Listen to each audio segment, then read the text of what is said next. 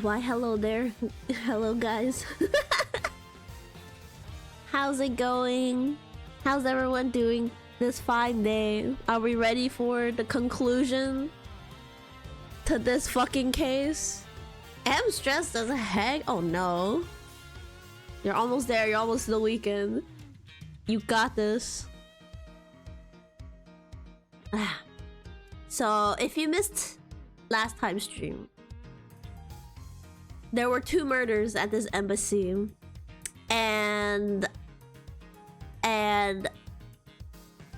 Kay was falsely accused of the first one, but we solved her innocence, and then and then we got to the second murder, and our good friend Larry Butts was the accused. And you know, I honestly wish we didn't prove his innocence so he gets taken to jail.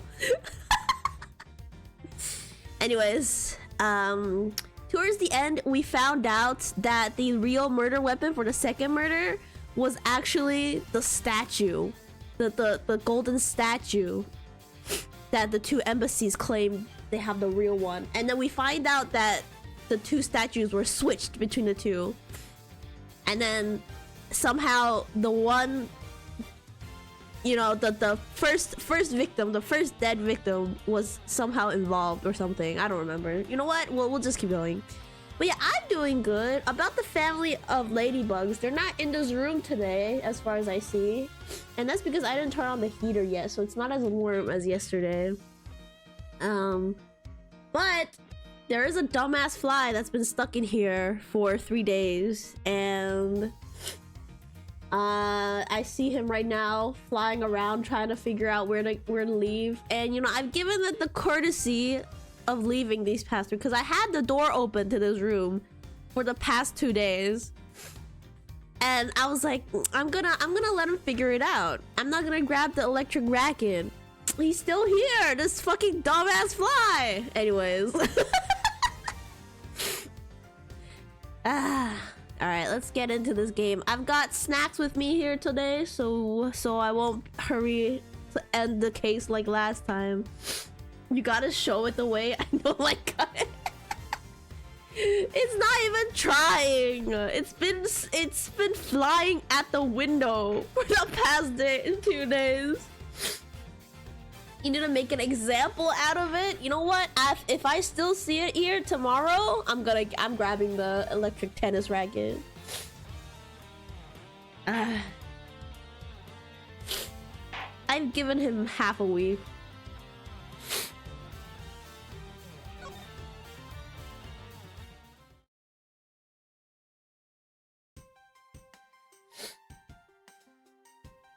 All right. So now we move on to, I have no idea how much longer this case is gonna be. Hopefully we can get it done today, because Friday is gonna be the haul stream for my stuff that arrived. Show the ladybugs what will happen if they don't behave. The ladybugs are chill because they don't fly around all haphazardly and in my face. They just stand on the wall or the ceiling when the room is warm. You named the stream as finale, so you gotta finish it? Okay, but I also have done finale part 1 or 2 before, so... Ladybugs helps the plant, so they're good. Yeah, they're considered good bugs, so you can't ask anyone to get rid of them for you. But it is annoying when during this time of the year, when they just all concentrate on your windowsill. It's like a mass of them there.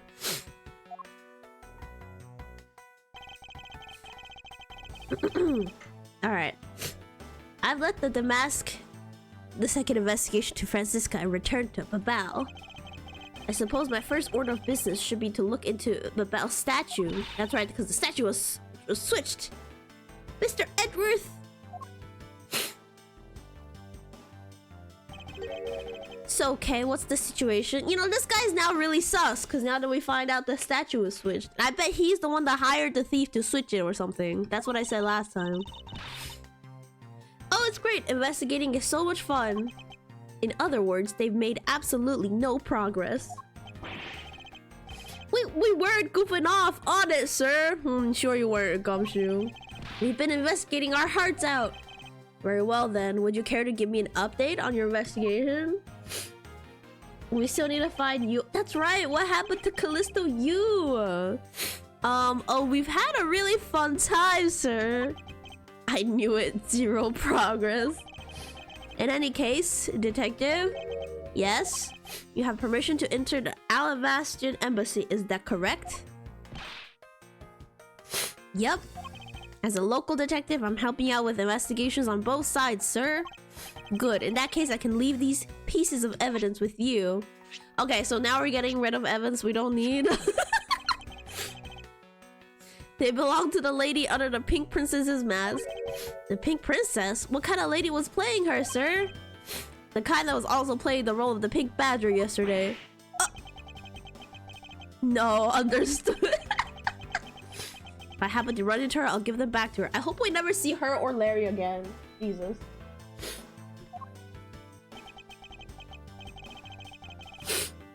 And if I don't, then I guess I'll unload them somewhere. He doesn't seem at all enthused to go find her, but I can't blame him. Evidence that has lost their value, we'll just give it. Okay, yeah. Now then, I don't believe I'll be needing this anymore. I thought he threw away the autograph. Because he found out it's from Larry. What? Are you really gonna throw that away? Yes, because that Steel Samurai was he was an imposter. He was an idiot. Worst day in his life. Steel Samurai's autograph scrunched up into a ball and disposed. He didn't even hand it off. He just threw it away. Wait, what? What do you mean by fake? Now then, I believe it's time for a little housekeeping. Unnecessary evidence has been removed. Remaining evidence has been rearranged. Let's see. Okay, we didn't get rid of much. The samurai dogs is still relevant somehow, cause I realized we never used this.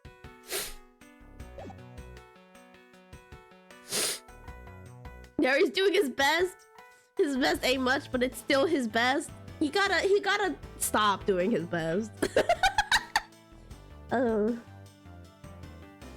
Gumshoe's the way, exactly. And Gumshoe's the one getting his salary cut. Alright. Kay is following us. Let's inspect these things. Oh, fuck no! They're gonna argue about step ladders. Okay, look. A ladder. Actually, that's a step ladder. They're the exact same thing. No way! From their structure up, they're totally different.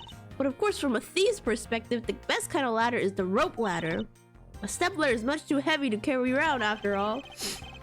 And from a prosecutor's perspective, any type of ladder is guilty. Being dangerous during an earthquake. Every single fucking Ace Attorney game, they have to have a step ladder that they argue about.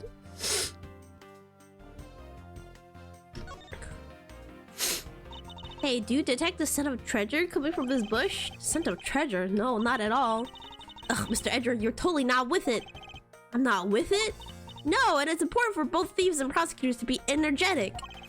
Perhaps for a thief like you, but that level of energy is unbecoming a prosecutor. Also, Kay, I'm pushing 40.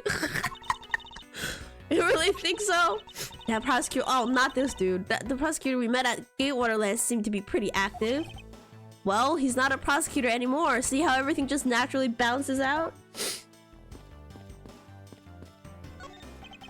Bags full of cement powder are stacked up here. I suppose they're for the renovation. Yeah, because I don't smell a drop of gold here or any other treasure for that matter. Okay, the only scent you should detect in a place like this is the smell of sweat. Pushing 40 and looking this fine, dang. Hey, Mr. Edrith. That was a pretty good play on words there. Gummy, don't randomly jump into one of our dialogues like that. Were you eavesdropping on us? No, it's not. Listen, he just wants to be part of the gang, Edgeworth. Just let him be part of your friend group. It would appear that the stage is also scheduled to be renovated. You know, I would love to perform on a stage like this. Something like the Greatest Great Thief show. I should think it would be a bad idea for a thief to show their face to the world. Edward makes a good point. Okay, no. Nothing here. How come so many traffic cones are red and white? It's because they're highly visible from a grand distance. Oh, is that why? So then the reason you wear that wine red suit is for visibility's sake? Please don't compare me to a ragged plastic traffic cone. It's called fashion, okay? No, I don't need to go here. I want to talk to Gumshoe. Mr. Edwards, you look like you're enjoying yourself. Well, I don't have much else that I enjoy as much as a good investigation, sir. I've got nothing going on in my life. So what did you find out? Well, ha. I take it he has found nothing. As usual. Why are we even asking him for an investigation update? We know he has nothing. We're just embarrassing him at this point. Hey, Mr. Edgeworth, I got something really interesting from Ambassador Paleto. To be fair, it does make him an easy target. Who, Gumshoe? Oh, and what is this? Something interesting? This, sir? Oh, thank God! I thought it was coupons again! I thought it was coupons! Finally, something interesting! Wow, that's so pretty! I'm so jealous! That's a real treasure! Title's the flame burned green, detective. What a coupons! So apparently, if you burn the special wit crystal oil that they only make in Babel, it burns this green color, sir. Oh, this is gonna be relevant later, probably. Interesting. So it's a special property of the oil. As per this is employed to force people to visit Babel should the oil run out. Hey Gummy, what about these silhouettes? They stuck some cutouts on the outside of the lantern so to project the images. Oh, silhouettes, huh? They're rather pretty, aren't they? Wait, what am I doing? I'm supposed to be asking for... This is relevant! Edgeworth? What's wrong, sir? Something I want you to investigate. Do you think you could do that much? You got it, sir.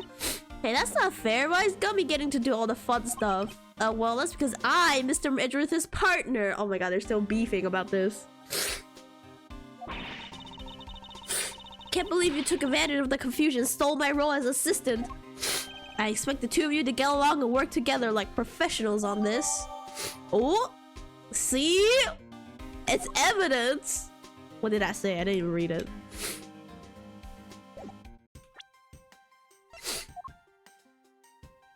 Okay. What I'm thinking, my first thought was, this is what, like, it's some sort of projection that made the Great Thieves, like, silhouette. That we keep flashing back to earlier.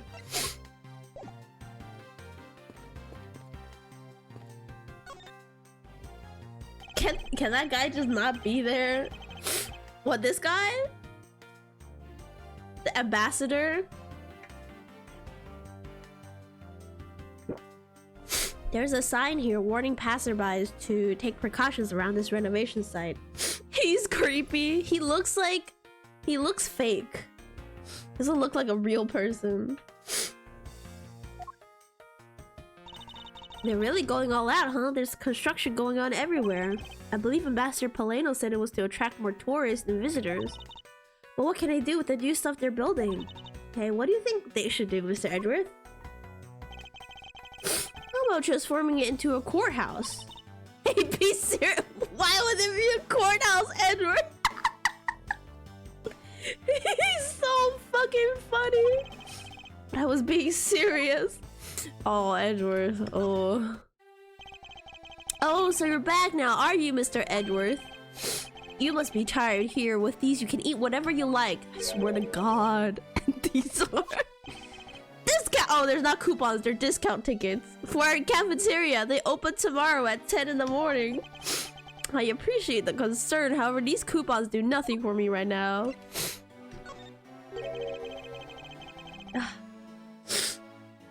Hang on. Let me blow my nose, y'all. Hang on.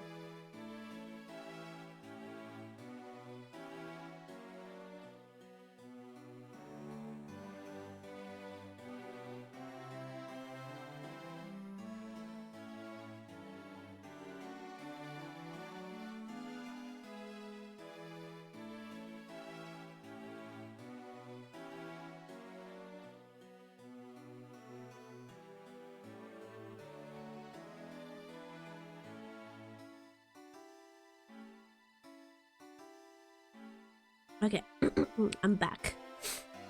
This open air stage, what function does it serve actually?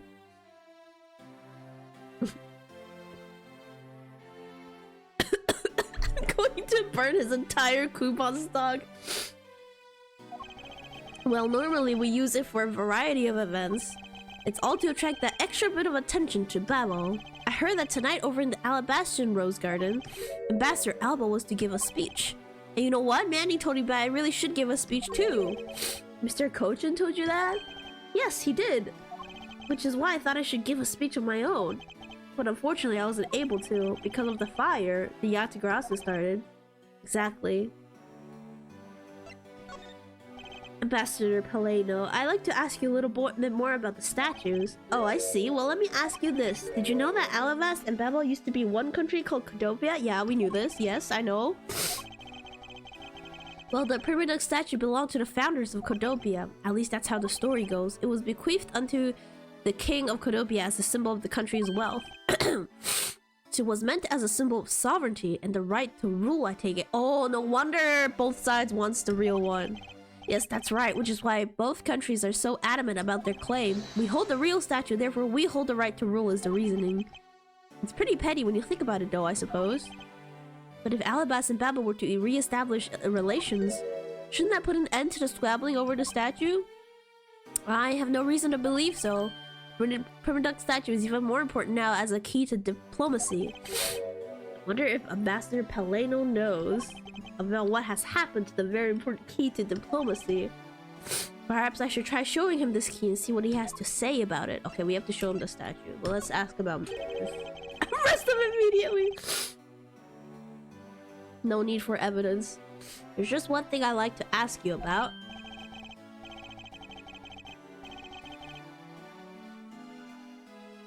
Sorry, I'm eating.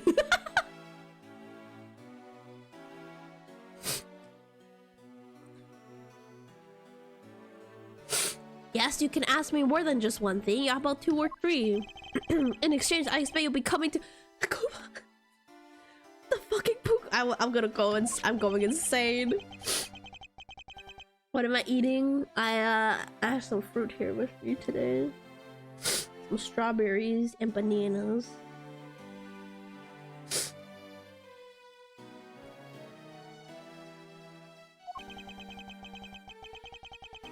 Manny Kochin, I'd like to ask you about this man who was your secretary. Sure, I'll tell you what I know. Why is he stuttering? That's so suspicious!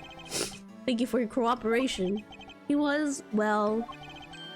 If I had to put it in one word, he was an able man. If there was ever anything I needed as an ambassador, he was able to get it for me. You think that a man like that had a hand in the smuggling ring right under my nose, going completely unnoticed? Sure. Actually, I suppose because he was an able man, I was unable to detect his dirty dealings. Sounds like Mr. Kochin had a very sharp mind. Recently, Manny had been really busy. Since I became the Babelese representative at the Country Unification Council, he's been working tirelessly to cover my work for me. I'm sorry, but what is this Country Unification Council? Oh, well, you'll see, had tonight's events proceeded without a hitch, our 2 countries were to reunify and become one again. But I guess with how things turned out, that dream won't be realized anytime soon. I suppose not. Interesting. Let's show him the statue.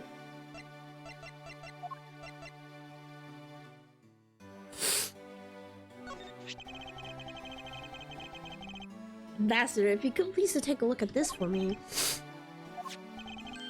The Primaduck statue sitting in Abilene right now actually belongs to Babel.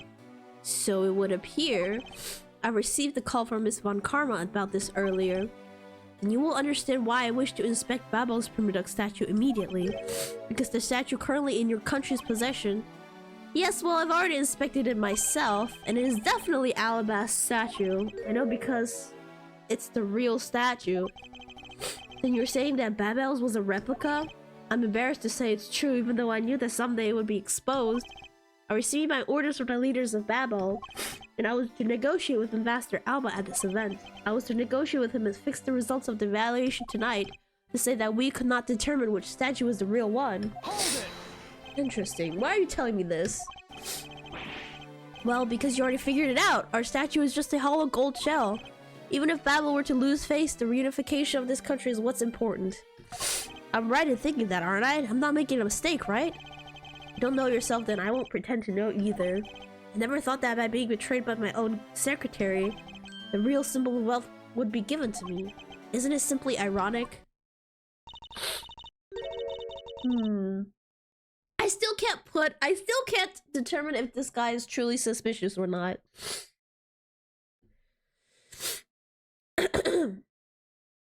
Hey, where are you going? Are you heading back to Abolest? Yes, but before I do, I suppose I should give you a summary of what's happened. Oh, I see. So there's been a murder in both countries using an object from the other country? That's the gist of it. Oh, fuck, I didn't mute. He's starting to grow on me, sure. Okay, wait, hang on, let me blow my nose again. I can't have this happen again.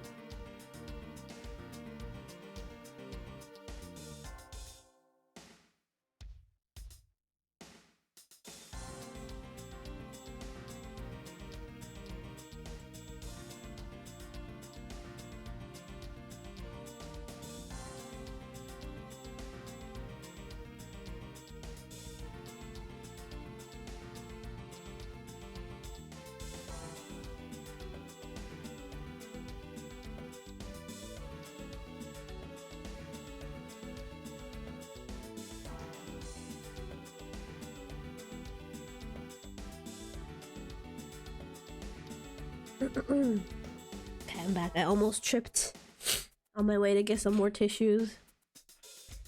We're good. You might want to hit mute next time. Listen, I tried, okay? Sometimes I just can't hold it in.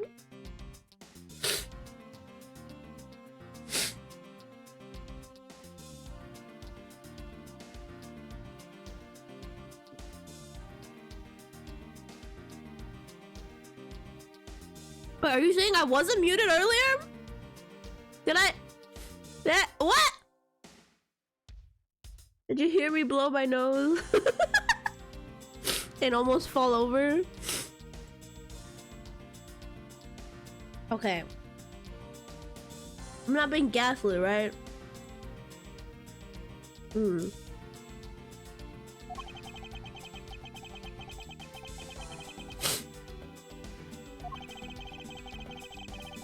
Were your allergies acting when you were away? Oh, they act up every day, bro. Ugh.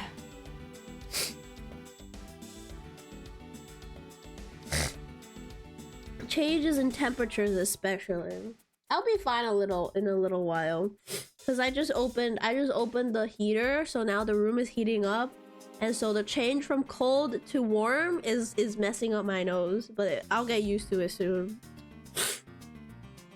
Okay, somehow both murder weapons were smuggled into the two countries. That's the only logical conclusion that can't be drawn. What are you even allergic to? The change in temperature!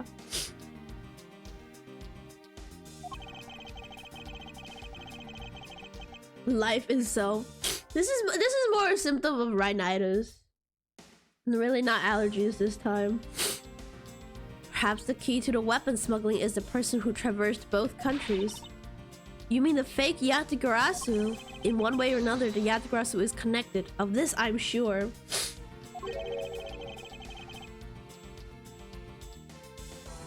Now then, where was the Yatagarasu first spotted?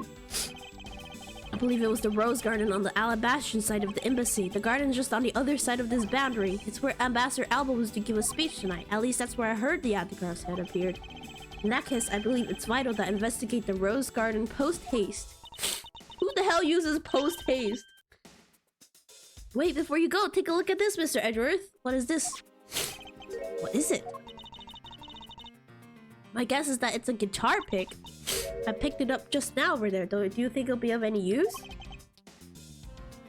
There's a little water on it, but how did the water get on it? Guitar pick. The fucking ninja was doing a little song, right? On his guitar. Doesn't look like there's anything I could get wet from around here. I was thinking they have concerts here at the open air stage from time to time, right? Alright, I'll find its owner later. It's wet for some reason. It wasn't water, it's saliva or something. Oh yeah, there's one more thing. Mr. Edgeworth, will you be willing to hold on to this? What is this? It's misused perfume. Why do you have this, Kay? It's the bottle that woman left behind and that I found 7 years ago. I thought that one day would be of some use in tracking her down. So I kept it safe all this time. You kept evidence? Thank you. I'd be honored to hold on to it for you.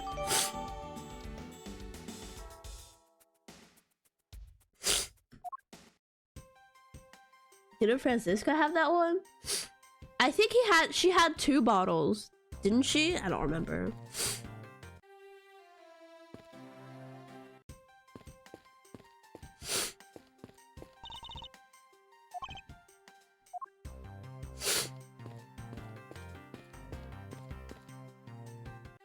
Alright, we just gotta cross through here.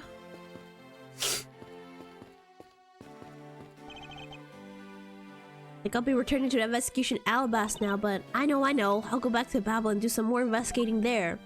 I don't know about leaving her unsupervised. God damn, he's over here. Oh my god, I forgot.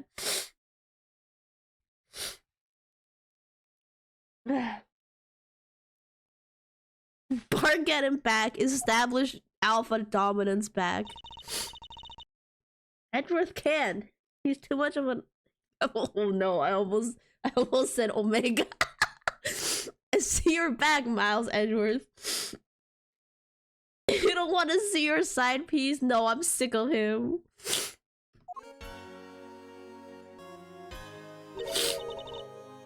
How are things in Babel? Although I can't really say I expect much from Scruffy and that girl. The investigation into Manny Coach's death hasn't really progressed. However, the investigation into the Yatagrasu has. Ah yes, the Yatagrasu. Even now, I find it hard to believe. A person who can freely traverse between the 2 countries at will? Preposterous. Well, that's what I came here to investigate. Heard that this is where witnesses claim to have seen the Yatagrasu. That's correct. Ambassador Apple was to give a speech tonight here in Alabas, and that's when the Yatagrasu appeared. This is what I'm saying! This is a project, like somebody set up like a shadow in front of a spotlight or something to make it seem like he was here. That's why the lantern was relevant! The shadow of the mysterious thief appeared and just as suddenly it vanished. It's a coincidence. After that, there was a fire at the Babylese embassy that the Yatagrasu started. Now then, not a single feather from the Yatagrasu shall escape my diligence. Oh, she's following me now. Okay. Oh, here's water. There are roses scattered on the surface of the water, creating a pleasant fragrance. It's not just for aesthetics, this water is also used in putting out fire. I see. Oh, they're using... Wait. The pool stopped filling itself automatically. The fountain spouts are set to stay open until the pool's water reaches a certain level. This water is used to put out fires. I suppose it must be refilled to its normal level. Which suggests the pool was recently used somehow. Oh yeah, to put out the fucking fire! Guess I'll take some notes about it just in case. Y'all forget about the fire?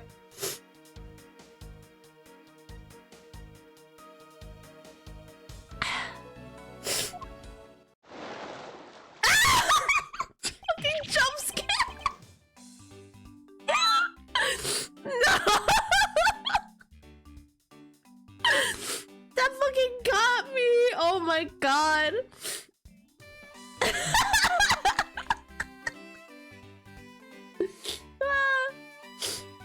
Oh my god, I need to drink some water. Hang on.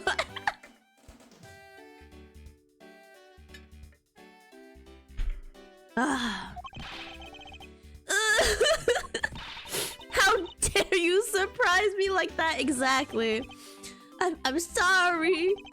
Oh hey Edgy, thanks for what you did. Why are you still here, Larry? Go the fuck home. Your gratitude alone is enough. Now can you fuck off? More importantly, Larry, this pool is not for your personal enjoyment. up to no good. He really isn't. Hi, Money. Welcome. Welcome. We're finishing this game today. You really think that I'm the type to just jump into a pool and swim around for fun? How are you doing today? Objection! Push him back in! Fucking drown him! Alright then, did you by chance fall into the pool? Nice guess, but nope. So you know my son, right? And what? Oh, wait, he's talking about the samurai. I thought he was like, when did you get married? When did you have a son? Your son? I guess I kind of lost sight of him when I shook hands with Ambassador. Pretty sure he was around here when I last saw him. He would lose his real child too. You imbecile! How can you be so flippant at a time like this? What are you going to do if your son fell into the pool? How old is this child of yours anyways? Huh? Oh, how old is he again? Wow, world's greatest father. Larry, this is the first time I've heard of a son. Who exactly is the mother? The mother? Oh, that chick, the pink princess. Wendy? The pink princess? Miss Von Karma. I was a bit confused by this man's word for a bit there. However, I believe what he's looking for is the doll of the Iron Infant. Yup, because I'm the Steel Samurai through and through, heart and soul. Larry, Edgar's about to fucking kill you. And the Iron Infant is my cute little son. You have given a whole new meaning to the phrase an astounding fool. Oh, she would hate me. It's the fact that I call Rowlet my son all the time.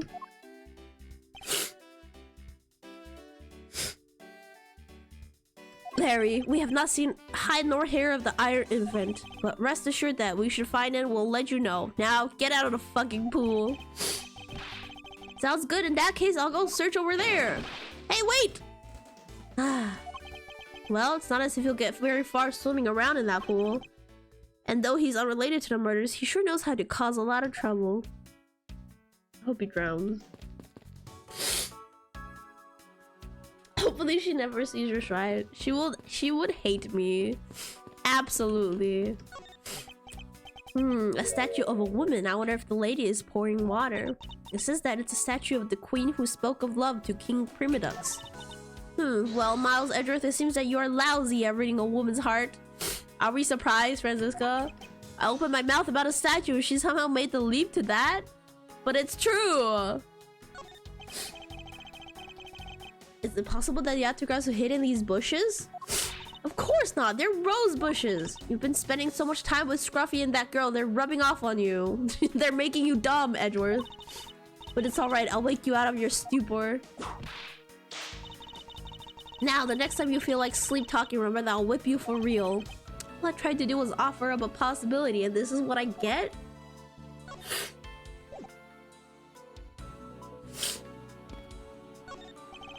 There's an overturned spotlight here. When the Yatagarasu appeared, the audience that was waiting for a speech to start panicked. I suppose that's when someone must have knocked it over. I'm having a tough time visualizing the mass confusion that took place here. I thought to use my whip to capture the Yatagarasu, but however, there were people in my way and I was unable to land even a single lash. Well, this means that some other poor saps were hit instead. There were some casualties tonight.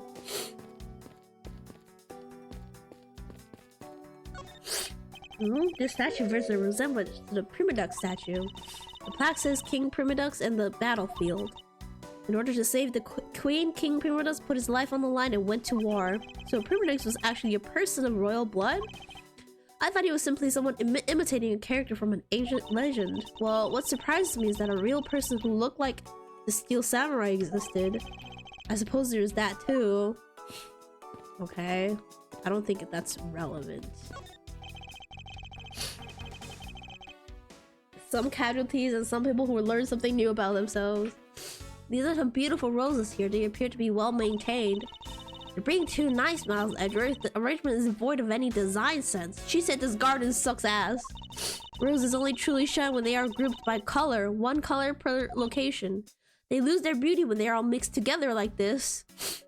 Oh, she would have some choice words for a lot of people in Animal Crossing Islands.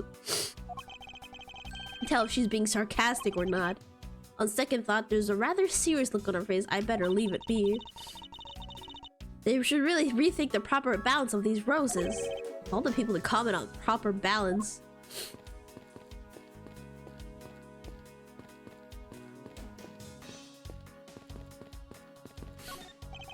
There's a stool here. I suppose Ambassador Alba sat in this chair? Ambassador Alba is very elderly. He's so old. The chair was prepared for him should he have gotten tired during his speech. Man, where's my chair when I get tired? In that case, why didn't he plan to make his speech sitting down in the first place? The ambassador also quite prideful, that's why. Sounds like my old principal from grade school who'd speak at assemblies. So this is where Ambassador Alba was to give a speech? The stage was set up nicely, however, where was the audience supposed to sit? Perhaps they were supposed to sit around the edge of the pool? Alright, this is a really weird layout. That's such poor planning. If there was no place other than a spot or two by the pool, they really should have made seating arrangements, like how the gallery is set up in the court. Indeed, you can sense that consideration for the viewers was taken with those. So in the end, the speaker and his audience were to stand the whole time, huh? Yes, I suppose the audience would have killed to sit down after a while. These two fucking fangirling over the courthouse architecture. Okay, fine. We'll talk to him. Have you finished checking out all the bystanders? Yes, sir. And we found 14 counts of pickpocketing, 16 counts of illegal parking, and one person ran a light, sir. 14 pickpocket? What? What are people doing at this embassy? Don't tell me you didn't find out anything related to the case.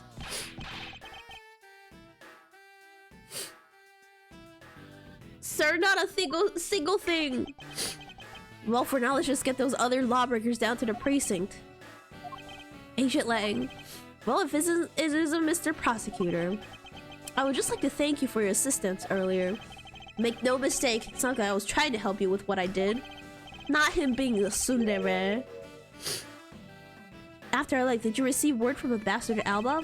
We're to wrap up our bodyguard assignment at the end of today. Oddly enough, we received word from HQ to return home on an urgent matter. Oh my god, he's leaving! As if I can be so easily called away from this case after I've come this far, dang it. I swear that I'll find the truth and drag it out screaming into the light. You're with me on that, right, Mr. Prosecutor? Sure. You were working as Ambassador Alba's bodyguard at the time, so naturally you witnessed when the Yatagrasu appeared, correct? Yeah, I saw the thief, alright, with my own two eyes.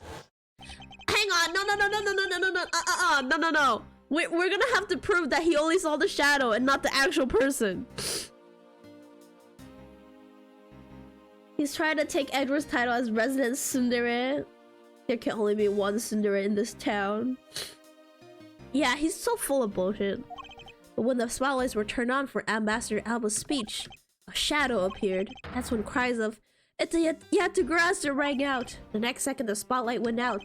And by the time we got the area lit again, the deaf thief had vanished. So you didn't see him!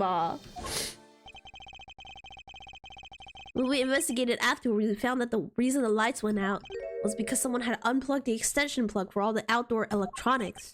Whether it was someone doing it on purpose, or simply a guest who had tripped over it, we don't know. But one thing is for certain, the Yatagrasu was here.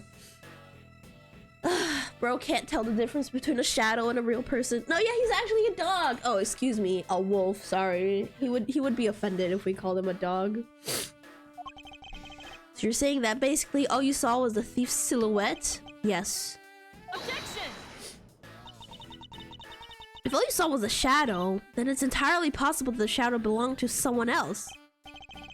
Ha! Good thinking, sis. You just might be right.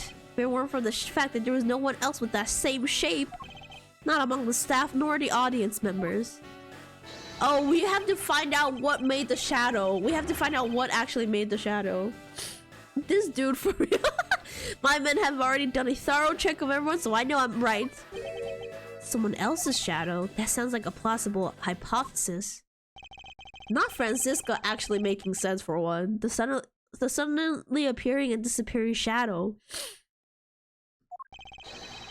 I believe I figured out its true origin.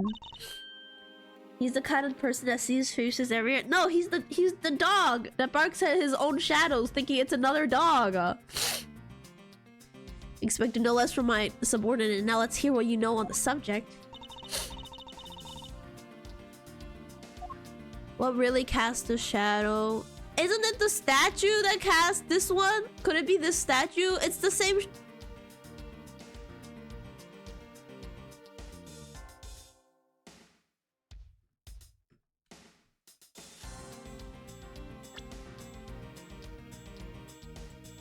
It's the same pose, right?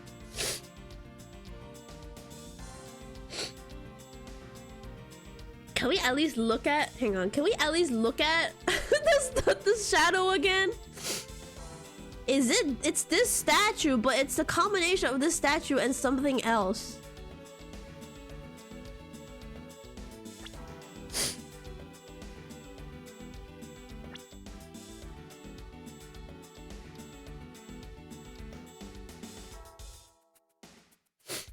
Okay, oh well, we'll select the statue first.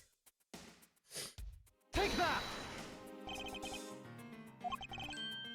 Is it not possible that it was created by this statue? Are you playing me for a fool, Miles Edgeworth? The statue bears absolutely no resemblance to it's the same pose! You are correct, however, the statue is but one part of the whole picture. What do you mean by only one part? Where's the other part to form the real okay, I forgot what it looked like. Hang on. Is it this other statue? Did they both combine?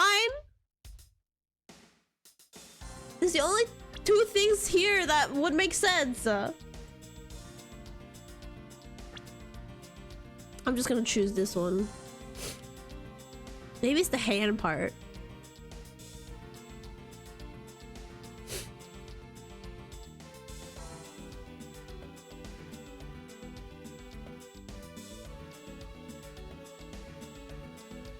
Take that. It's another statue? Not us being right. The Yattagarasu shadow was made from the shadows of these two statues. Made? What do you mean by that? Right now, the spotlights are all over the place. This is because they were moved when the guests were in a panic state. However, if we were to restore the lights to where they were when the thief appeared, you believe that the two shadows will create the Yattagarasu shadow. Precisely. Now then, watch as I reveal the true form of the Yattagarasu. What do you mean you don't have photographic memory? I forget things after 2 seconds, okay?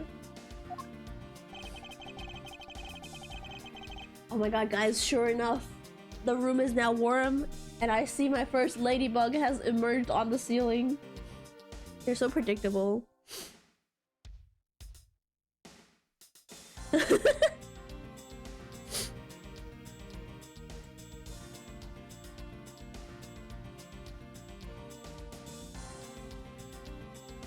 Okay. Told you it was because of the cold. You're right, yeah. Okay. Okay, so yeah.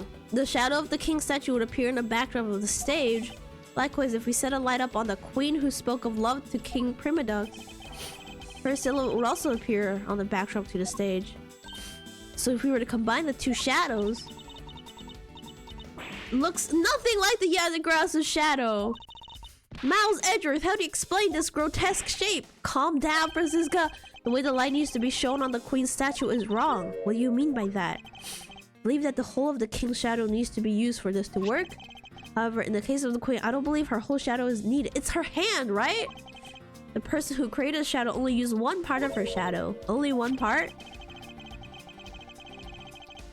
It's not one part alone is filling the rest of the Yattagarasu shadow. Why didn't you say that in the first place? You're right, I apologize. It's the hand, right? Thank God it's not the feet. Take that. So the oil lamp wasn't the answer? I think the oil lamp is something to do with the fire burning green. Think back to what is missing in our shadow. 5 long thin areas, correct? Now what does that remind you of? Ah, that's right. It can only be the shadow of the queen's left hand. Francisca, can we please adjust the spotlight's position so that it only shines on the queen's left hand? Alright, let's give it a try and see what we get. That doesn't look like a fucking hand! they can't be for real.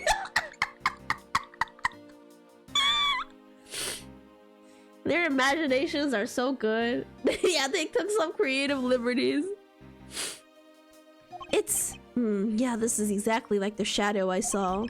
The culprit must have changed the spotlight's positioning beforehand. And then pulled the plug after people saw what the culprit wanted them to see.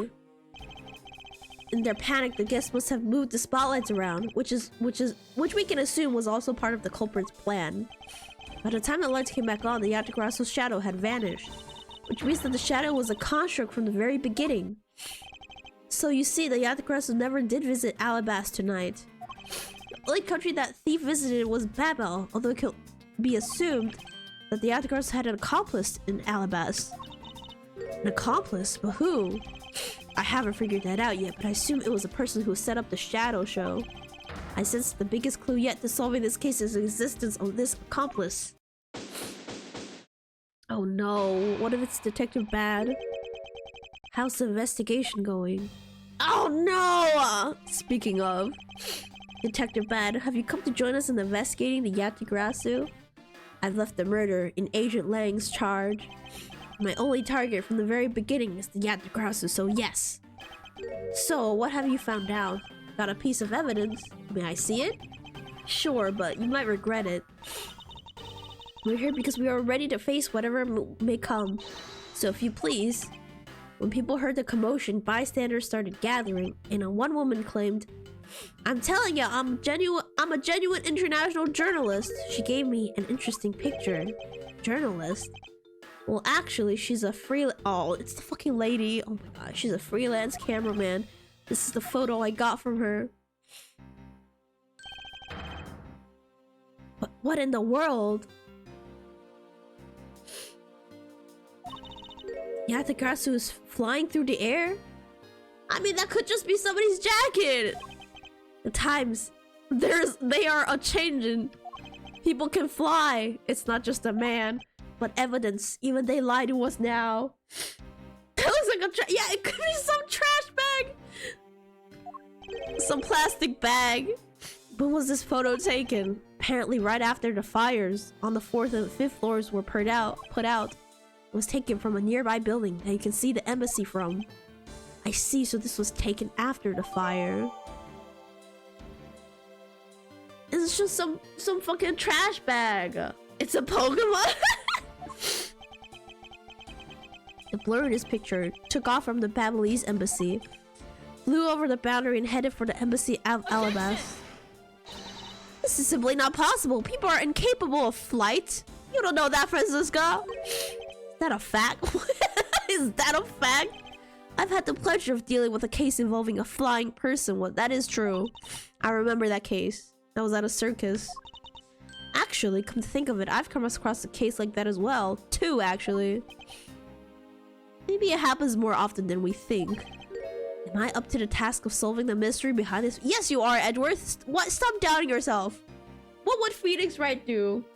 They wouldn't survive the era of Photoshop pics. Oh, yeah. AI pics. They'd believe every single AI picture. Well, the Yatagrasso took off from the Babylese embassy, so I should start from there. Does this guy need to return to the Babel investigation for a bit? Alright. So the Yatagrasso was just a shadow. The calling card that was sent is what threw everyone off and made them assume things. Possible that all of the events today were part of the overall plan. I'm going to continue investigating on the Alabastion side. You two, as I always say, don't do anything stupid, alright? What if he's alright? It's unusual for him to be so nice. Yeah, that's weird. I think it's simply that he's concerned for our well-being, Francisca. I'll continue investigating on this side of the building. Alright, I'm counting on you. Okay, so when we switch over... yeah, see? Ooh, we get 2 assistants.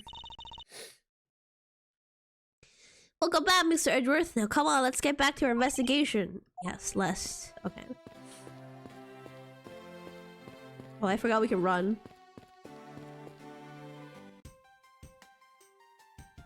Ah, what? Oh, God. Why is he looking at me like that? Just go to the screen if he's staring at us.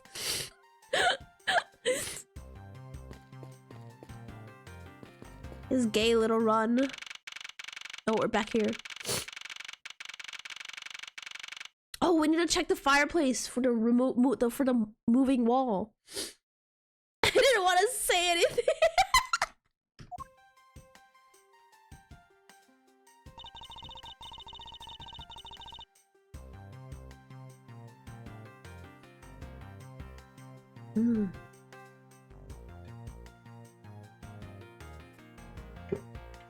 To think after all that running around, we're right back to where we started. It would appear that way.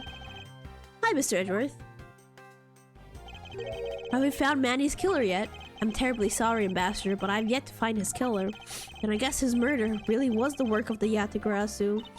Let's get one thing straight. It was the work of the fake Yatagrasu. The real Yatagrasu is a noble vigilante who is only out to steal the truth. The way nobody would believe her in Among Us. She would get voted off first. Miss Faraday, please don't make such a sad face. If there's anything I can do for you, all you have to do is ask, alright? Mr. Paleto, can I get some coupons? Actually, there's one thing you can do. Will you allow us to take another look around? She drove her off after they murder Larry. No. Okay, it's the order is this: Larry, Gumshoe, and then Kay. And then it's Maya Faye. These 4 people get accused of crimes so often. We didn't have enough time to conduct a thorough investigation earlier.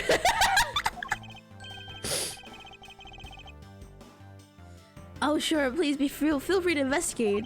Also, there are a few questions I'd like to ask you. If it will bring a smile back to Miss Faraday's face, then I'll gladly answer anything. Thank you, Mr. Pellet. You're a total gentleman. Nuh-uh! You haven't met the real gentleman, Mr. Professor Layton. You don't have to waste such nice words on me, little miss. Hey, Sir Paleto! Those two sure got chummy awfully quickly. You know, it's easy to say we're going to investigate, but where should we begin? Should probably start by comparing the state of this room before and after the fire. Please answer my calls. And then we should look into the matter of the suspicious person you spotted. Yeah, when I came into this room, that person was already gone, but I'm willing to bet that the person I was chasing is Mr. Cochin's killer. We don't know that yet, however, it's hard to believe that person is unrelated. Furthermore, because the key the Yatagrasu stole 7 years ago was found here, it signals that perhaps Miss Yu is also somehow involved. I knew it! That one is almost definitely Mr. Cochin's killer. Yet again, we don't know that. There's just too many mysteries to be solved here. Maya is a magnet for false crimes. They may as well observe her of any crimes with a court hearing. Here's the thing about Maya is that she doesn't even go looking for trouble. Like, she's not nosy. She doesn't like get into trouble like Kay does. And she still gets accused of all these crimes. She's just unlucky. Speaking of the Yatagrasu mysteries, I received a most mysterious photo from Detective Bad. Uncle Bad? He's taking part in the investigation too? Yes, he has been chasing after Yatagrasu for all these years. Uncle Bad. Now then, I was told that this photo was taken just after the fire. What? This kind of looks like the person in the long coat I was chasing. Does this mean I was chasing the fake Yatagrasu after all? I don't know the answer to your question, but I don't think people can fly either. But this could be how that person escaped. Hell, we'll need to investigate a bit more before we can say anything about that. In any case, let's not dawdle anymore and pick up our investigation where we left off. Oh my god. Let's save, because it's been a while. So much yapping.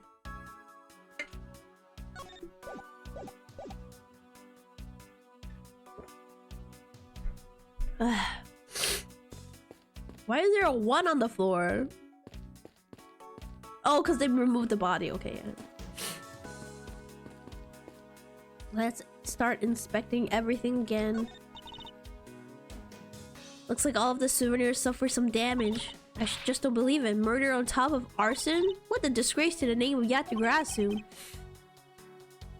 Fake Yatagrasu is guilty of much more than just theft, it seems.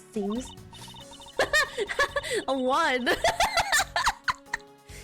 I know, because if it were me, my first priority would have been to loot this bookshelf.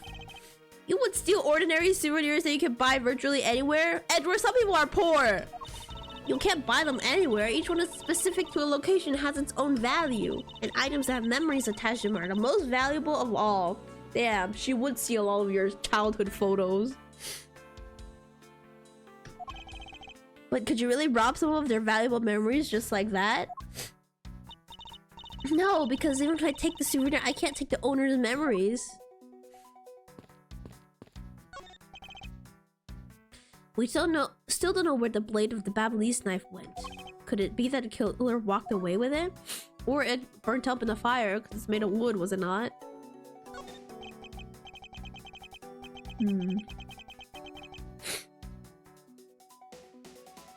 My grandfather clock. This one resembles the one in Alabast. Oh, that clock has been with us since back when we were still Codopia. That is one big clock. Hey, does this one have a bird that pops out like a cuckoo clock? Haha, sorry, but no. Oh, but I'm sure you'll love its chime. Really? It's going to be 11 soon, so maybe I'll get to hear it then. Is it that time already? Time sure flies by when I'm involved in an investigation. Oh, it's not that late. The night's only just begun. Ah, we're not getting sleep tonight either, huh? Okay, it's not good for you to stay up late, you know. You should listen to your own advice, Edgeworth. Yes! Gramps! Her calling him Grandpa. Oh no. And he didn't even say anything about it.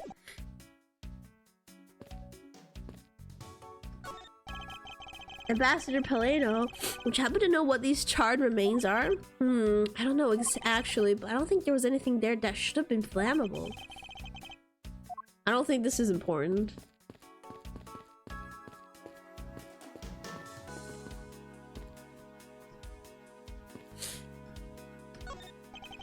So this is the real Primiduck statue. This is really valuable, right? That's what they say. Hold it! Okay, you're not seriously considering the theft of the statue, are you? No way, Mr. Edgeworth. I wasn't thinking about anything like that. I was just calculating in my head how much the statue is worth. That sounds mighty suspicious to me. If she would go and steal people's Pokemon card collection just to sell it. It's the charred remains of a fallen ceiling fan. Oh, I've seen a few of these before. They spin around and around and play music. I believe you're thinking about of a musical mobile for babies. Yes, that's it. They're nothing alike. They're totally alike. They spin those babies right around like a record. I see. I guess I can see how you might think that.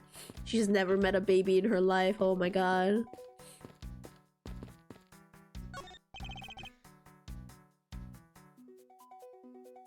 Oh? The ladybug disappeared. The national symbol of Babel is drawn here. There's nothing especially strange about it. Is it just me, or did the butterfly gain an antenna since we last saw it? Even if it did, would it really have any bearing on our case?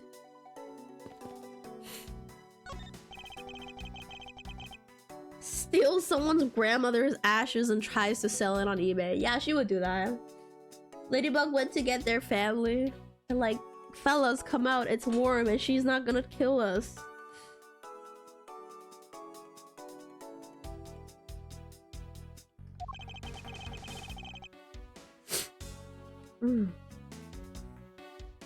That used to be a stack of brand new pamphlets.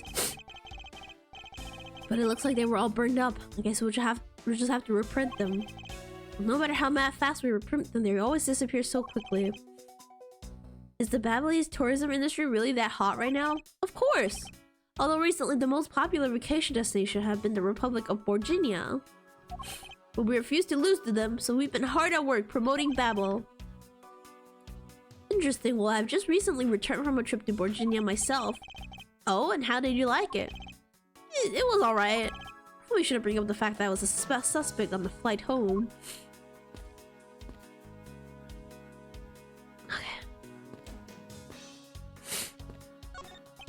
The safe wasn't open at the time of the fire. You could tell because the inside wasn't burnt, right? Yes, and thanks to the safe's fire resistance, the smuggling evidence was preserved. Aren't safes great? They always hold a wonderful promise of treasures within. Well, this one certainly did have a few inside. It appears that Mr. Coach's body has been taken in for an autopsy. The White Alley is all that is left to tell the tale of his murder. Well, we can finally get over here. This area was heavily damaged by the fire. Yeah, I guess we should hurry up and get started. Okay, gotta see every nook and cranny again. Quickly order a pizza. Ooh, I would like a pizza right now.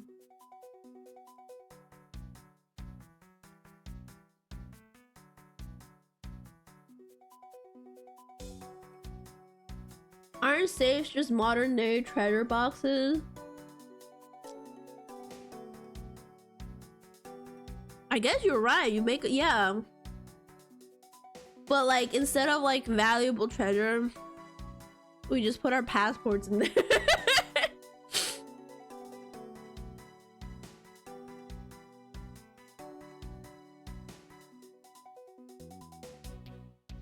So it's worth exactly.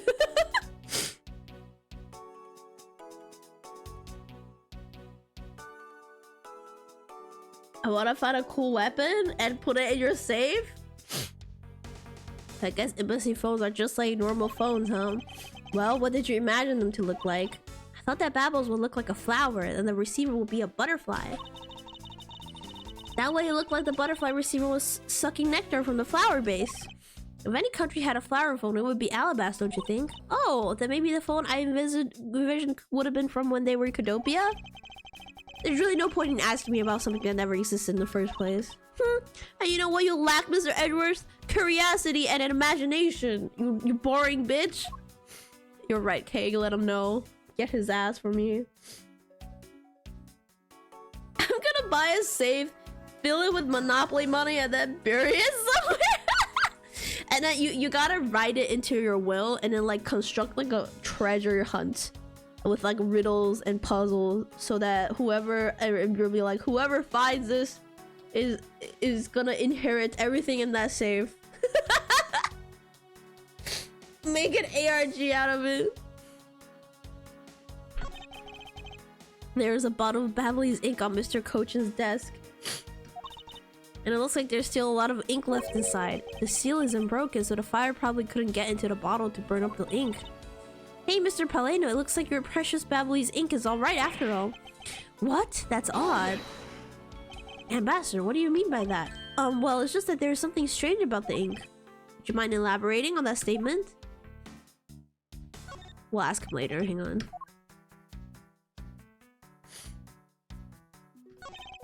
Only one book left standing, Treasures of the World. Wait, what? Let me see that. Uh-huh, I see. The most important part was blackened by the fire. Why, cruel fate, why? Looks like the map of where the treasures are located has been... Why would you write a book and put a map about the great treasures and put a map in there? What's the point? It looks like a bunch of flyers with coupons attached to them. The Battleshore gives away lots of different coupons. Maybe I should create one of my own. I should call it the Great Thief Coupon. What kind of discount would that net you? The 5-finger kind. What else? And I'd steal an extra... I'd steal an extra thing or two for the bear. Things such as the truth. What else would I steal? What I wouldn't give to have a mountain of your coupons right about now. God, she would fit in so well with the Phantom Thieves in Persona 5. The buffet coupons! Manny Cochin, his name is written right here on the nameplate. Why would you put a nameplate with your name on it in your own office? I suppose it's to inform people in case they walked into the wrong room by mistake. Do you think maybe it's also there to remind you of your own name if you forget? Well, either way, it's never a bad thing to set a nameplate on one's desk. He didn't deny that! Edris didn't deny that!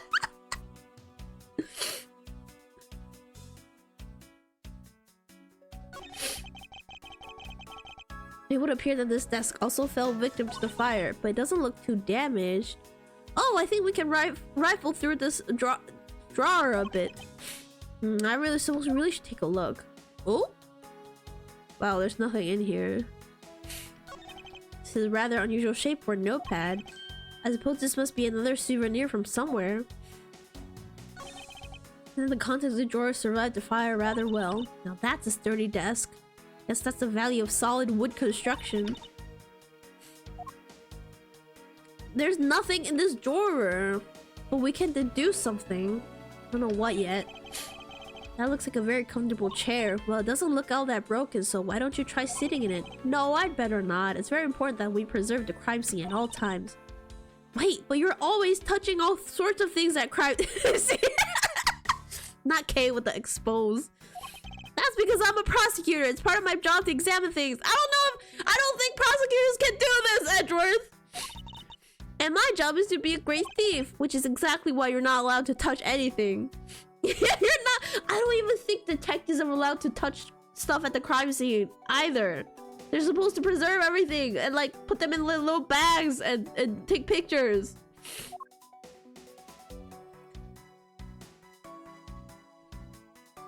Edgeworth is above the law, apparently. Let us inspect the window. You can see the Alabaster Embassy through this window. So where were you when you were investigating over there, Mr. Edgeworth? Oh, you can see it from here. I was there on the 5th floor. That's where Damask II was killed. What? You don't meet the Mask the second? Oh, poor guy. As a fellow second-generation thief, I can't just turn a blind eye to this. Even though Damask II was merely an imposter of the original. Fireplace, huh? So Babel's offices have them too. Two?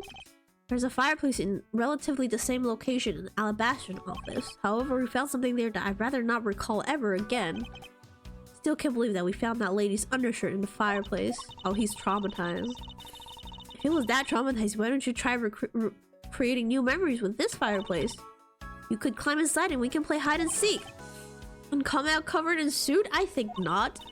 Ugh, you really have no sense of fun, Mr. Edgeworth. Are we not gonna check the back? Alright, fine. I guess we're not. He really won't recover from this. Now, dear Master, I'd like to ask you about your movements before the fire broke out. Before the fire? Which fire are you talking about? Which one? There was more than one tonight? Huh? Oh, I see. I guess you didn't hear about it. We had 2 fires here at the Babelese embassy tonight. What a 2 fire? Wait, but the only fire we know about is the one after the Jammin' Ninja show. Ah, well, the first occurred at the start of the Jammin' Ninja show. He'll become the new DL6 and he's gonna... his therapist is gonna hear so much from this case.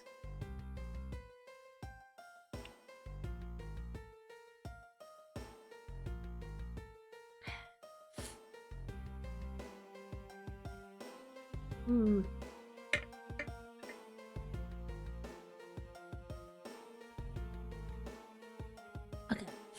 Luckily, only the 4th and 5th floors of our embassy caught on fire.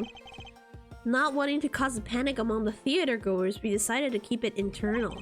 And then the fire after the Jammin' Ninja show was the second one of the night. Exactly. So the fire I witnessed was the second. That looks like a big fire. Like the entire building's up in flames. Come to think of it, didn't Detective Bad make reference to the first fire? When was this photo taken? Apparently right after the fires on the 4th and 5th floors were put out. I suppose this means that the photo was taken just after the... Oh, okay, so this photo was before the fire that we saw. Before the fire that we saw.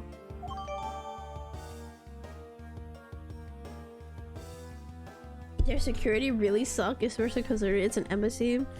Listen, I think the fact that 2 murders happened already proves that their security is ass. Okay. Okay, so this couldn't have been when he fled, when Kay was chasing after the figure. This couldn't have been it because this happened before that fire. Oh my god, my head's starting to hurt. So then what was the extent of the damage in the second fire? The second fire was contained to this floor, the 3rd floor. I think it was leftover embers from the fire on the floors above it that caused it. That's, how should I put this, a very bad stroke of luck. My office on the 5th floor, Manny's office here, and Manny himself all gone in the blink of an eye. The words Blink God is giving me trauma from Alien Stage.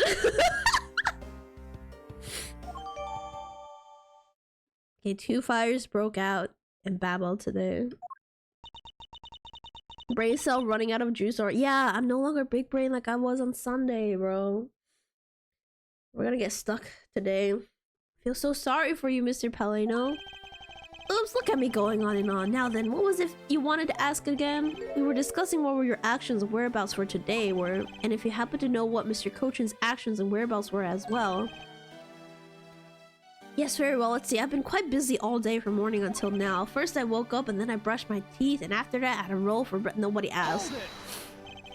Fascinating. How about if you just skip to the relevant parts? Oh, you like a condensed version? Alright, I can do that. Okay.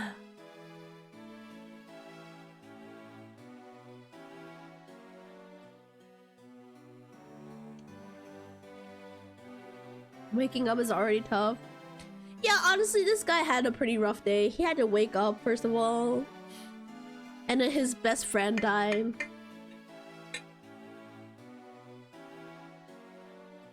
And then he found out his best friend was smuggling things.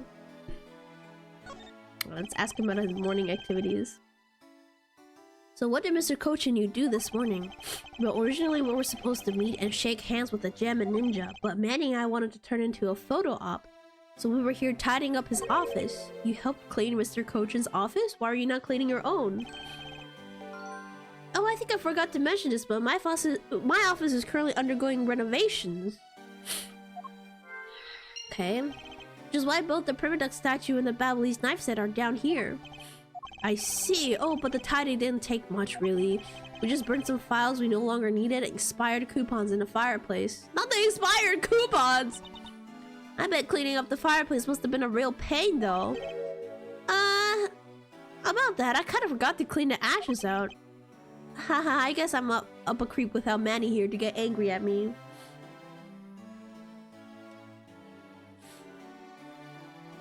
I don't know how to feel about this guy. At one point he seems genuine, the next he's being slimy government official. Yeah, I can't put my decision on this guy. I can't decide whether he's good or not. But he's only been helpful to us. Like, he hasn't been difficult to deal with at all. He's like providing a lot of good clues. Why is my bitrate unstable? The heck, what? Poor network connection detected. What?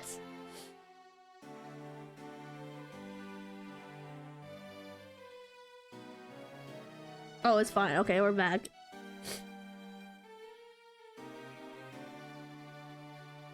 Stream is not... Is stream stuttering? Are you guys having a difficult time watching?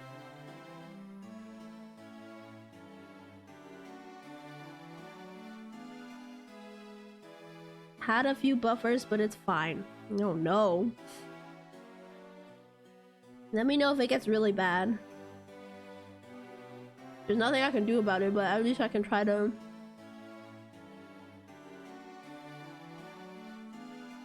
slow down a bit.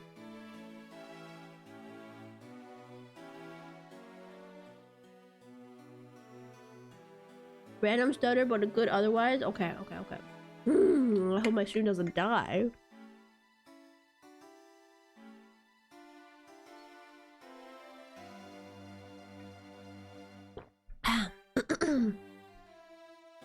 It'll be fine, sure.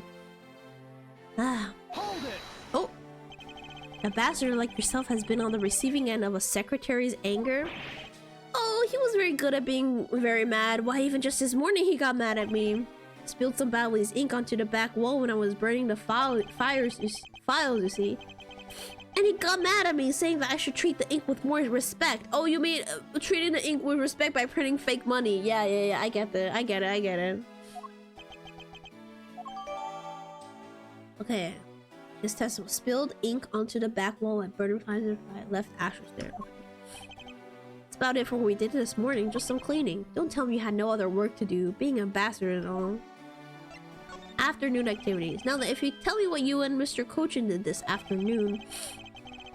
Manny and I went down together to the Theatrum Neutralis. We had to be there for the start of the Steel Samurai stage show. After the show started, I went back to my office on the 5th floor alone. So they were together until the start of the Steel Samurai show.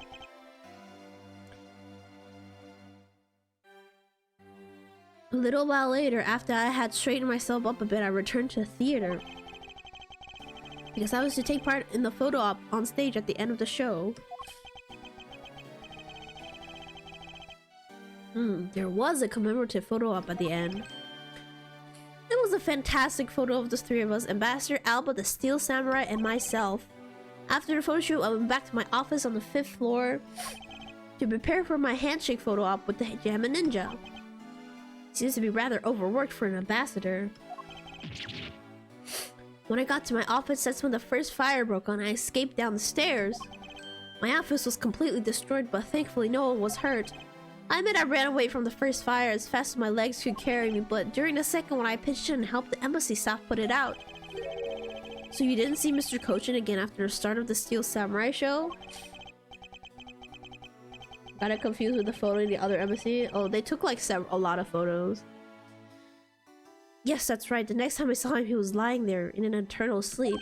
I see. Ambassador Paleno, I thank you very much for your help. I'm sorry I couldn't be much more assistant, Mr. Edgeworth. Is there anything else? Please don't hesitate to ask, alright? Okay, yeah. What was it about the ink that you were talking about? I wonder if you might tell me what you noticed about Mr. Kochin's bottle of ink? I just thought of it right now, but during the second fire, Manny was worried about his office, so he came rushing back to it. I called out to him, and when I received no reply, I used my spare key to open the door. But when I did, I was greeted by roaring... Hang on, green flames! Hang on!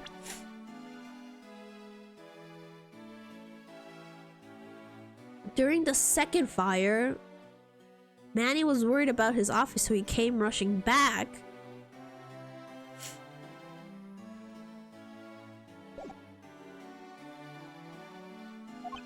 The flames were so big that I wasn't able to see into the room at all.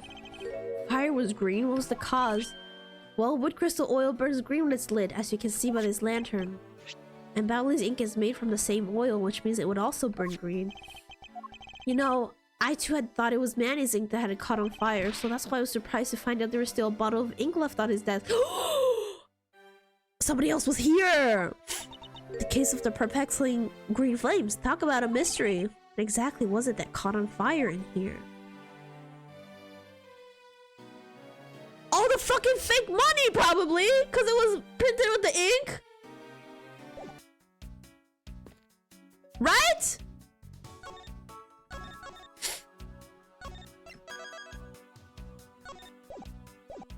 So can we put some stuff together?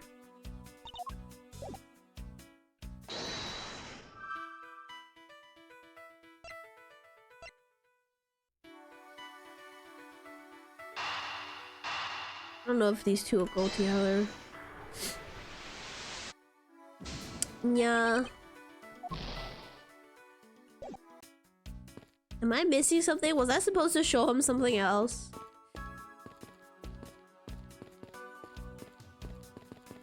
Oh, there was a deduce stuff over here. Okay, let me reload.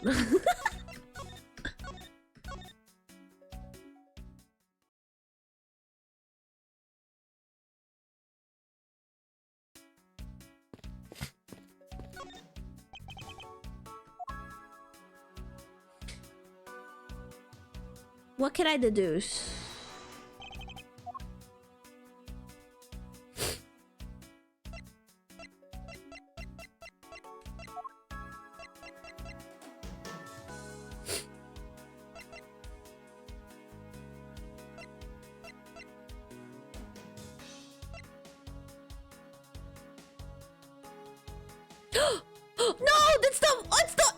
It's the same shape! Hang on!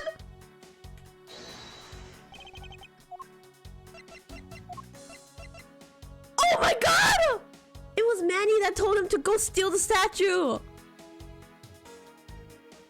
Eureka! The shape of his notepad matches the shape of this note we found. I just thought that note was ripped up! Oh my god. Hey, you're right. What is it? It looks like something straight out of Monument Valley. Ah yes, that notepad is a souvenir from somewhere in your country. We've been collecting them for the purpose of studying them, you see. Yes, I do. You do seem to be quite passionate about it. It's a weird shape for a notepad. I was gonna say, it looks like the Pizza Hut logo. Does it not? Does it not? Isn't that the Pizza Hut logo? At least the old one. Kinda. Oh, would you like to see my souvenir collection? I'd love to show it to you. Are you sure they haven't been burnt to a crisp by the fires? Ambassador Paleno, I wonder if you might recognize the handwriting on this note. This looks like Manny's handwriting. I see, in that case... Oh, did you figure something out? This note was found in Alabast. Specifically, it was found being firmly grasped by the murdered Damask II. Mayhaps you're still craving for some pizza. I really want Pizza Hut. From China, not the ones here. I saw like a video of somebody was like go eating at a sit down Pizza Hut in China, and I'm over here like all the Pizza Huts in China are sit down. That's just how it is over there.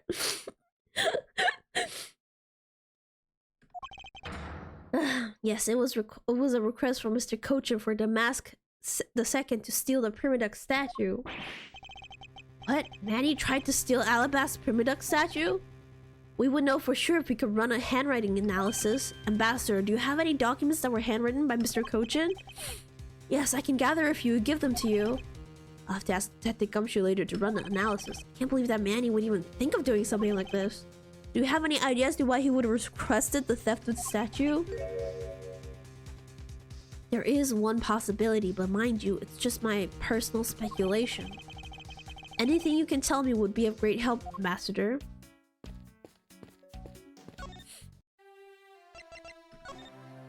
I believe that you said you might have an idea as to why Mr. Cochin hired a mask. Actually, I fear it may be my fault. As I was telling you earlier, we were to determine which statue was the real one as part of today's event. But because of the Yatagrasu and the fire here, that got cancelled, didn't it?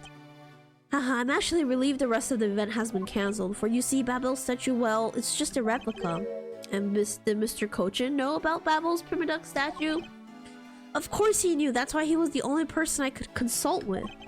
We have to do something once our statue was revealed as a replica. As to be expected, I was very nervous today, as this would impact our country's authority. Yes, I understand. Well, when I told Manny my concerns, he said, let me handle it, it'll be alright. I'll find a way to make sure you're the ambassador of the reunited Codopia. At the time, I thought he was trying to cheer me up, but when I saw that note, I realized he was serious. He didn't, in fact, handle it. No, he did handle it somehow, because the statue got switched! And then he just died. Mr. Cochin conducted a lot of business behind your back. I assume he did all that to ensure that you are the next Codopian ambassador. But why do all that for this guy? Unless they're like lovers or something. Unless he was in love with him. But why was he trying so hard, I wonder? Yeah, I wonder. He was in love with you. He was so much better at getting things done than I ever was or will be. I don't have an answer yet to why he was trying so hard. But I suspect that he had an ulterior motive in mind, just beyond just simple kindness. Yeah, he's in love with him! No, I think it's really because something to do with the smuggling ring or something. I don't know. Oh, here you are, Mr. Edgeworth. For a loud entrance. Detective Gumshoe, have you collected the information that I requested? Yep, got it all right here, sir. Here you go, Kay. Feel free to take a look. It's for you, after all. What is all this? It's all the information on this room that I got from the embassy Interpol people. Now we know exactly how this room was before and after. We're gonna use the simulation thing. He might have attempted to steal the statue from himself so he could sell it. No, I think he wanted... I don't think he's gonna sell it. I think he wanted...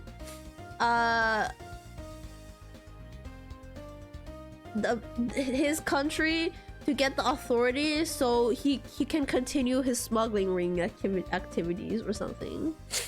I don't think he wanted to sell it.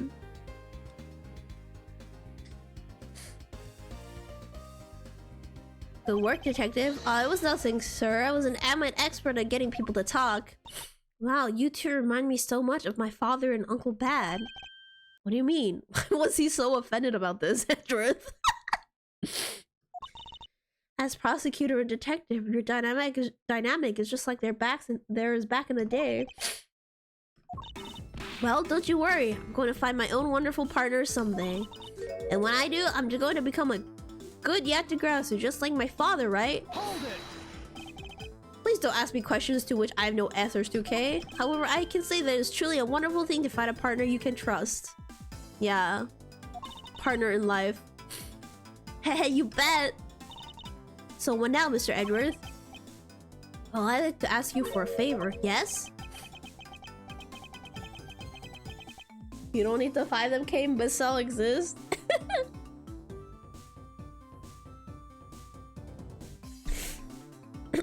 That gadget, Mr. Thief, is it? That thing you call your secret weapon? Oh, you mean Little Thief? Hey, you're coming to rely on it, aren't you? I don't need crunch it like that. I'm only asking because I need it for the investigation. Edgeworth, we all know. We all know what you mean. From the information Detective Gumshoe gathered in the ambassador's testimony, I'd like you to please recreate this room as it was during the third floor fire. You got it. Alright, here you go. Dark skies of evening when no other bird dares take wing, one alone remains all-seeing. Now witness the true power of a real modern-day Robin Hood. Oh, she's so cool. I love her. Not cringe at all. It seems there are other things besides what the ambassador mentioned that have changed. Possible that we might find the escape rope the person's case saw used as well. Oh, what is this? Is this some sort of light show I was not told about? She's so chuny. Yeah, she is. I love her. This is the power of a true vigilante.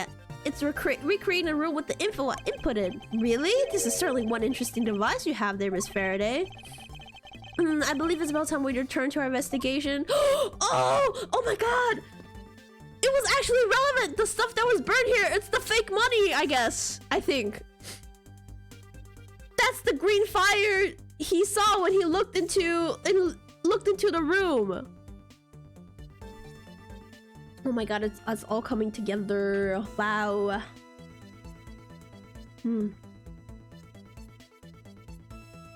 Oh, and the clock was moved. Why was that moved?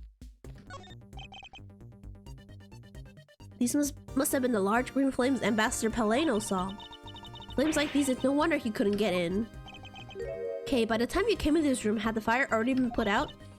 Yeah, the fire had died out or something by that time. Then this fire here only burned from the time the fire started on the third floor. Until the Yatagrasu appeared and caused a stir and babble, I suppose. I guess Mr. Paleno was just lucky enough to run into this fire as it was burning, huh? Yes, you could put it that way. And since you were the first to discover the body, you can assume that no one else entered the room until that time. No one other than the person you were chasing, of course. Knew it, that person I saw was definitely up to no good. I mean, that person could even be Mr. Coachen's killer. That is very likely the case. After all, that person came into this room before you. And must have chosen this room precisely because they knew no one would be in here. Okay, then maybe the green fire was where it was to prevent anyone from coming in? But then what did the person set on fire to... What did the person set on fire to make the green flames? Well, whatever it is that person burned, it made a rather sizable fire. Since the fire is green, well, we've seen something that burns green, right? It's a bit tinier than these flames, but you get what I mean. Yes, and I do believe that what you are thinking is actually why these flames are green. Which fire-related piece of evidence burns the same color as these green flames? This one? Take that! The silhouette lantern. Its green flame comes from the wood crystal oil it's burning. Yeah, that's the fire I was thinking of too. I love the green it gives off. I think we've now established that the green flames were caused by wood crystal oil. We knew this! Furthermore, we know that there's only one other thing made from wood crystal oil. Oh, you mean that thing Mr. Paleno was mistaken about, right? Yes, precisely, as we found out earlier in our investigation. What? I don't get it. Can you fill me in, sir? Fine, I suppose I'll explain it in a way that even you can understand. Chat, this is explanation for you guys. This is the thing that made from wood crystal that okay, yes, the ink, that's the ink.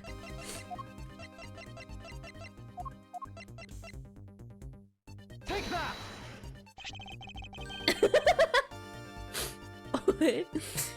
Babbly's ink is made from wood crystal oil. Oh, so we should burn the same color as the flames in the lantern, right? Yes, precisely. However, the green flames in this room were not from a bottle of ink. I don't get it. Please explain again. He's still in the process of explaining it. Okay? Hang on a second.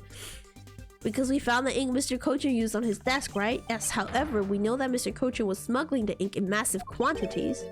Now, what do you suppose he made using all that ink? I believe what he made with that ink is the answer to what gave birth to the green flames. Oh yeah, I'm beginning to really feel the energy coming from you, Mr. Edgeworth. It would appear that I finally found it, the smuggling ring's real goal. It's this, right? It's the money! That's what I'm saying. What would consume that great of a volume of ink to make? That would be the counterfeit bills that the smuggling ring made and are circulating in Zhengfa. You're kidding? You're joking? You're saying that it was Mr. Cochin who made the counterfeit I thought we already knew this! Did we not know this? What? Did we not already know this?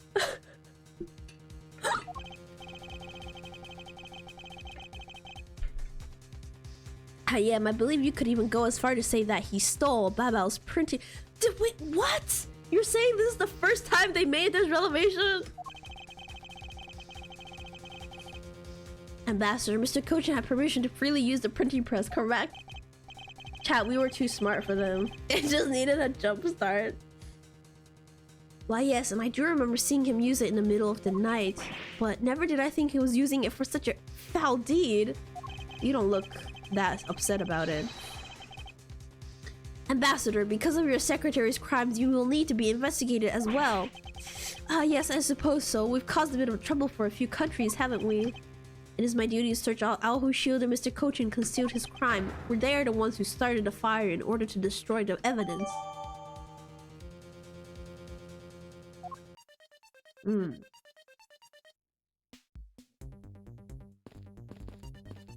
Why was the clock moved? This grandfather clock, it was apparently in a different position before the fire.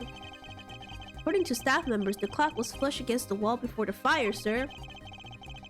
Which means that most likely it was moved by someone during the fire.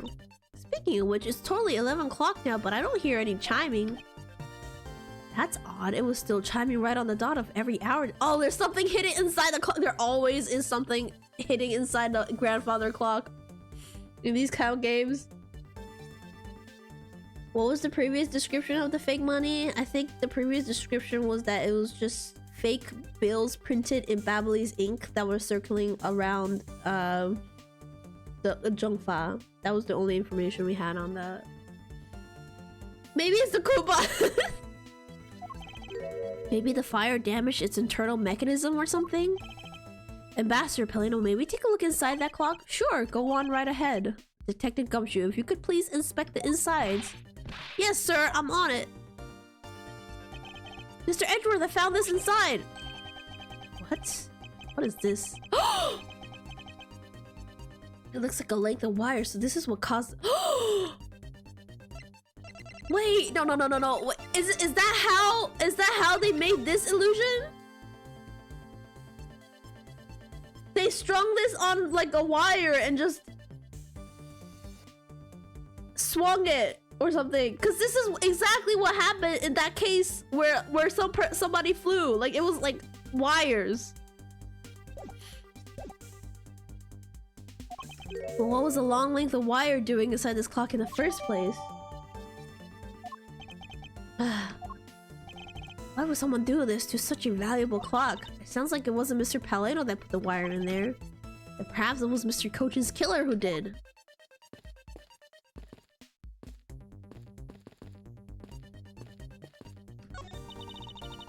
Looks like all of the souvenirs suffer some damage. Okay, no, this is the same dialogue.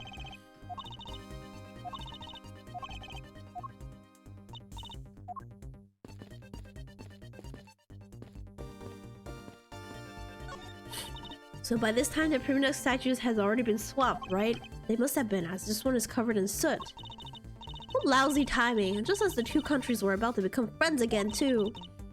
It would have been better if I had stolen it for it to be caught up in that fire. Okay, I think I understand your sentiment. However, if you were to engage in theft, I can't look the other way, right? If you could please stop stealing my lines. He's such a diva. This fucking diva. It looks like one of the Babbly's knives was already missing before the fire began, so it would seem, especially since the other two knives handles were burned away. The remaining handle was swapped out with the handle from the real murder weapon, and Babble's national treasure were stolen. Poor Babble, don't you think? I'm not sure I would lump the replica statue in with the rest of Babble's woes.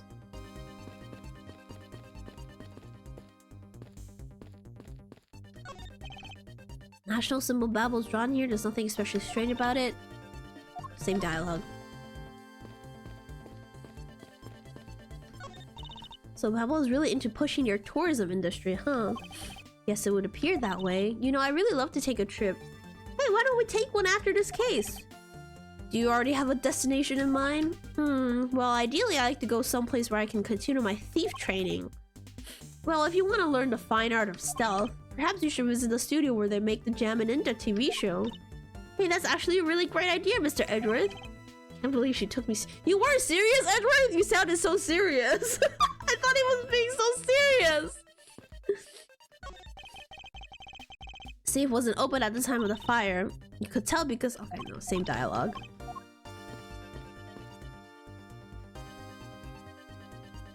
K stealth game spin-off, please. We commit all the crimes and then we have to have Edgeworth try to prove... like cover up her crimes or something. Why even go through the trouble of creating a floating man? Everyone already assumed it was the Yatagrasu. Could be a misdirection or something.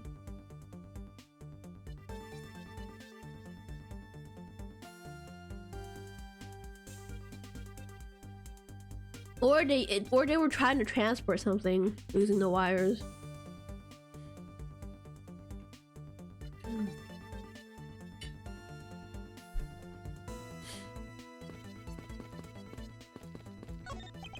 Appears that the desk is largely unchanged from before the fire. Yeah, I just got a little burnt, that's all. A very fine desk, I'm sure that even now it's still usable. If it's that great, why don't you trade your desk with it? No. Well, it's just a suggestion. You don't have to get all monosyllabic on me, you know? And damn, I didn't okay new big words like that. Alex got a very comfortable chair. Well, it doesn't look all that broken, so why don't you try sitting in it? Oh no, it's the same dialogue. No, fuck, I didn't mean to look at it again. She's learning.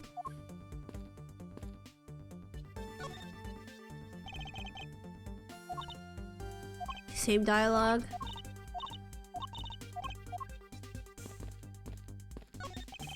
Fireplace. Hey, also the same dialogue.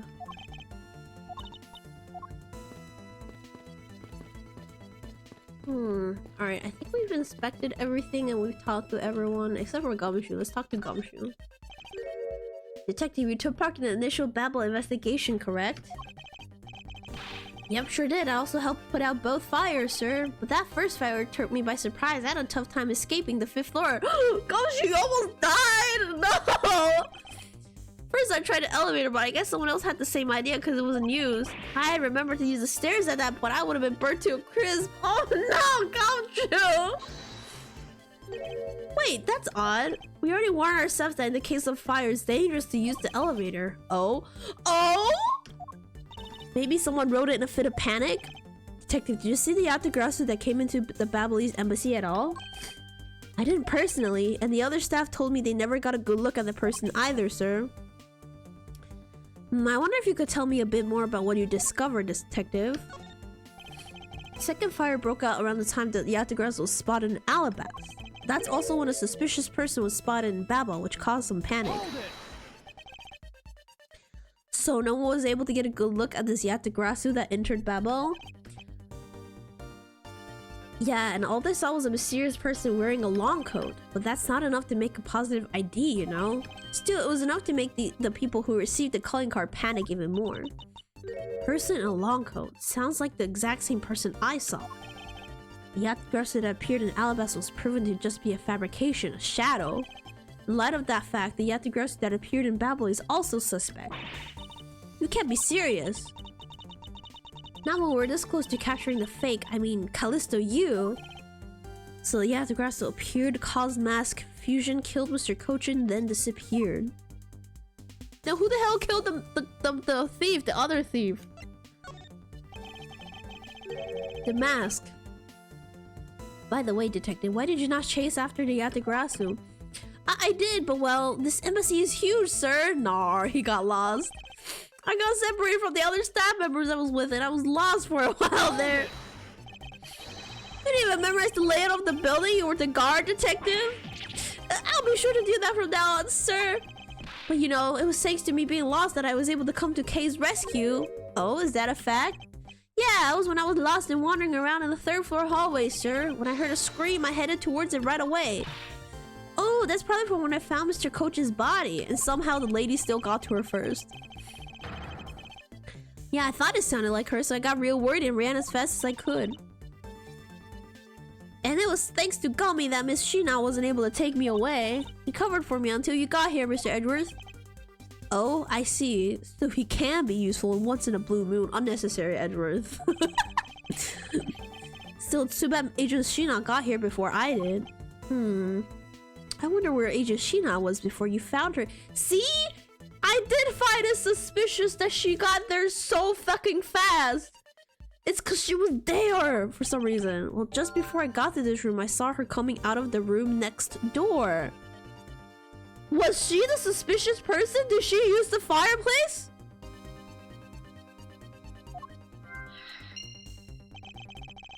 Agent Shina mentioned something about chasing Yatagarasu herself earlier.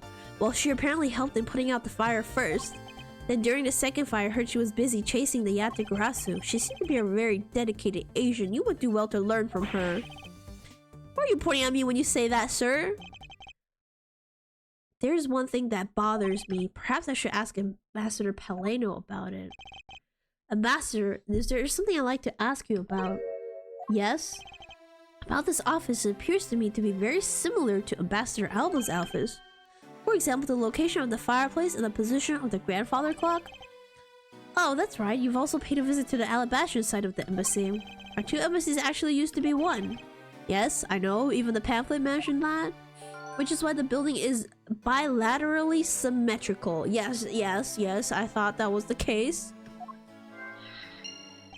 So no matter which room, the location of the fireplace and the like are exactly the same. Even where the artist's location is the same. As my room is currently under renovation, we worked hard to make Manny's room look like the ambassador's office. You mean for your handshake photo op with the Jam and Ninja? Yeah, that's right. I mean, what's a photo like that worth if it's not taken in the ambassador's office, right? Yeah, another odd expression of Babel's obsessively competitive spirit with Alabast, I take it. Thank you, Ambassador. That piece of information is all I needed to connect the dots. Connect what dots? Well, anyways, I'm glad I was able to be of some help. Time to connect some dots, guys.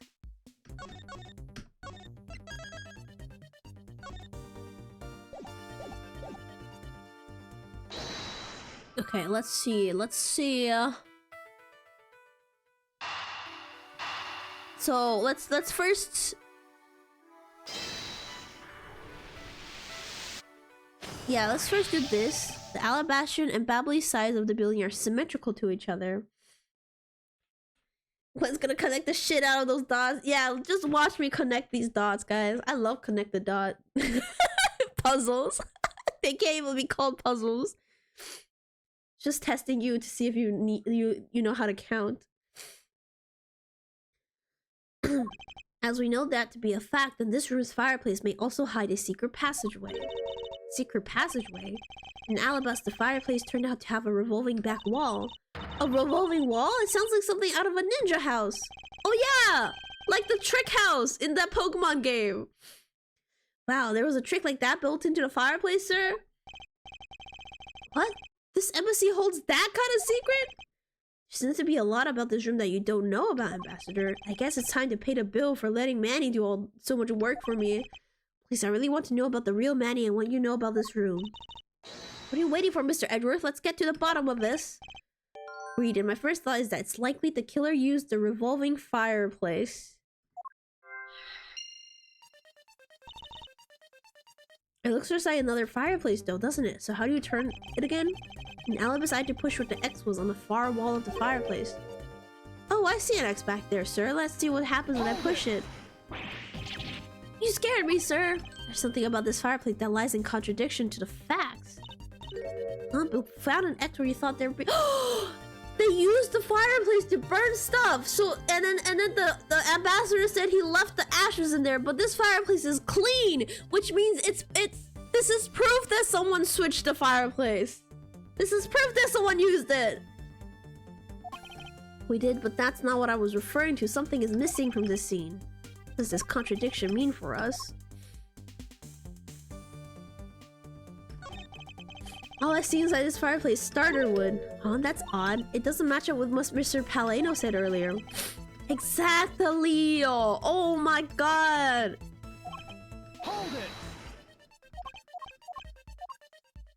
Oh my god. Okay. Deduce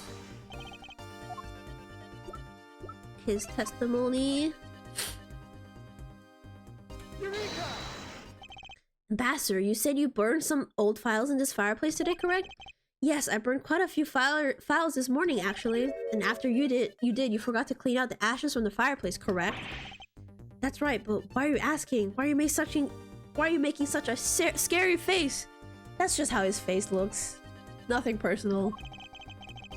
I'm sorry, I bet I'm a bit intimidating when I'm serious. In any case, take a good look at this fireplace and tell me what you find odd about it. Let's see. Huh? Where did all the ashes go?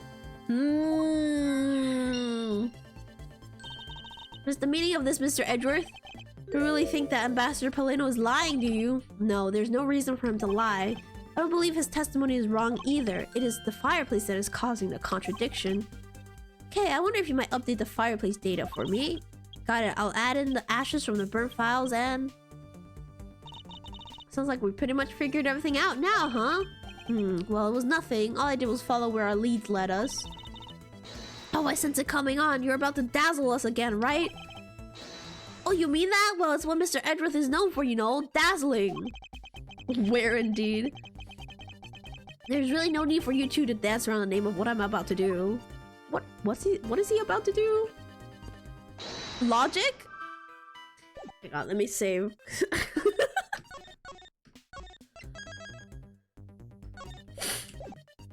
He's about to show us a little dance number.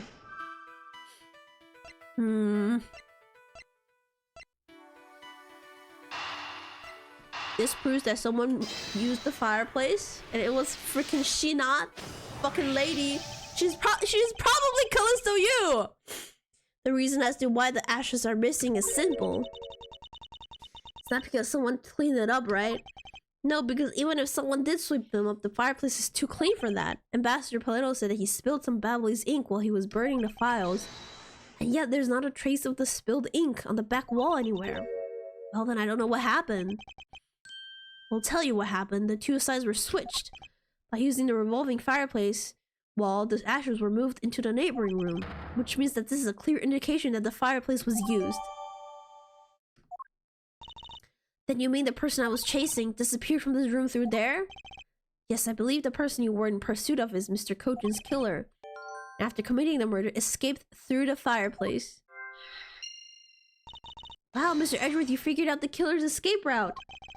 I have, but this is only the beginning. Now we have to chase the killer down. This fucking lady. Let me save.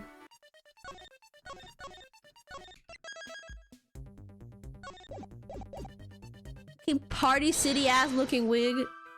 Who are you trying to fool, huh?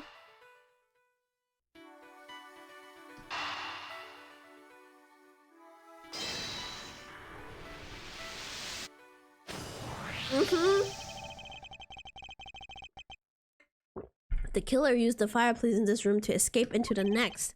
It's only logical for us to talk with the person who was in the neighboring room. Well, the person that was in the next room was... Oh, it was that person, sir! Yes, detective. Agent Sheena. Oh, it's getting juicy. Oh, it's looking more and more like Miss Sheena is the killer, isn't it? Let's not jump to conclusions yet. We need to go through what we know so far. She came running straight into this room from the next one and instantly accused you. Furthermore, she claimed that it could have only been you that killed Mr. Cochin. Yeah, very sus. I don't have any proof yet. However, I know she is hiding something from us. Okay, then why don't we go ask her herself? Hold it! Quite the contrary, Edward. Let's just jump to conclusions. No, not yet. There's something that needs to be done first, detective. Sir, is it my turn to do something, Mr. Edward? Yes, I have a two-part special assignment for you.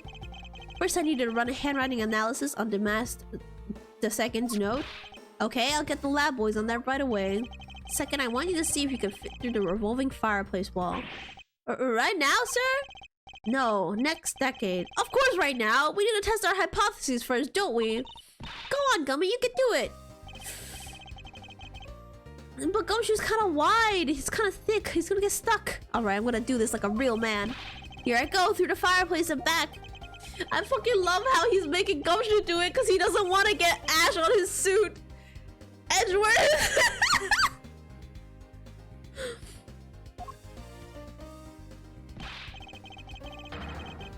Oh fuck, there's a fucking coupon! Wow, the wall inside the fireplace really did turn. That's so neat. Now I want to try going through too. There really is a secret passageway through there. I had no idea. It would appear that the ash really was pushed into the other room. Furthermore, the Babbly's ink you spilled, Master, is there on the back wall. Okay, here it goes, sir. Detective, I'd like you to go through there under the same conditions as the killer. There's all the ash and stuff. And your point is that we're short on time, so could you please hurry up? Yes, sir. You're so fucking mean to him. Okay, so now we pretty much have the whole picture, right? No, not yet. There remains a few more mysteries to solve, such as the Yatagrasu's whereabouts, the other smuggling ring members, the two weapons that made it across the border, the key Miss Yu stole 7 years ago. The fact we haven't figured out a thing regarding how Miss Yu is related to these embassies. That's because here we go. That's because she's Shinha and there's no Yatagarasu. It's just her. Mr. Edgeworth, a number of pieces connect in a very complicated way in this case.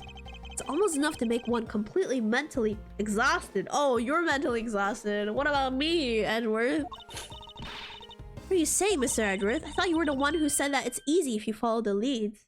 Just like me, for real. Was that supposed to be an impression of me, Kay? If it's info gathering you need, Gummy and I can help with that. Then all you have to do is show off your fancy schmancy logical deductions. Show off? Does it seem like I'm being boastful when I do that? Yes, it does, Edward. I love how Kay knows that her job and Gumshoe's job is to just find evidence, and then they give it to Edgeworth to do all this thinking. Let's not overcomplicate matters, okay, Mr. Edgeworth? We've been so focused like a laser only on what seems strange and out of place. It's no wonder nothing's clicked and we haven't unlocked anything yet. I mean, can't blame them. But if we think things through calmly, the answer should come to us. Okay, that's the sort of thing I say to myself when I'm practicing how to unlock padlocks, you know? That is something that I hope practice will make perfect for your sake. Ha ha ha, yay! Looks like you're back to your straight-laced self again, yippee! Hey, Mr. Edgeworth, I'm back, sir! Yes, I can see that. Good work, detective. Looks like you can use that fireplace like a door, sir. They're doers, not thinkers. But I love how Edgeworth is like, I'm mentally exhausted. And the K's like, no worries, you can do all the thinking. When thinking is exactly what's making him mentally exhausted. Are you alright, Gummy? I'm okay. It's just a bit of ash and dust, that's all. Your jacket has gotten quite filthy. I see the hem has practically turned black. Yeah, well, quite a bit of the unburned ink got on it, sir. We have to check Sheena if she has ash on her clothes. That would be a clear giveaway. I see. Thank you, detective. You did a fine job. I'll even pay the cleaning bill for the trench coat. Oh, how generous, Edward. What? Oh, no, sir. I could never. This is just my old coat. Gumshoe, take the money. Are you dumb? If it was a coat I actually cared about, then I get it clean. But you know. See, very well then, as you wish. And Gumshoe! I'm so fucking stupid. Just take the money. So because Gummy was able to climb through the fireplace, we know it can be used, right? Yes, but that's not all we learned. We actually learned one other important fact, and that is... I will have to explain it to you later. Right now, we need to deal with the handwriting analysis. Detective Gumshoe? Yes, sir. I'll be back before you know it. Ah, Gumshoe. Oh, boy. Handwriting analysis on Mr. Kojin's handwriting will take a bit of time. Let us go wait in the theater. Along with Agent Lang and Agent Sheena. Ooh,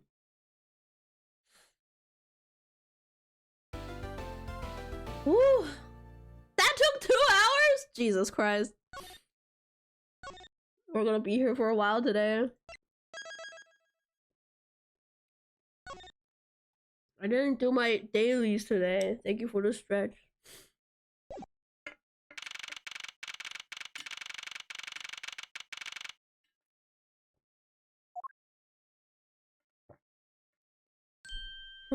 Speak of the devil. Agent Lang. Langzi says, little cubs never do they know the real fury of the elder wolves. Furry? His glasses are so goofy. They look like a bikini on his face. Does it not? He looks like he's wearing a bra on his face. What? He's the one that said the word furry. I'm just reading.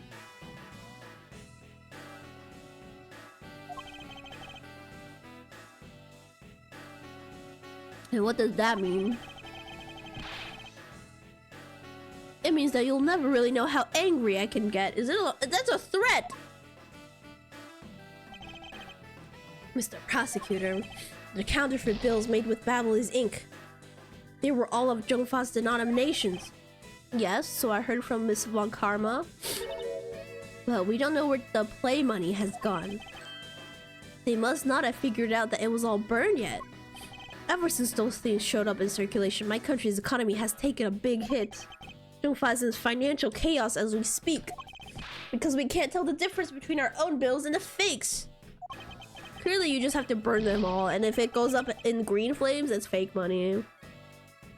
It's not just the money, the citizens are also worried. I've staked the honor of the House of Lang on this. And I've come to this land to capture the mastermind behind this whole mess. Well, he's dead.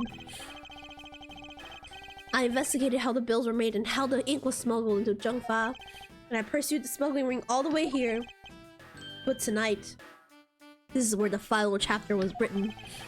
Despite my frantic efforts to chase the smuggler down, someone got to him first. And now I'm called to return home without a single answer. Agent Lang, don't start. It's not your fault. Oh dang, are they having a moment? It's not anyone's fault, Mr. Prosecutor. Wow, character development. Ambassador Alba, I'm so sorry for all the trouble tonight. Oh no, it is I who should apologize. It was all because I was not strong enough. I think this old man was in on it. He's sus as hell. Only I was able to think of a better solution. He's just acting frail and weak. Because you fool, curse your empty brain. Don't trust old people. You're being too hard on yourself, Ambassador. I take full responsibility for tonight. End of story. Sheena, let's go. Time to return to our den. No, we cannot let her go. We cannot let her leave. Yes. I don't like to admit it, but there's not much else for us to do but go home as well. Hang on a second. Wait. Dang, that old man left so fast. What did you guys see? He scurried on out of here. That's so suspicious.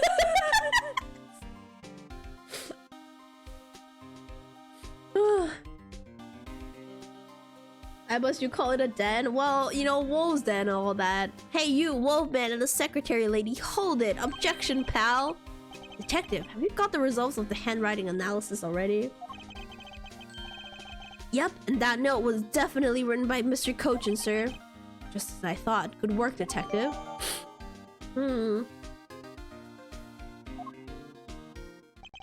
Hey, Mr. Prosecutor, how long do you intend to hold us up for? Sorry to have made you wait, but I believe that now everyone is finally here. Agent Shina, I'd like to ask you something if you don't mind. Yes? How exactly did you fail to see the Yategarasu when you were in the neighboring room to where Mr. Cochin was killed? I'd like to explain that to us. What? Hey, Mr. Prosecutor. What are you doing asking her about something she didn't see? Agent Ling hasn't touched the Babel investigation at all, so I suppose I will need to explain a few things to him first. How's Edgeworth?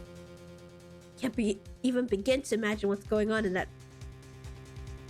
big head of yours.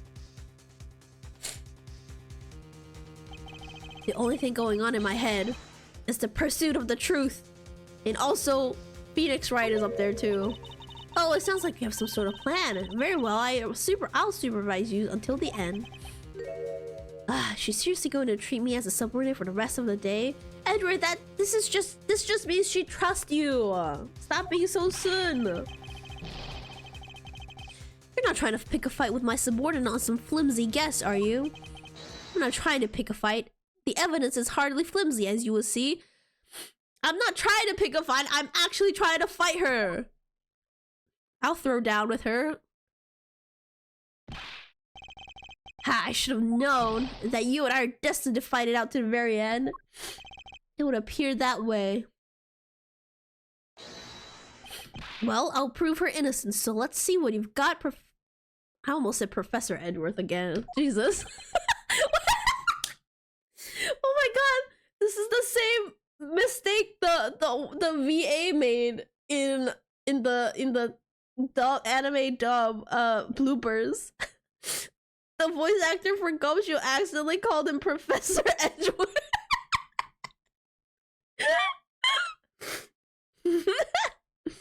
Your worlds are overlapping. Yeah, I was thinking of Professor Layton.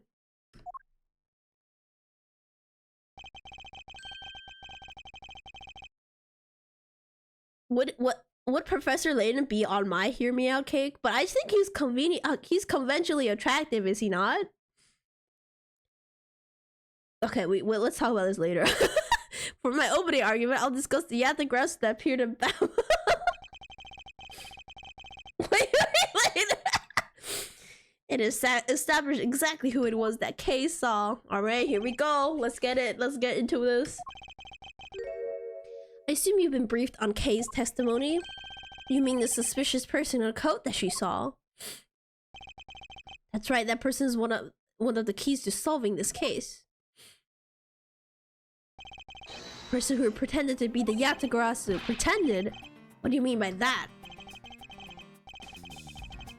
I'll get to that in a second, but first I want to review what Kay's mystery person did. Hey, if you could please explain to us what the person you were chasing did. Okay, you got it. I first spotted the suspicious person near the open air stage on the Babel side. Called out to the person, but as soon as I did, that person ran off. I thought it was rather suspicious, so I immediately gave chase. For the sake of the argument, let's call the suspicious person the Yategarasu. Now, please tell us what happened when you chased them up to the 3rd floor. Can do. Okay, I chased the Yategarasu all the way up to the 3rd floor at the Babelese embassy. It was pretty straight chase down the hallway until the sudden turn. The Yategarasu disappeared on a corner, so I did my best to catch up. When I turned the corner, I saw the Yategarasu run into Mr. Cochin's office. I gave chase and ran into the room. But when I entered the room, it was pitch black. I couldn't see a thing. I felt something on the ground next to my foot, so I turned on the light. But then... Okay, there was no way that in that time, they had time to kill Manny Cochin. I think I think she actually led Kay here on purpose so that she could turn around and accuse her, but that didn't work out. I think she killed him much earlier. Who's there? See? By the time I turned on the lights, the Yathagarasu had disappeared. When Kay entered the room, the person she was chasing was already gone. Why do you suppose that was, Agent Lang? What do you mean, why do you suppose? Isn't it obvious? Then slipped out through the door behind the girl under the cover of darkness.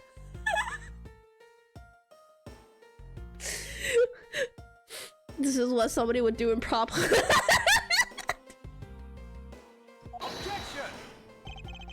Sorry, but I know for a fact that a person didn't escape through that door. Owen, how do you know that with such certainty? That's easy. If the Yathagarasu had left through that door, they would have run into this person. Obviously, Gumshoe! Goatshoe would have been there. This is who the suspicious person would have ran into. Huh? Hey, Mr. Prosecutor. Sure. I lost anything. It's certainly not my mind. Maybe not, but you definitely have the wrong person. You're just terrible now, but names as well. What day? Did I not choose Gumshoe? Did I choose somebody else?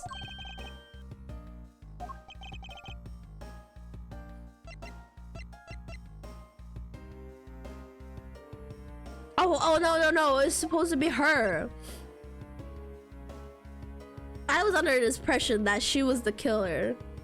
I was still thinking, you know, I got it. Your answer is Sheena. Yes, because let's consider what would happen if Yathagarasu had used the door. When Kay screamed upon discovering Mr. Coach's body, the Yathagarasu would have run right into Agent Sheena, who was in the room next room over. Agent Sheena, would you mind telling us if you saw the suspicious person in question? No, I didn't see anyone. You see? Therefore... Oh. Just means that the creep slipped out before Sheena made it out to the hallway. I thought that as there was another person in the hallway, a certain detective. Detective Gumshoe, where were you exactly at that time? Me, sir? Well, when I heard Kay scream, I ran into Mr. Coach's office from the opposite direction of Agent Shinha, sir. Oh, Gumshoe, you're so goated.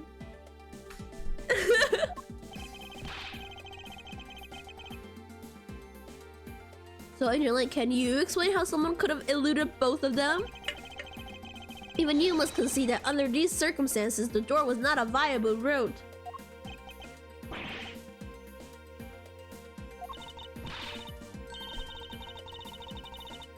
Way to go, Mr. Edgeworth. You nailed him with just an explanation of what happened.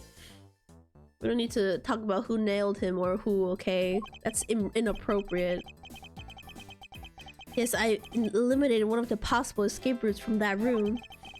This is far from over. I need to make Agent Lang aware as well of yet another possible escape route that Yathagarasu could have taken. You're too young, Kay. Haha, I get it. So that's what you're trying to show me. Hey, Mr. Prosecutor, let me guess. This is what you're trying to say, right? Because the door was not a viable escape route. Then there must have been another way out. Precisely. Hey, Mr. Edgeworth, time to bust out with our revolving fireplace wall explanation, right? No, not quite yet. Huh? But why? This would be the perfect time. The revolving wall on the balcony side is known only to 4 people, and if we use this information unwisely, the truth may escape us in the end. What's with all the whispering over there? Scared I'll figure out your tactics?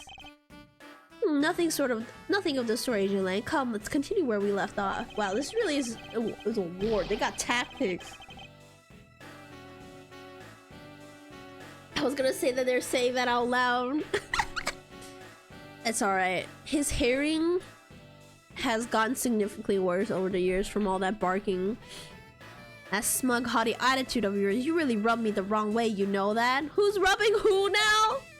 Well, no matter. I figured it out already anyways. The only other possible escape route besides the door is the room's lone window. And since an eerie picture of said escape route exists, are you saying that this photo captured the moment of the Yathagarasu escape? No, because this happened before the second fire! As Detective Bat must have filled in on him with this photo. To admit that at first I thought the window would be a possible escape route as well. However, I now know that to be impossible. No, you dumbass. I realize you may not know this, but humans can't fly. Of course I know that. That's bloody common sense. I keep forgetting he's British. Besides, I never said I thought that photo to be of Yatagrasu escape route. Suppose not. Alright then, explain yourself. The shadow in this photo is not the Yatagrasu that Kay was chasing after. You can say whatever you like in whatever language you want, but there's only one language I really understand. The language of evidence. Oh, I thought it was dog language. Very well then, I present to you proof that the person Kay saw is not the same as the one in this photo. Huh?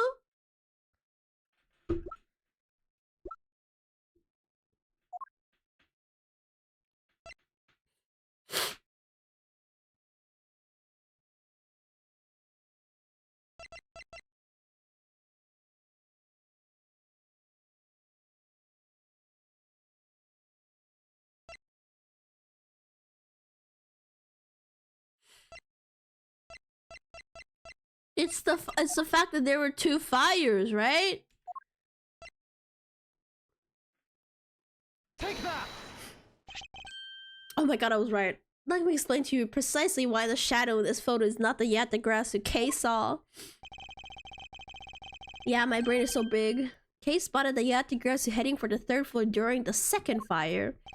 However, the photo in question was taken just after the 1st fire. This fucking background, I thought that I was thinking about this earlier. This looks like when you're trading a Pokemon. Save some of the brain juice for the rest of us.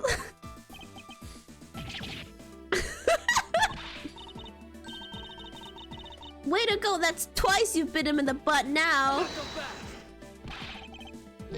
Twice mentioned? We're not done yet. You still have to explain what that shadow is and how the Yatagrasu escaped. I don't suppose you can answer both, can you? Deduction, I choose you. Regarding the photo, I admit that we don't understand what it means quite yet. Ha, as I thought. However, the Yatagrasu escape route, and now that I can answer. Ooh, now we bring out the fireplace. You can? Well then, Mr. Prosecutor, go on, enlighten me. Even if I explain it, you'll try to find some flaw with what I have to say. Even if I try to explain it, you won't understand with your tiny ass brain. Dog brain. You were busy heading up the Alabastion investigation, correct? In that case, I doubt you have much knowledge about the Babylese side of the case. So wouldn't it be best if the lead on that site, Agent Sheena, explained in my stead? Just yell squirrel. Just get like a squeaky toy or like some keys jingling in his face. Sheena is my subordinate. I don't stick up for her. How can I look her in the eyes and call myself her boss? Lang, it's alright. I can take care of him.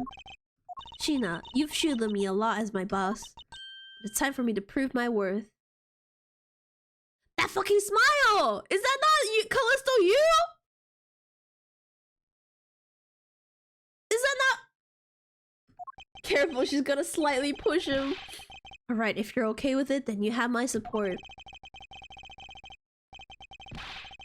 Maybe I knew it was gonna be her, but there was like a 50-50 chance, because they do look different. Finally, it's down to just Agent Sheena and myself. This is where the battle really begins. Now then, what is it you like to ask? Let's see. Why don't we start with your movements inside the Babylese embassy? We're trading Pokemon now. During the first Babylese fire, I assisted in putting out the fire. During the first fire. During the second fire, I was searching for the Yatagrasu that had appeared in Babel.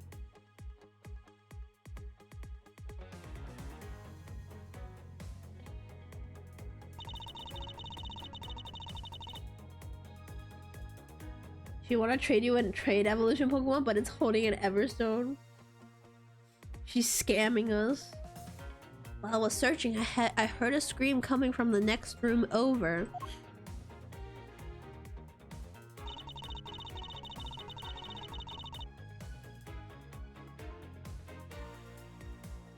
Although I was in the next room, I was unable to catch a glimpse of the Yatagrasu. Oh, there's so many holes in her testimony.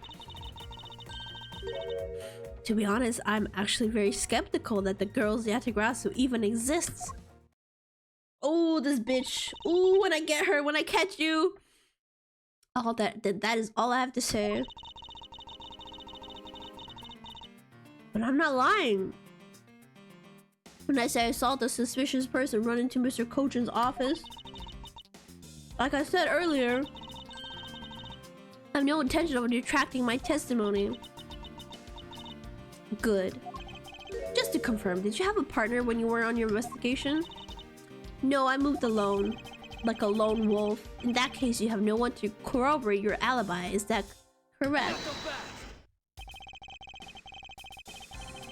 The moment reveals she's usually gonna start laughing at Edward. Oh, I forgot she did that. Are you calling her suspicious because she was in a room by herself? How pathetic. And it wasn't when Agent Sheena tried to arrest Kay under the same rationale? Okay, but to be fair, Edgeworth, there was a dead body in the room where Kay was, okay? And how about when you accused Larry because he was the weapon's owner? Can we not bring up Larry? I want to forget he exists. Let's move on.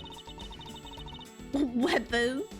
Not that it's unexpected for that useless lump to get into such a situation. Although I suppose it's never a good idea to let mistakes go uncorrected.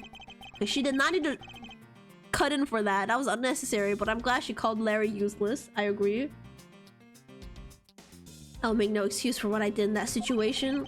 And you should apologize right now for making Kay out to be the killer, pal. Well, he didn't do that. I'm sorry. She not apologized. I'm sorry. Hey, yo! Asian Ling? Character development? It's really okay. I mean, I'm not under suspicious anymore. Right, Mr. Edgeworth? Well, I never doubted you. Not for 1 second. And the same goes for me. I believe in Sheena. Okay. Why do you believe in her so much? And let's put that to the test and see if she really is worthy of your trust. She's still smiling? Fuck that woman. This promises to be interesting.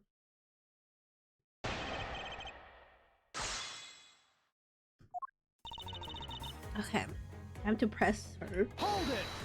She's gonna reveal she saved him or some BS. I think Lang is just very responsible. Like, he's just, to all his subordinates, he's just has that, like, very arrogant responsibility, I would say. That's his character flaw. He's just a dog. He's just a dog. It's so funny. So you help with the fire extinguishing effort? I was in charge of the police on the Bablice side, so I helped them with their work.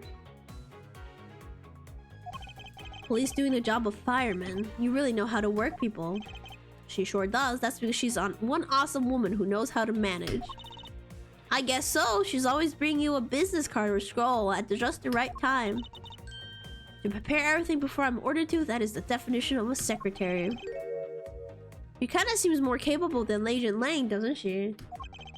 At the very least, she's certainly more capable than you, detective. Okay. Unnecessary, Edgeworth!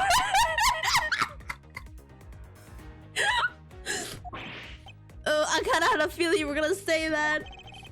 She's more than just a capable, scared secretary, you know.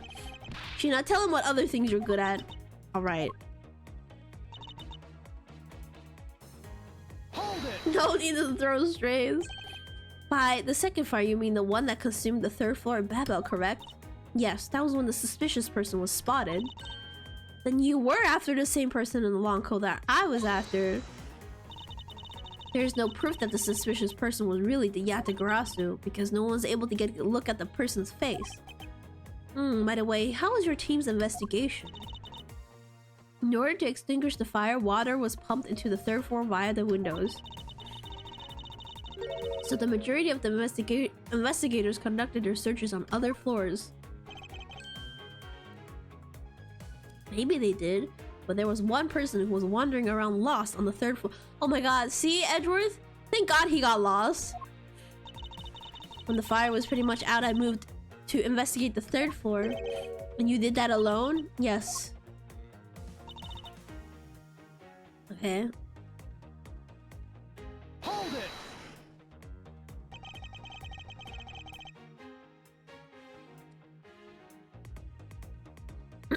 So we were in a room next to Mr. Coach's office. I already told you I was earlier. As I was examining the neighboring room, I heard that girl's shrill scream. Upon hearing her, I immediately ran towards Mr. Cochin's office, wherein you proceeded to arrest her, as I recall. Yes, I did. But she was totally innocent. I thought we had already cleared that up. Oh. And I thought I already apologized for my behavior. Now, if the tenacious detective would be so kind as to be quiet. I have to agree. Right now is not the time to take issue with that. Edgeworth agreeing. Not you too, Edgeworth. What I do take issue with is the fact that you didn't see the Yatagrasu, Agent Sheena. The prosecutors of this country are all so strange. Were you not also a prosecutor of this country? Hold it!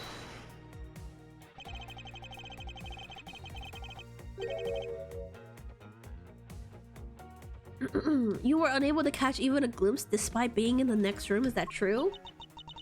I really hate to repeat myself. I'm sorry for inconveniencing you. However, I simply wish to make sure that you're not misremembering something.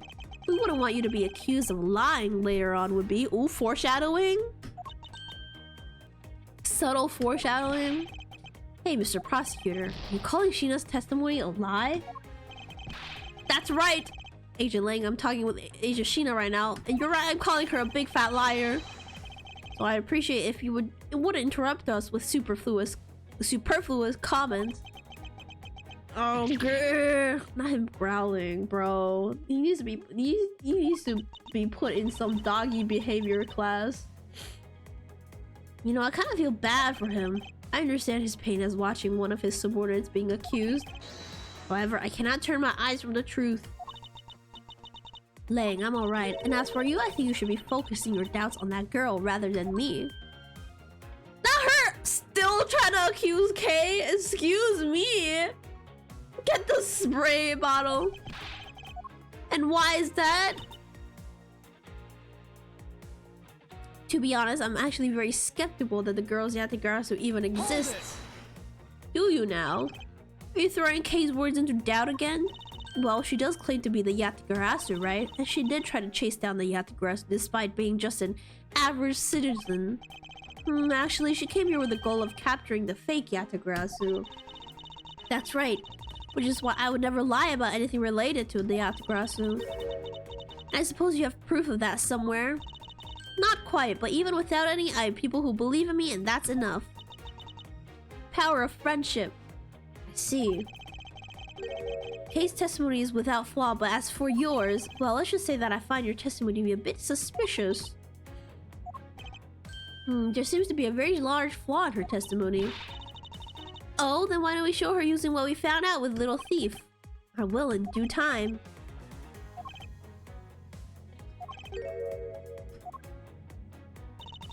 Okay, I'm not exactly sure which statement I should present this on, but it's probably the stuff about the fireplace, right?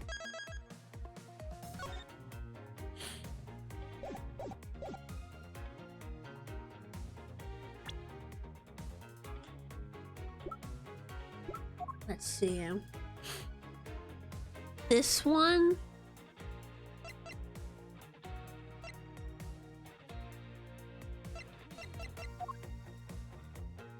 Seems like it's the only relevant information right now.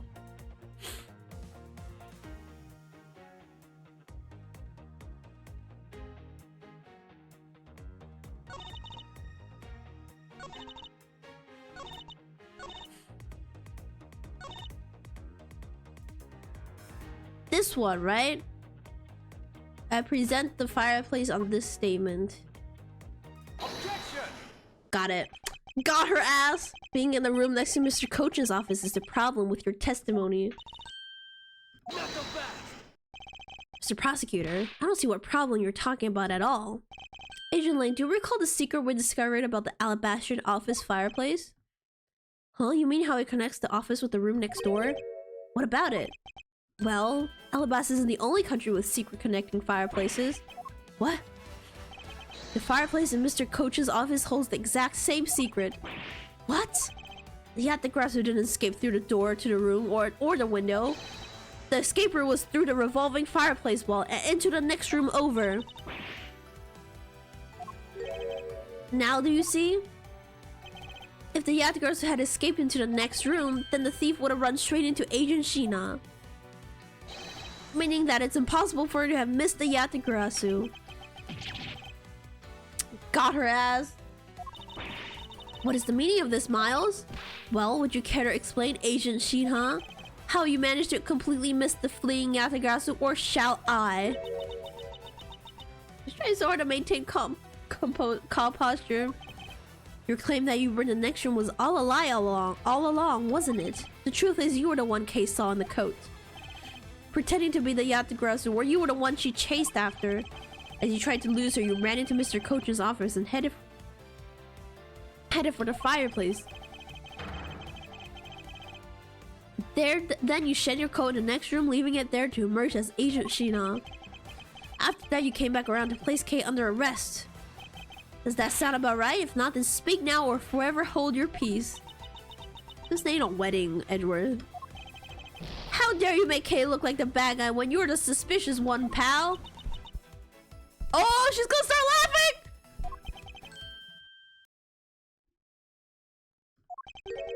Sheena? There we go! Wow. That laugh. Did she get paler? She somehow changed her skin color. I remember this irritating laugh. Getting chills down my spine. Can't be, but it has to be. Sheena, what's wrong with you? So I'm sorry, it was just so funny that I couldn't help but laugh. Funny, you say? Yes, that you would accuse me of being the Yatagarasu. The prosecutors of this country really are all so very strange. Yeah, including you, bitch. You think I'd get away with this by simply laughing it off? You think I'm taking things too lightly? I think not. It's that prosecutor who is. Look, everything you said earlier is nothing more than mere speculation. The Yatagarasu fled through the fireplace. Do you have any proof to back up your claim? If you don't, then you haven't proven a thing regarding the Yatagarasu escape route. The tone of your voice you're taking with me now has certainly changed. That's because it's been a while since I've had this much fun. I think I'll let loose and then we can have a real battle of wits. For an agent of Interpol to show me the true power for mine, it is a great honor. Why don't we just duke it out in the parking lot? I'm tired, okay? Let me just fucking fist fight you, lady. Don't underestimate me. I'm not some foolish broad, you know. I know, that is why I won't hold anything back either as I answer your question. Throw hands. Told Edgeworth would lose. Okay, but Kay would win. My question. Here is your proof that the revolving fireplace wall in the back was used recently.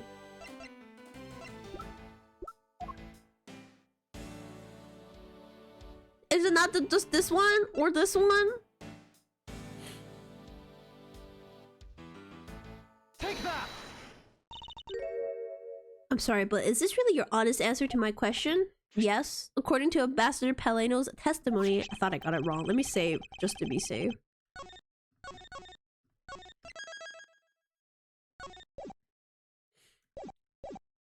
He said that he was burning some documents in the fireplace with Mr. Cochin. Oh? The ashes of what they burned were left in the fireplace, so they should have been there. However, when we went to investigate the room, the ashes weren't there. Why is that a problem? Maybe someone cleaned them up. Unfortunately for you, Ambassador Paleno said that he forgot to. And so the question remains, why were the ashes missing? The answer is simple. When the Yatagarasu went through the fireplace wall, ashes were pushed into the next room by the wall as well. The movement of the ashes that were in Mr. Cochin's office is my proof. Oh, there she goes again. God. And just what is so funny, Ash as proof, are you allowed to submit such flaky evidence in court? Get it? Flaky? Because Ash. Bring. You still wish to fight us? Of course, why wouldn't I? In that case, let's hear your current counter argument. My counter argument, huh? This really is just like being in court. Well, to me, we're simply continuing from where we left off all those years ago. I have no idea what you're talking about. You're just still trying to pretend. Doesn't matter if we're at a crime scene or in court. Let's finish this here and now. I suppose I've had a lot of fun today, but I grow weary of this game of cat and mouse. Let's make this the last testimony and wrap up this absurd case once and for all. Ugh. We're gonna be here for a while. It's gonna be so difficult.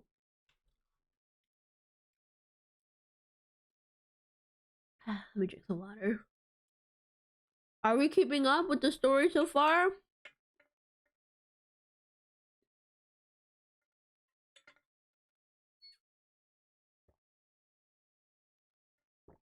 Unless she pulled... Oh, that is right! She did pull out a gun last time.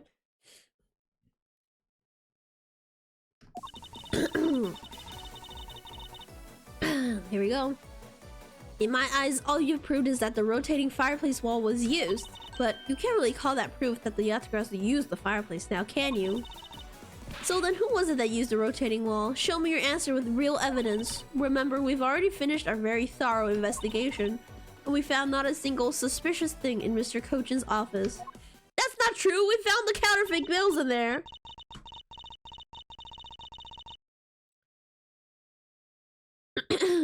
And there you have it, my counter argument. That's very impressive. She has seen through the fact that I've yet to gather that one piece of evidence.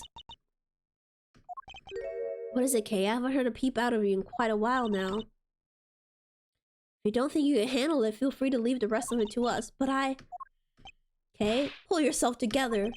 You are the true heir to the Yatagrasu name, are you not? If you want to steal the truth, then you must never take your eyes off of it. This chase you're running to catch the truth, you must see through it to the very end. Mr. Edgeworth, you're right. I will see this through to the end. Oh, that's right! I forgot. She killed her dad. She's looking at her dad's murderer right now. I forgot about that fact. So you go get her for me, Mr. Edgeworth. With pleasure. Looks like a lack of evidence has left you wide open, doesn't it? Sheena, please, show me you're someone I can trust. Don't worry, this will be the deciding match. You'll see. I'm truly sorry, Agent Lang, but I simply can't allow her to escape me again. Very well, Agent Sheena, shall we begin? I'm ready whenever you are. I feel bad for Lang. See, he got betrayed by a prosecutor in the past, and now another prosecutor betrays him again. Okay, let's start pressing her. Let's just start pressing her. Sounds to me like you're saying my explanation is not good enough. But I was able to go through the evolving door myself, so that should be proof enough even for you, pal. Looks like you don't quite understand, but by your looks I can guess that you're not all that learned. Oh, oof. Talk about rude. You should watch what you say. Sadly, I can't disagree with her on that one. Please. But you know what I mean, right? You may have proven that the fireplace was used. Hold it! Edgeworth, yeah, get off his neck, Edgeworth. Stop. So you want to prove that you want proof that Yadrazu was the one who used the fireplace? That's right. Well, do you have any? Can you prove that it wasn't the Yadrazu who used the fireplace? I don't need to prove anything to you. Objection! Hey, if you could please not steal my line. Sorry, but I just couldn't hold it in anymore. Well, don't fret and leave her to me. All you have to do is sit back and watch. You may seem to have some wiggle room, but without any evidence, it's meaningless. So then, who was it? Okay, no. Hold it! I need to just press her. Oh my god. Ugh. I'm so tired, guys. Ugh. It's the fact that I know that she's so sus. Ugh. Thank you for hiding.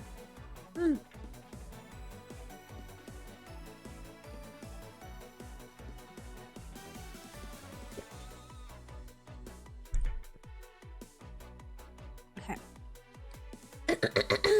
Oh, thank you for the stretch. Oh, here we go, here we go.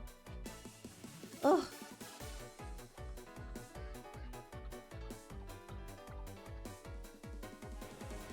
It's possible that the Yatagarasu left fingerprints inside the fireplace. Sorry, but I had forensic team check that already. All they found were prints belonging to Ambassador Paleno and Mr. Cochin. Curses. Should known better to think the Yatagarasu would have been so careless. There must have been some sort of evidence that we still have yet to find. I take it that you have no further objections? Hold it! Heard that bitch on you poop shoot? Never heard of that one before. So Interpol has finished examining the entire Babylonis embassy? Yes, the investigators who weren't allowed into Alibus were incredibly helpful. Wait, how do I trust you? How do I trust that you didn't mess up the investigation? They all put in great efforts to search for any sign of the Yatagarasu. And yet, despite all that effort, it appears that they failed to notice the lack of ash in the office fireplace. Furthermore, you were the one who inspected the room next to Mr. Cochin's, correct? I didn't notice the ash there in the fireplace of that room, and for that, I am sorry. You don't need to apologize, Sheena. As for your boss, your mistakes are my mistakes. So allow me to apologize for you. I'm sorry. Like, this is just pathetic. Stop defending her.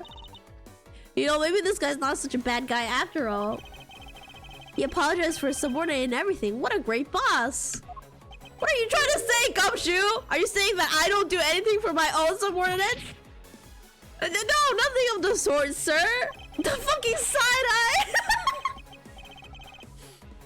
You're someone I really respect, sir, even if you are a bit too mean sometimes. That's only... Edward said that's your problem.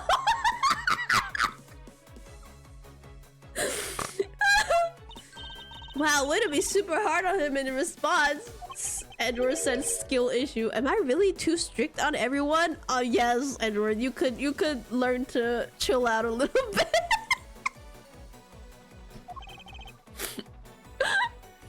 Anyways, Sheena, you didn't find anything in Mr. Coach's office, right? He needs Phoenix ASAP. Yeah, only Phoenix can like get him to soften up a little bit. That's right, we finished the investigation. Ugh. Hold it! So you really didn't find anything? Yes, as I said, not a suspicious thing. Although, as you already know, we did find the Yatagarasu's key and the document detailing the smuggling operation, but we still haven't found the blade that belongs to the Babylonis knife handle yet. You see, my subordinates worked hard to investigate everything. There was nothing else to find, alright? Wow, Ujule really sticks up for his... Oh, we get it, Gumshoe. Why don't you go work for him? Lao Tzu says all men are brothers and friends and become family. I don't know about that. So you see, my people are my family, and their families are my family too. It's a rather large family you have there. Yes, but as we all know, there is always one black sheep in any family. And though it pains me, Asian Leg, you will know the black sheep in your family. So do you actually have any proof that the Yatagarasu used the fireplace passway? Nope, haven't found any yet. Then what are we gonna do? There's no need to worry, because there is a loophole in Miss Interpol agent's argument that we can exploit first. The one in charge of the Babylonis investigation was not Agent Lang, which means that with Agent Sheena in charge, it's possible she may have That's what I said, though! It's just like, how do I trust her with the evidence? Vin Diesel, I think that's the guy. The we're all the family guy. That piece of evidence that we found, if there is one thing I do know, is that someone tried to hide it from us. It's the fake bills, right?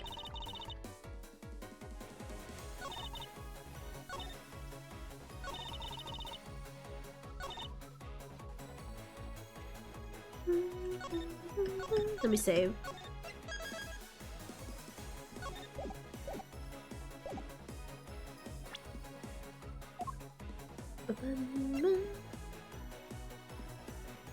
Wait, this one was also hidden from us.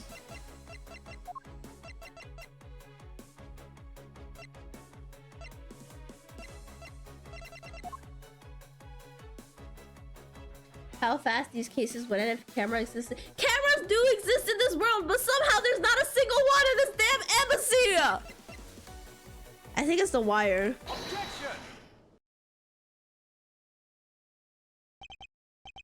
Well, you say that you and your agents have finished your thorough investigation. Are you absolutely certain that you didn't overlook anything? Well, aren't we full of ourselves, standing there insulting Interpol agents? You better not be insinuating that my men are incompetent, Mr. Prosecutor. I never did that. However, it doesn't change the fact that they did overlook something.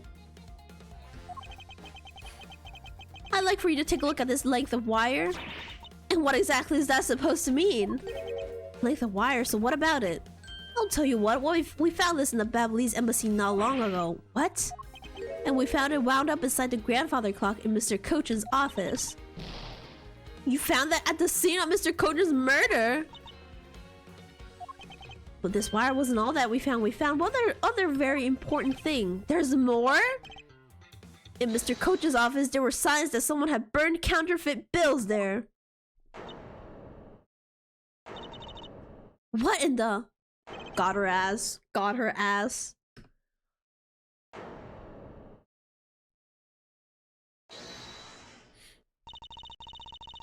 That evidence was something you found out through that girl's machine, right? Oh, she's gonna claim that the machine is unreliable. So what if it was?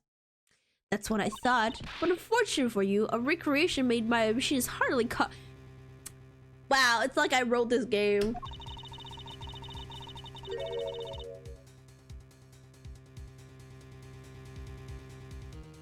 And now we have to talk about the green fire. Little did you know. Among the ashes you found in the room, did you happen to find any counterfeit bills? No. You see? There was nothing in that office, nothing you can call evidence anyway. Objection! I'm sorry, but I seem to have given you the wrong impression. How so? I don't recall saying that I was presenting evidence of any sort.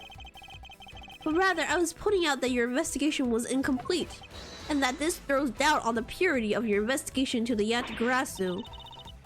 You still suspect me, I see. Alright then, I ask that you point out what part of my investigation is incomplete.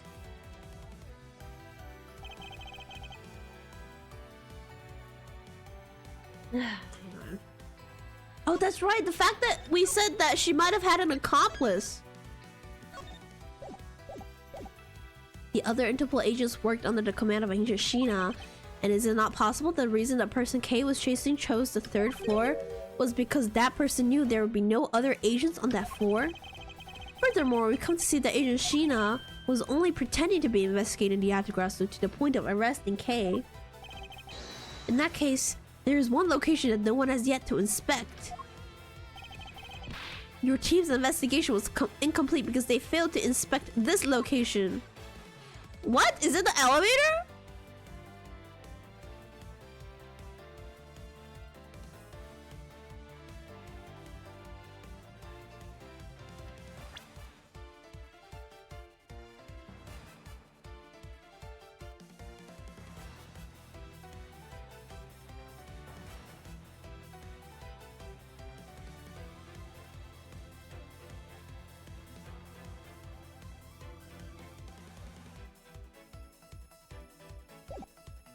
I think it's the elevator. Take that. Okay, I'll go check it out right now, sir. Be right back. Oh no, it's not the elevator.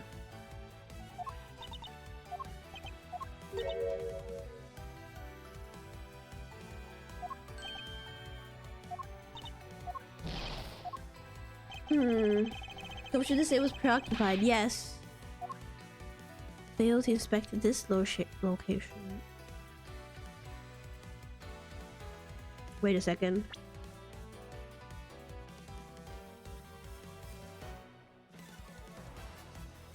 Is it the open air stage? I don't recall them saying anything about the stage.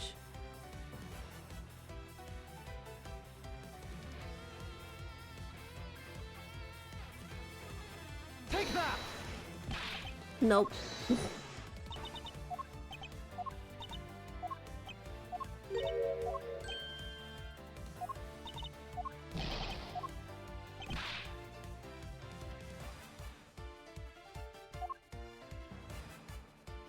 Then the only other place is the hallway, right?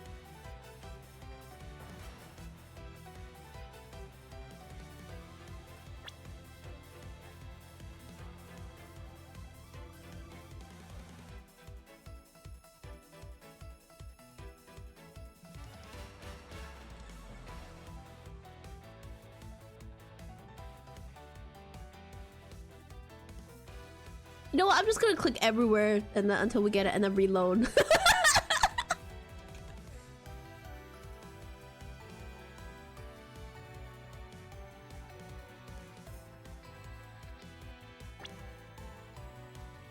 The old reliable, yeah. Let's try the hallway. Take that. Not the hallway. It's not the hallway. Is it the room that the next door? The room next door?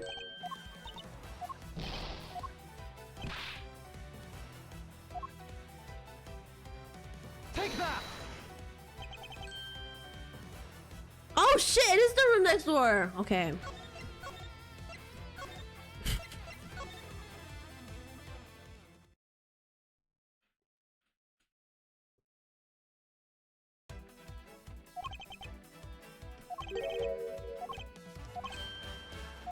All right, because she was only pretending to. Okay, so she didn't actually search that room next door since she was pretending.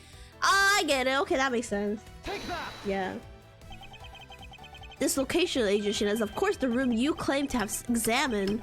I believe the room next to Mr. Coach's office warrants a thorough inspection. Even if you do that, I doubt you'll find anything of use to you there. I'll be the one to decide that. Detective? Yes, sir, I'm on it. I'll be right back after. Check out that room next to the office. Where didn't he go through that room though earlier?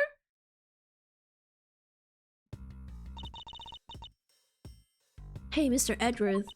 Do you really think that Miss Shina's the Yatagrasu? He's Gumshoe. Yes, if my logic is sound, I believe she is. Then I'm not gonna let her get away with ruining the name of the Yatagrasu. But can you prove she's the Yatagrasu is the question? If Detective Gumshoe can find what I'm hoping he will find, then I should be able to. Just what are you hoping he'll find? Let's just say this. I had Detective Gumshoe do a little experiment for me earlier. Experiment? As if that detective has the brains for high science. It wasn't that mentally taxing. I had him use the same escape route as the Yatagrasu. And what did you find out by doing that? First, that it's possible for a person to fit through the revolving wall door. Second, that by going through there, his coat was covered in ash and Babyliss ink. Who cares what his coat was covered in? It's not worth that much anyways. But is really worth so little? I believe that's actually quite a meaningful result, the value of which I'm about to prove. God, he's always speaking in riddles. You know, killing my... Oh, that's right, yeah. Mr. Edgeworth, I found some things that you really need to see, sir. Oh, so what are these things that you found?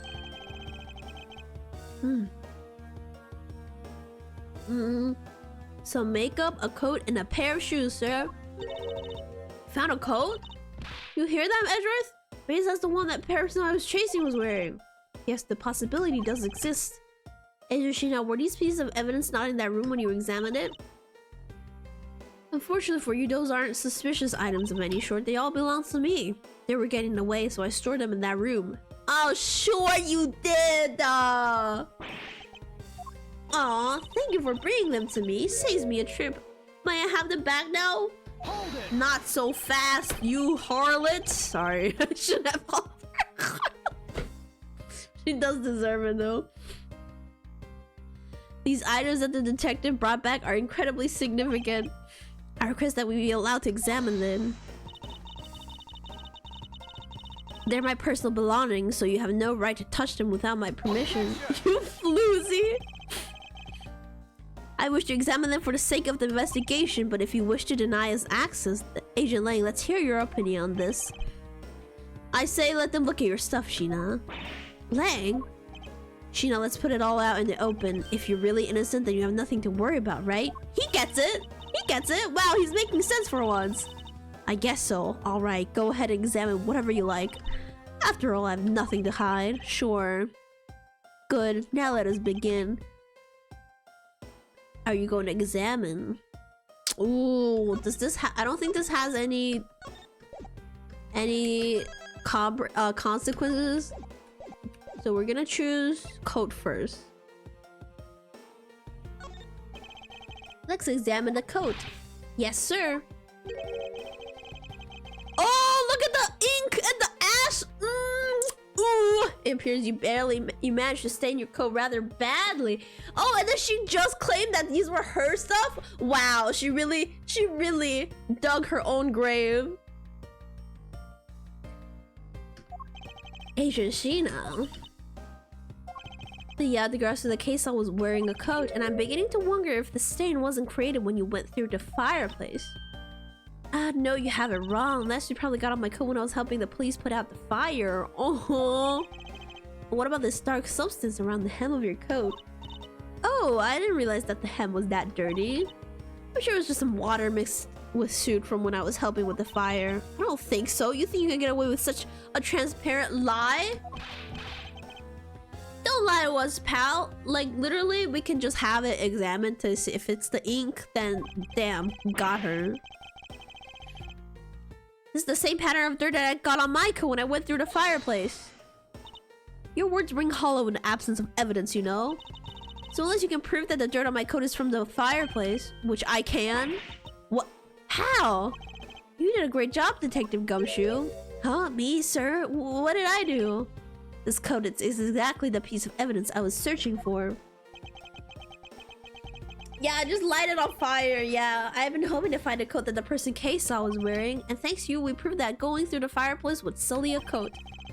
I don't quite got what you're saying, but I'm happy for the praise, sir. Oh, Gumshoe. Wow. All that remains is for us to show that a dark substance on a coat... what the... Oh, yeah. Oh, and you think you can do that? Of course I can. That's the fucking ink. Take that! Pavili's ink? Yes, this is what will prove that a coat went through that fireplace. According to Ambassador Paleno, he burned some files in the fireplace this morning. You told us that already, so I don't really see the point in mentioning again. My point is that he spilled some ink onto the back wall of the fireplace at the time as well. See what that means?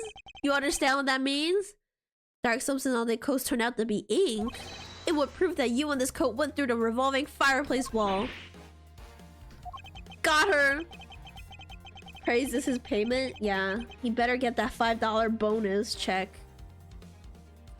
Sorry to have clipped one of your wings yet, Tagarasu, but we're not done yet.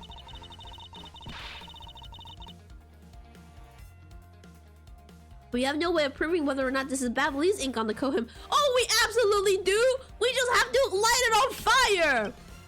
Oh, but I do, and I have to show that it is ink in a few seconds. How, you ask? Well, since you don't seem to know, allow me to show you. This is how I'll prove that the dark substance on the coat is Babylese ink. We're gonna fucking burn the coat, fellas. We can find out whether that is Babylese ink or not by lighting it on fire. That's how you're gonna prove that it's Babylese ink? Yes, if you could please cut a section of the dark stained area for me, I'd appreciate it. Because I will show you here and now what the dark substance is. Sheena, sorry to do this, but I'm gonna have to cut off a bit of your coat. Go ahead, I wasn't planning to wear it anymore anyways. Now then, if someone could loan me a lighter or something. Oh, I've got some matches. I always carry them with me so I can light smoke bombs. What are you, Katsura? Then if I could please have one, Kay, we can get this experiment underway. Wow, look at that! Wow, he did a magic trick. The flame. the same color as the flames wood crystal oil produces, which means Babyliss ink is a product of wood crystal oil, and when lit, the ink produces a green flame. Got her ass! I believe the time has come to clip the Yatagarazu's other wing. Miss Shina, you're the fake Yatagarazu, the one who killed my father! It's about time you came clean, Major Shina, or should I say, Callisto you! Hey, Mr. Prosecutor, you're not serious, are you? Do I look like the joke? Do I look like I make jokes? Callisto you, I've never heard that name before in my life. That manner of speaking, that attitude, you haven't changed a bit in 7 years. You're the defense attorney. Oh, I forgot she's a defense attorney. I forgot. I thought she was a prosecutor this entire time. You're the defense attorney that killed Mr. Faraday and then tried to frame me for it. Oh, really? And you have proof? Yes, we can just rip your wig off. Actually, I think she just dyed her hair. That's her real hair. You insist that I am this Callisto you woman, but you can't prove it. If you have no proof, then I'm afraid you won't be able to lay a single finger on me.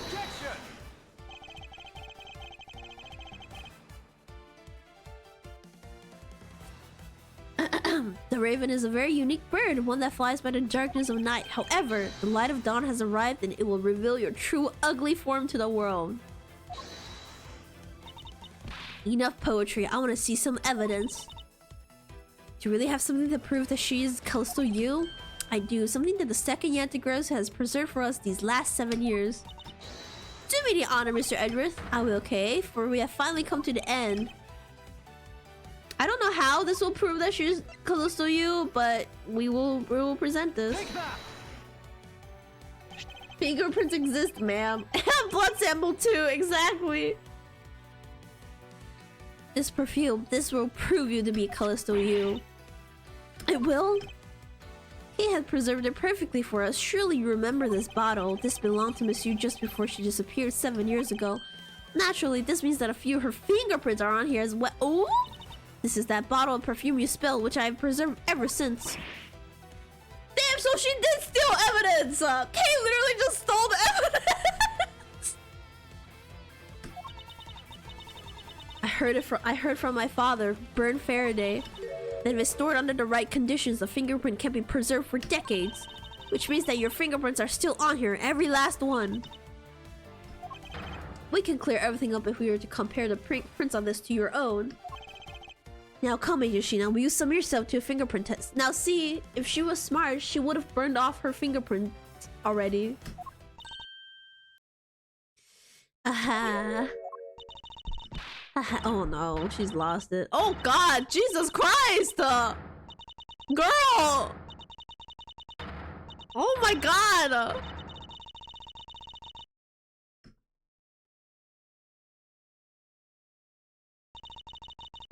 It looks like you've seen right through me yet again. You're setting the biggest chill down my spine, Edward.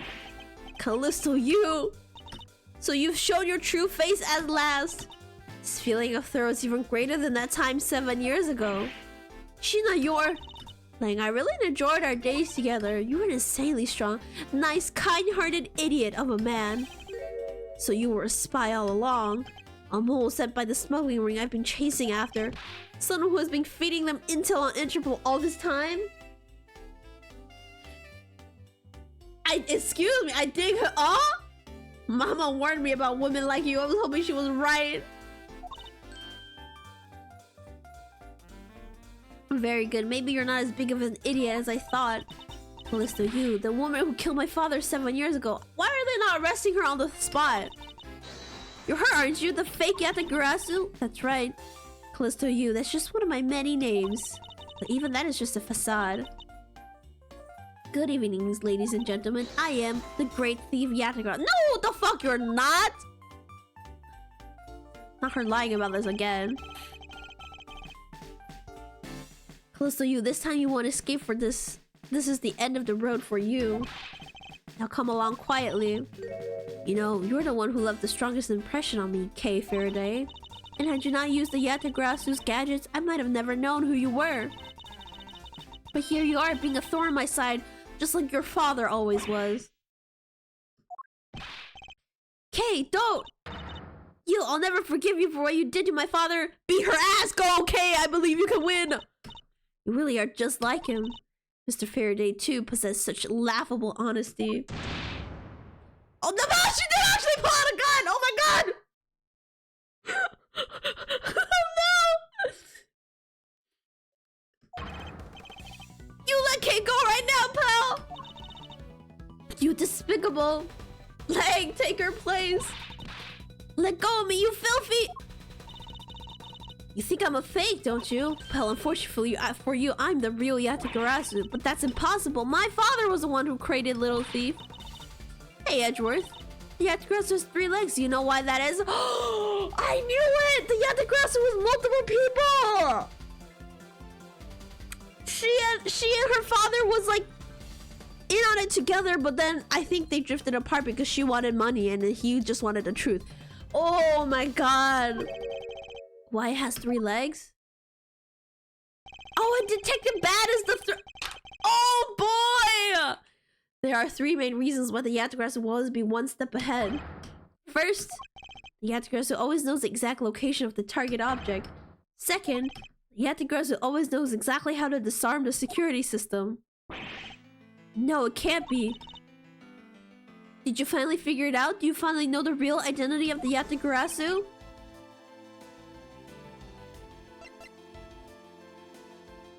It's all 3 of them. Oh my god.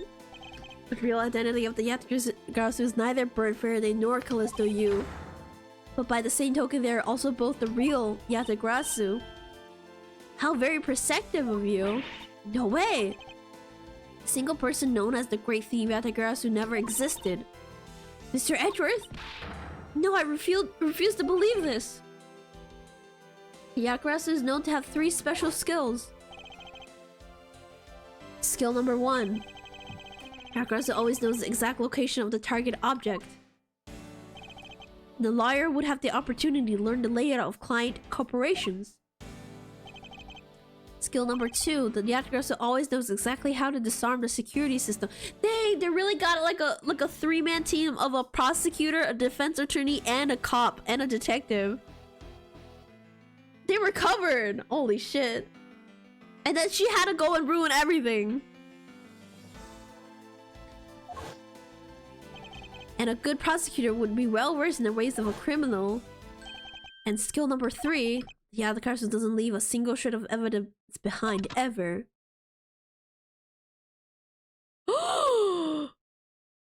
No! Detective Bad! It was only natural for the Yatagarasu to never leave evidence behind because the lead detective on the case hid it all away. You're the 3rd member of the Yatagarasu? We all knew this. I've been looking for you for a long time, 7 years, but I finally got you. Why, Mr. Bad? Long time no see. What happened to us? Oh, what happened to us? We used to be such a great team. If you were such a great team, then why did you kill my father 7 years ago? Why, indeed. It was nothing personal, really. He was just another person I had to kill. How can you say that?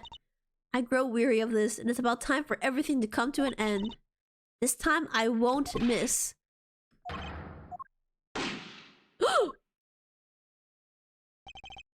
She just had a silly moment. It's over, Sheena. No! Your leg! He got shot! Agent Lang! You idiot, what were you thinking jumping in front of my gun like that? What are you risking your life for? I'm sorry, Detective Bad, but no matter what sort of past she may have had, or even if she's a spy, it doesn't change the fact that she's my subordinate. And as long as she is, I can't allow any harm to come to her, not even from you. What is your issue? Okay, you know what? Bad was trying to kill her, so maybe it was better if she doesn't die. You really are an idiot, you know that. That's fine with me. You should know by now this is just how I am. Hey, sis. Yes, I want you to conduct a full-body search. Sheena might have another weapon on her. Alright. Detective Umshu, your assistance, please. Sir! Watch her pull out like 5 other guns. Don't put a bullet in her head! No, she has to go to prison for the crime she did. She can't just die. Hey, I found something. What is this, sir? It looks like the blade of a knife, but it doesn't have a handle. It's a great find, detective. Oh, is this, sir? Oh, great. It's the missing knife. Take that! I believe this blade actually belongs with the handle that was on the murder weapon. Hey, they fit together perfectly. This blade must have been taken from the crime scene when the knife handles were switched. I'm going to return this Babbly's knife now. Alright, I trust that you'll make sure that it is returned to Ambassador Paleno. I believe this makes it perfectly clear who did it, Callisto you. But the only time the handles could have been switched is just after Mr. Coach's murder. Which means that you must be Mr. Coach's killer. Guys, do you realize there's so many evidence we haven't used yet? Like this, and this, and this, and this, and this. Like we haven't figured out what this is.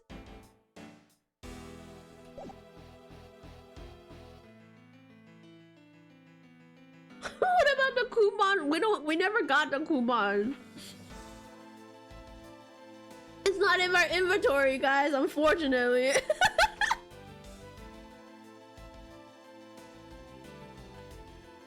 Which means that you must be Mr. Coach's killer. You killed Mr. Coach with the alabaster knife. Switched the handles and it took the original blade of the Babbly's knife with you. Later, you allowed yourself to be spotted by Kay near the open air stage. You used the fireplace to lose her, and then you went back to accuse her of the murder. Does that about sum it up? You crafted an engaging tale, Edgeworth, but there are two problems with it. Problems in what respect? What do you think my real reason was in allowing her to chase after me? It was also I could capture Kay Faraday. What? When I saw you using that device at Gatewaterland, I knew right away that you were Bern Faraday's daughter, or she wanted the device for herself. I became curious, so I researched a little into your background. That's how I found out that you were on the trail of the Yatagarasu. So that's why you tried to pin Mr. Coach's murder on me. Yes, I knew you would show up at this embassy tonight, so I thought to use you, but pinning the murder on you wasn't my only goal. You had another. Yes, once you under arrest, I plan to search you and take back the device that is rightfully belongs to me, the true Yatagarasu. That's a little presumptuous. I hate her. You're gonna take Little Thief away from me? 7 years ago, it was thanks to that device that Faraday was able to infiltrate this place. But he stole more than he should have. I had a tough time recovering that precious key. Then the person who stole the key was Mr. Faraday. That incident 7 years ago, what was the catalyst behind it? In the eyes of the smuggling ring, the Yatagarasu was becoming a bit of a problem. It wasn't an especially pleasant assignment. Then why? Why did you become a member of the Yatagarasu? Why? There is no why. I was destined to betray everyone from the very beginning. From the beginning, what is that supposed to mean? The person I take orders from hasn't changed, even now to this day. Oh no! Does it mean that the leader of the smuggling ring wasn't It's the fucking old man! When I say it's the old man! And the real ringleader is still out there pulling the strings? Are you done asking what you need to know? Because if so, we should probably get going. You're gonna tell me everything you did tonight, do you understand, Sheena? I guess I should tell you then that I was the one who set the Babbly's embassy on fire. And why did you do that? I suppose it was to destroy all evidence of the counterfeit bills. That was what the smuggling was trying to do, but then why start two fires? Sorry, but I can't tell you anything about the ring. It's your job to complete your investigation after all. I've had my fun, now it's your turn to enjoy the ride. Wait, yeah, I mean, Miss Sheena. Yes? When I fell to the floor earlier, these fell at my feet. What about them? They're such pretty hairstyles that I thought, well, I should return them to you. You can have them. They're no use to me anymore. If you don't want them, you can always just throw them away. No, I want to keep them. Oh, little ladybug! Can you not? Okay, hang on. I need to move this ladybug elsewhere. I'll be back.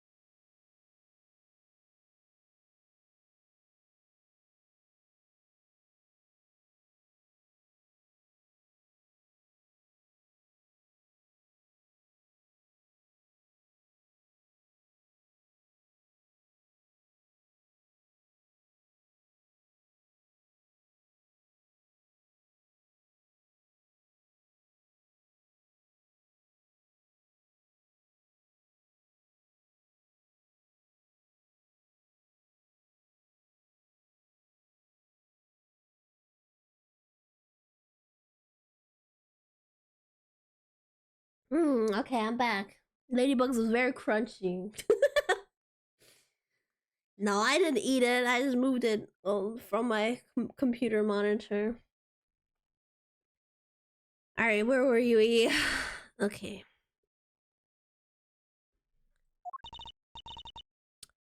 Suit yourself.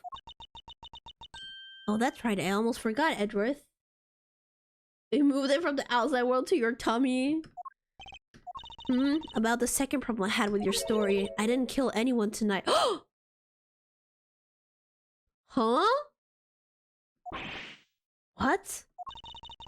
I'm not saying that as a sore loser. Think of it as a hint, if you will. Mr. Prosecutor. Yes, Agent Lang. Mark my words, I'm not done here, and I'll be back. And it's got nothing to do with duty or anything, but that has become my personal case. I may have been shot, but I'll show you just how dangerous a wounded wolf can be. His anger appears to have negated the sensation of pain in his injured leg. He's fine. Oh, he's actually going really slow. Finally overcame. He actually walked it off. Okay, the hair sticks we just got from Kay that he just gave to Kay. It absolutely has something to do with these.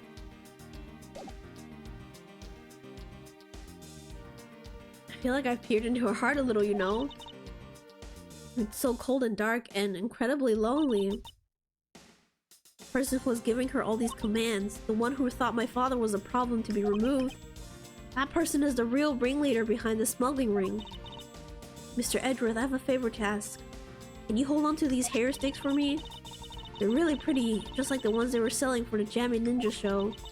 But until this case is over, I don't think I can look at them without being overcome. I understand, I'll take good care of them for you.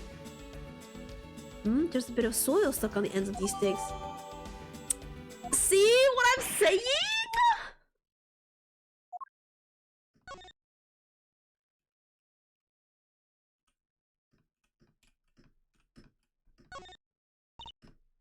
Hey, look at this. There's dirt on here. It's totally ruined the beauty of the hair sticks, I suppose. Why is there dirt stuck on a hair stick in the first place? That's because it was stuck in the ground. Design of these things are rather eccentric for hair sticks. Really? They're that strange, and what should we do with them? I have to say these are by far the most bizarre hair sticks I've ever seen. Something I've been meaning to ask. How exactly do you stick that hair stick of yours into your hair like that? That's a secret!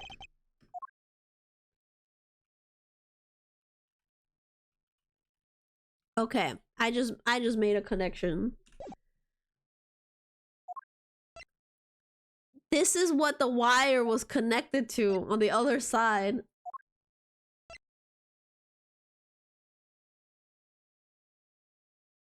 I think that's what it was.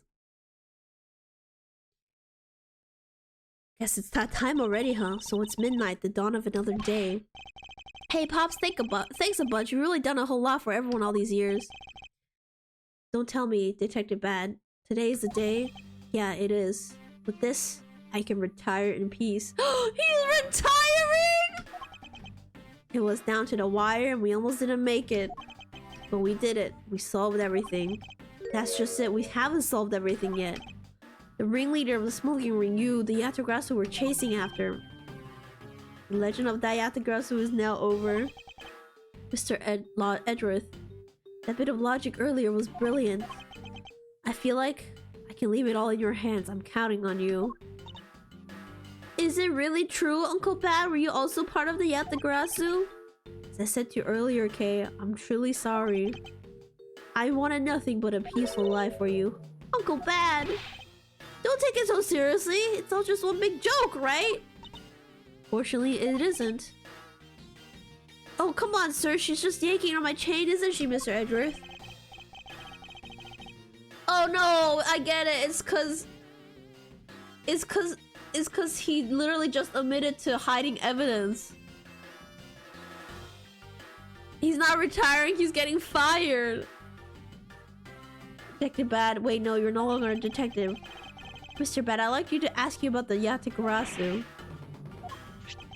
Mr. Edgeworth, here, I should give these back to you. These are the pages from my KGA case files that the Yatagrasu stole from my office. Wait, what? He's the one that held us at gunpoint? No!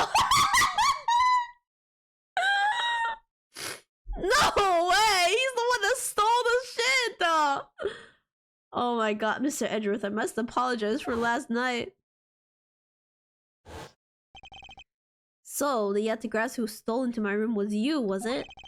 Wait, that means... what? Tell me it's not true! That's too insane for me to believe, sir! It's true, even if it's not something you want to hear. I keep forgetting all of this happened in a span of a few days. Yeah, it's been a wild, like, 4 days, I think. The KGA incident was a very emotionally trying case. We stood in that courtroom, Faraday as the prosecutor and I as the lead detective. Faraday had evidence in his possession that would prove the defendant guilty. However, because it was stolen, the defendant was found innocent. You was the elder sister of the victim in this case. When the defendant was pronounced not guilty, she let out a great wail. That's when we realized that there was a limit to what the law could do. The only way to bring someone like that to justice was to do so outside of the courts. What we thought at the time. That's how we formed the Yatagrasu, and vowed to bring to light any dirty dealings companies had with the ring. Including companies that dealt with the Amano group. Mr. Amano's conglomerate? We called ourselves the Yatagrasu and flexed our collective muscle. We exposed all sorts of shady dealings as a warning to the business world as a whole. By doing that, we were able to stop the higher-ups from cover things up. And then it was finally time. We had finally arrived at the moment when we find out the ringleader's true identity. It was then that you literally stabbed us in the heart. And Faraday, he died for it. But why? Wasn't she the sister of the victim in the KGA incident? After Faraday's death, I looked into her past. That's when I found out that she was a phony. The victim of the KGA incident, CCU. She never had us. Oh my god! So she was just pure evil. This bitch was just actually evil. What? Then that means Sheena wasn't the only fake name she used. Callisto Yu was also another pseudonym. From the very beginning, that woman was a spy sent by the smoking ring. She said it herself, I was destined to betray everyone from the very beginning. Anyways, let's return to the real topic at hand. Mr. Edric, this trump card that we snuck into the page of the case files, please use it wisely. Trump card? It's not too late to take her out. Honestly, yeah. That photo that we stuck on there, try peeling it off. Behind it slumbers a piece of evidence that Faraday hid away all those years ago. It's the mark of the Yatagrasu, but why? This is a directives card from the big boss. Take a look at the back. This was something Kochin had on him at the time of the KGA incident 10 years ago. That blood is from the victim of the incident, Miss CCU, but why is the card adorned with a mark of the Yatakurasu? The reason why we called ourselves the Yatakurasu was because of the three-legged raven mark that the smuggling ring's boss used. Apparently, orders from the boss would come on these cards without fail. The person who received the order was supposed to burn it immediately after reading it.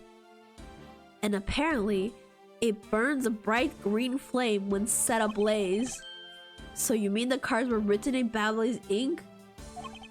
The fact that the card that Kochin was sent made it to Faraday's hand at all is nothing short of a miracle. We decided that whenever we stole anything, we would send a card along with it to the police. So that's what those white cards are.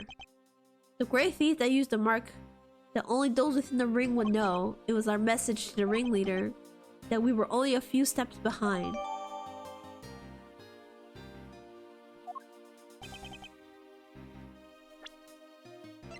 Oh my god. Doesn't tell us what we say, what it says. Okay. And one more thing, Detective Gumshoe. I'm entrusting this to you. What, your lollipop that you already had in your mouth? Oh, never mind. What is this, sir? This is what I was talking about earlier. During the KGD incident trial, Faraday had this in his possession. The same thought. This important, definitive piece of evidence. But I thought that was stolen. How do you have it? The person who stole it from us 10 years ago was a man by the name of Ernest Amano, and he had it locked and hidden away for all this time. But we forced him to tell us where it was finally after the other day's kidnapping case. This video.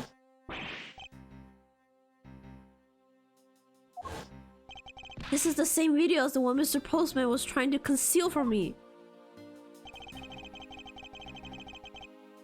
Yeah, it would seem that even he was caught up in the ring's web. Mr. Amano was praying to take on the boss someday. And the video was his insurance. That's where that prosecutor comes in. He was to retrieve the video. On top of that, he was apparently instructed to sneak into your office and steal the trump card. You saw it for yourself, right? The card that told him to preserve the evidence. Then that card was not the calling card of the Yatagrasu, but rather a directives card from the ringleader to Mr. Portsman. The two pieces together make for a strong weapon for whoever holds them. The evidence Mr. Portman thought to withhold from me, the one that you stole from my office last night, both pieces are legal, and for me to use either one is... Whether you use them or not is up to you, but they will be of help to you when you take on someone who is above the law. Is the boss one of those who cannot be brought to court that Mr. Faraday spoke of? Detective Bad. There's no limit to the law, for it is the people who determine the limits to them. You still insist that even now? You really are something else. I leave the rest in your hands. Now then, Detective Gumshoe, the handcuffs. Time to lock up the last remaining member of the Yatagrasu. He's not even... He's... Oh... Pops. Don't ever lose your detective spirit. Pops, why is this happening? This isn't justice. Like I always told you, do not get emotionally involved. Oh, too late for Gumshoe. Now let's go. Yes, sir! No! Okay, it's so sad! Look at her!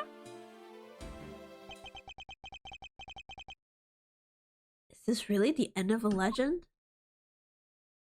Oh my god. Holy shit! Oh my god. Oh, thank you for the hydrate. Oh my goodness. Let me eat some strawberries before you... Oh, I think it's the old man. He's the ringleader. Because they said someone above the law and like the ambassador of a foreign embassy is pretty much above the law.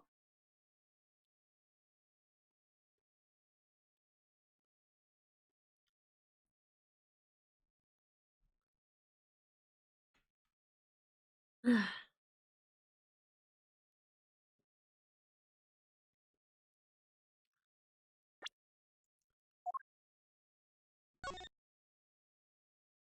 we watch this? Oh, I forgot there's bloodstains on it.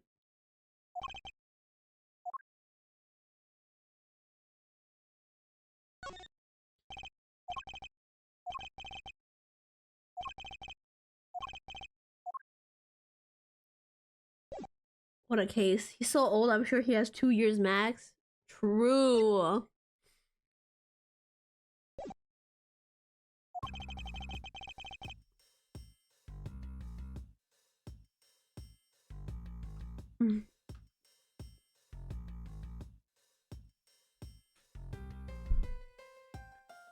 So now we know who the Yathagasu really was, and yet there remains so much to the case that needs to be resolved. Like how the weapons cross country lines, for example. Do countries have incredibly strict security systems and entry procedures? Hang on a second. This is how they pass shit over. It's through the wire.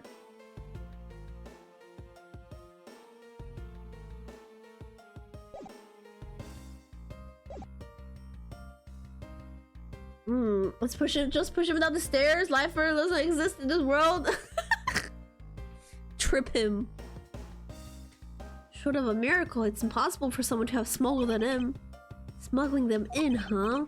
We need to open a new line of investigation on this justice aspect alone. Before we do, I would like to go through my evidence one more time. Okay, we got rid of some unnecessary stuff. Let's see how much we got rid of.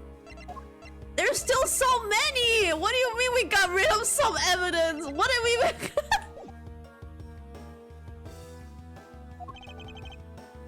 We can watch the tape. This piece of evidence from the KGA incident hidden from sight for 10 long years. I should know that this is related to the current case somehow. The Tekopshi could please play the tape for us? The whole evidence is necessary, apparently.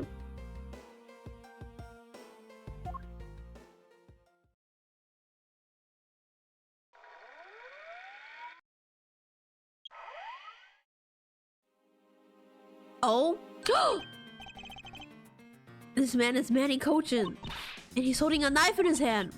This looks like footage from a security camera at the entrance of an apartment building. Apartment building? How do you figure that? Unlike you actually read the summary file on the KG8 incident. The crime scene was the victim's own apartment. So this footage was shot at the entrance to the victim's own apartment building. At the trial, Mr. Faraday claimed that this piece of footage existed, however no one could find it. Yet somehow someone was able to steal it and hide it through Ernest Amano. I can see how this would have been a definitive piece and why someone would want to hide it.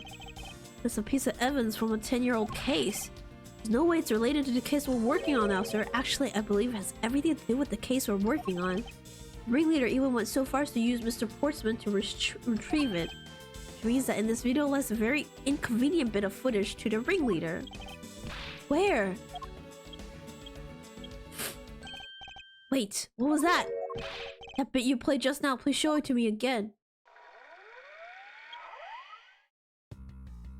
Dude, that's the old man! That's the old man! This card is something we cannot overlook. What is that, sir? Look here, Detective Gumshoe.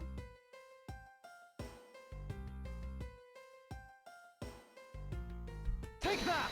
Zoom enhance! This is the national flag of the Principality of Cordopia. And because it has the national flag on it, we know this to be an official government car. And the question we should be asking ourselves is, what was a government car doing there? Oh, he's aged so horribly in 10 years.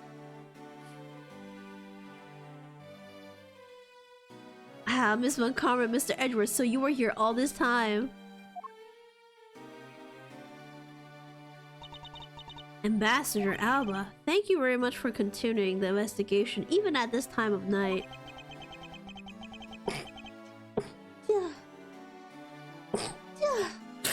Holy shit, I forgot to mute all 3 of those. Holy Ah. Ah. Damn it, it's cause if I mute, I have to switch back to OBS and it's so much work. God damn it. Fine. You guys get those for free. If only I was even a tiny bit more careful, this tragedy would never have happened. I'm truly sorry. Do you guys think he's faking being old? What if he doesn't even need the staff?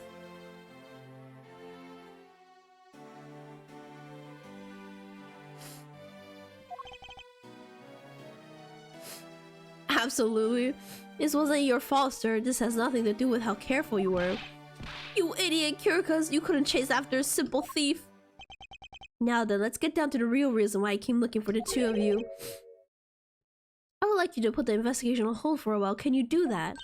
Excuse me?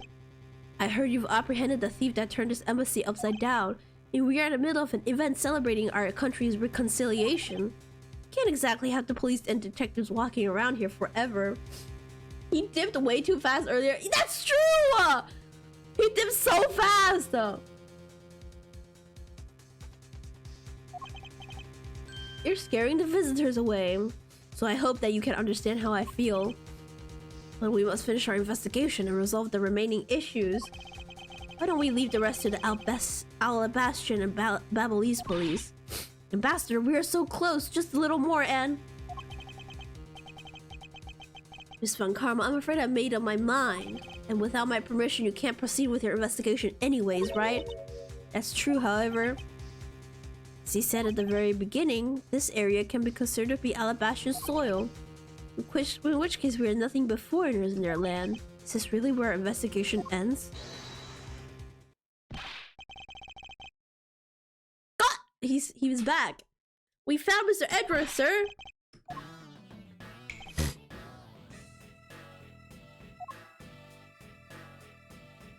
His legs are fine? Patient Lang, you're back on the scene?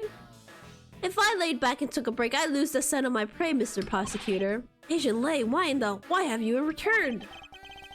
Because I have to solve this case no matter what. I'm gonna start biting his legs. He's gonna start chasing his imaginary tail. Well, I'm sorry to inform you.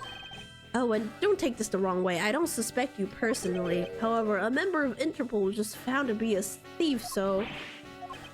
Under these circumstances, I wish to put your investigation on hold. After all, I believe our own police can handle things from here. They are quite capable. I doubt that. This radar investigation really will come to a close. Ambassador Alba, I get it now. I really do. Oh, I'm really glad you understand. No, not that. What I was talking about is... I know who the killer is behind tonight's murder. You know? The killer? Do you really mean that, Angelang? Wolves don't lie.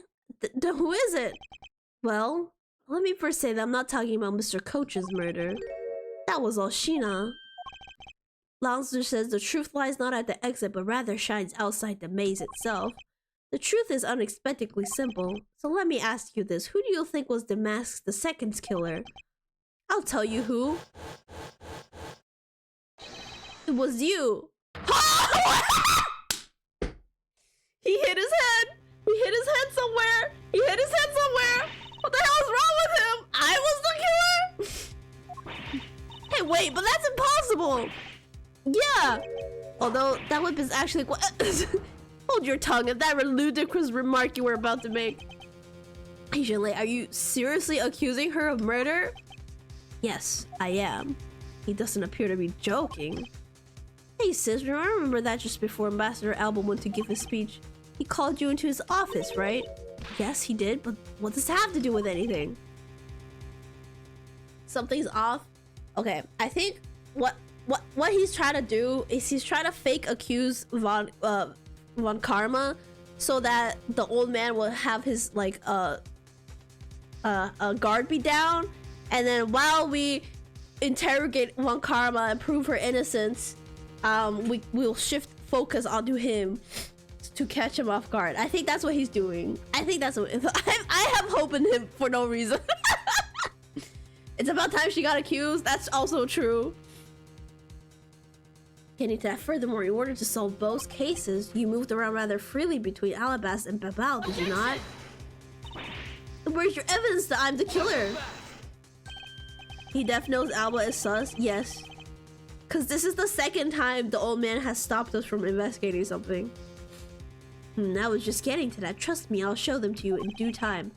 Ambassador Alba, in order for me to bring this case to a close, I'll need to inspect your office one more time. Will you grant me permission? With things as they are, I suppose I don't have much of a choice, do I? Good, then let's move out. Oh, and don't even think about running away, sis. My pack will be keeping a close eye on you so you can bet your bottom dollar on that. As if I would have any reason to flee. But just so we're clear, your logic had better be sound. Because I'll accept nothing short of a perfect explanation. You seem rather upset, not that I blame her. I expected that you'd accept no less. Will we see how long you can keep that nose of yours stuck up in the air like that? Hold it! Agent Lang, as someone related to tonight's case, I request that you allow me to take part, and so that I may clean up my superior's mess. I guess I should. The more the merrier, especially when it's the peanut gallery. Oh, in that case, I want to join in too. Haven't seen what it looks like in Alabast yet. If you let Kate in, then you gotta let me in too, pal. These two are just here for fun. I can't sit around and do nothing when Miss Von Karma's in trouble. Hey, Gummy, let's have a competition to see who can save her first, okay? Okay, I'll take you up on that. I'm fired up and raring to go. As a detective, I don't believe this is something you're supposed to be excited over. Sounds like this is gonna get real interesting. Ambassador Alba, I'll be bringing these kids along for the ride. Very well. But I'd like you to keep in mind that this will be your last chance. I'll have this whole mess cleaned up before you know it. Now let's go. Kids plural. Wait a second.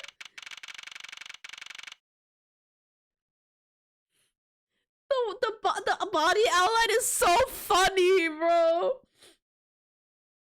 Do these people not sleep? Apparently not.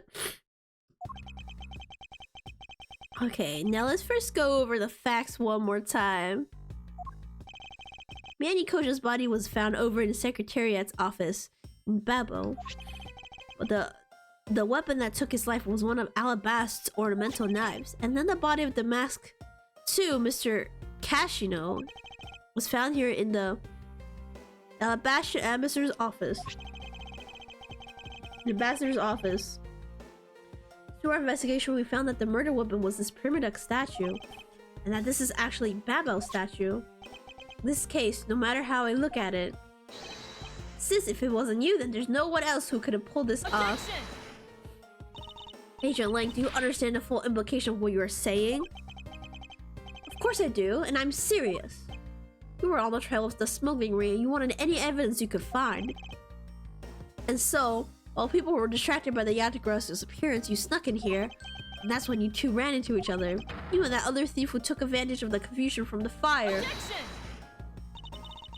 Even all that were true, how do you explain the movement of the weapons? Don't worry, I plan to show that you're the culprit behind that too. It's the way she has no motive to murder him. This is gonna be like Leita versus Ace Attorney going to but actually working together. I mean, they do that at the end, at the final case of every single Ace Attorney game. First game, Edgeworth and Phoenix work together. Second game, like, you get what I mean. Yeah, this is pretty common. That kind of free rate. Oh well. Look, sis, I thought I already told you I'm not messing around here. Do they kiss afterwards? No, but they did the unnecessary feelings thing. This which technically is like a kiss. This case isn't directly tied to the smuggling ring, but Shina certainly is tied to the smuggling ring. It's right in saying that she's a member of the smuggling ring. However, the connection between this case and the ring did not be deeper than what any of us could imagine.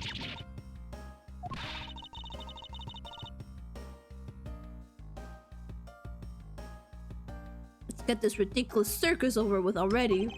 A bunch of clowns you are. Francisca, you need to calm down. Because you only know the facts of the Alabastian side of the case. I don't believe you can see the case as a whole and therefore solve it. What? Don't worry, I'm taking this seriously as well and I will prove your innocence. That's the only way to be, Mr. Prosecutor. But can you come up with anything else that can top my hypothesis? Of course, your explanation has to solve the mystery of the moving weapons as well. Of course, and I will. Now let us delve into the truth behind the murder of the mask. You do understand, don't you, Miles Edgeworth? This isn't just a confrontation against Agent Lang. If you can't figure out how the murder of the mask is related to the smuggling ring, then it will mean the end of our investigation. As long as I have no good counter-arguments to his hypothesis, then the best I can do is walk this thin tightrope and see what I can do. Thin tightrope? The wire? They're foreshadowing. Come on, Mr. Prosecutor, let's get started. Yes, let's. Border crossing weapons. Alright, we're gonna start with that. Alright, let me drink some water before.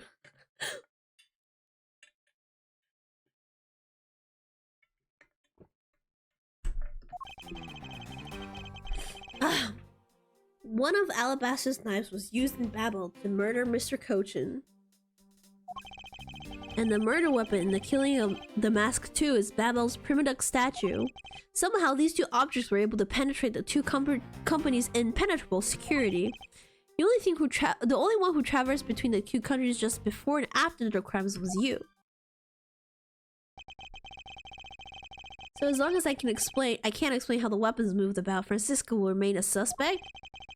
You got it, Mr. Prosecutor, so why don't you stop giving me a hard time? Under these circumstances, who the heck can carry a weapon across country lines? I've worked through every possibility, but there's only one that's possible, your boss. Agent Lang, what I've learned from you just now is that you've lost sight of yourself. What are you talking about? You've let yourself go, you fell off. By focusing too intently on which is in front of us, we've become blind to the truth. Don't tell me, Lang's never said anything to that effect. You prosecutor? Who do you think you are, speaking about Lao Tzu's proverbs like that?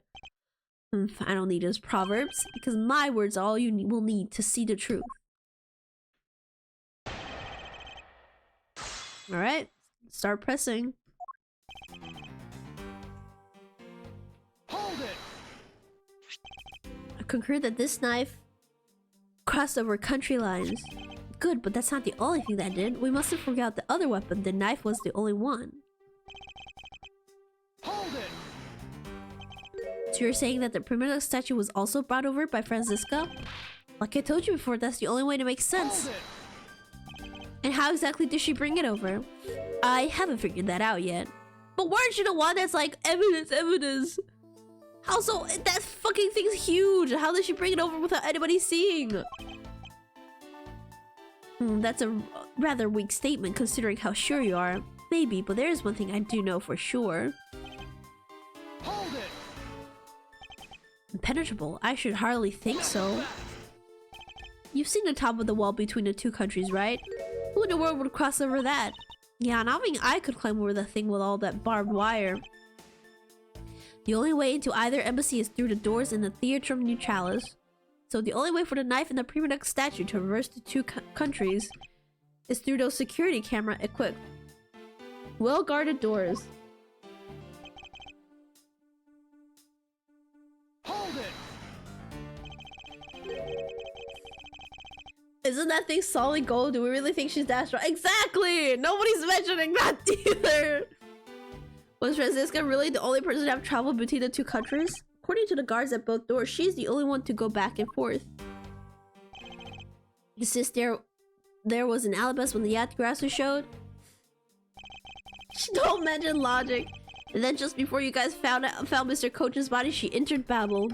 I think we can assume that that's when she brought the knife into Babel. And how do you explain the Primiduc statue? I haven't quite figured that out yet. However, the fact that the two weapons crossed the border proves that the killer must have also traveled across the country lines. The only things to cross the borders are the Primiduc statue and the knife? I should hardly think that those are the only two items, Agent Lang.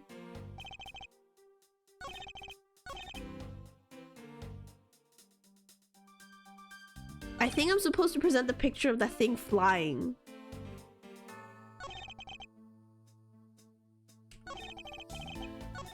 At this statement.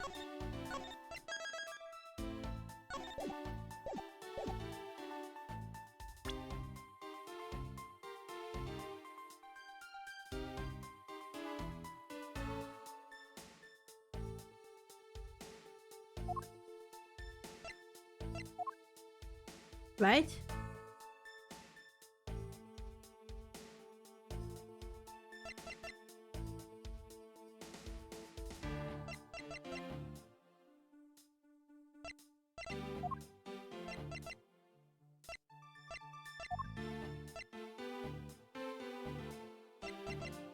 Objection!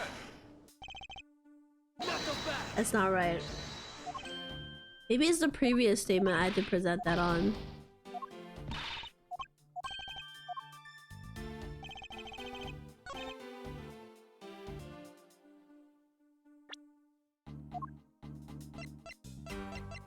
Because this proved that it's not impenetrable, right? Objection! No? Let me fucking reload, bro. Embarrassing. I think I'm getting ahead of myself. Let me start to think. The only one who traversed the two countries just before and after crime was you. Wait, didn't the doesn't the Seal Samurai travel? God, we have to bring Larry into this conversation again?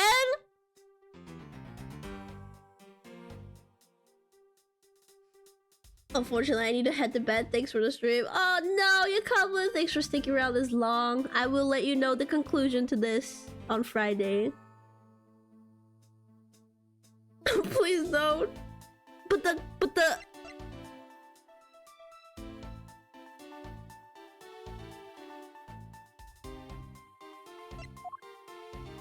only other person.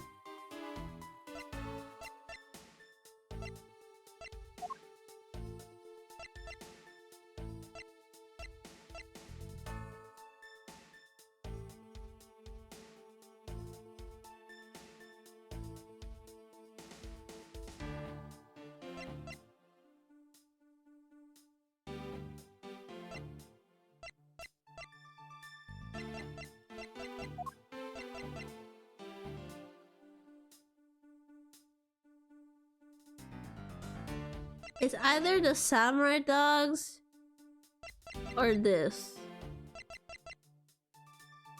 Objection! Nope, it's not that one.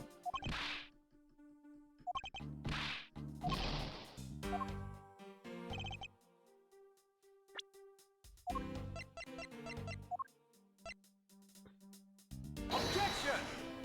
Nope.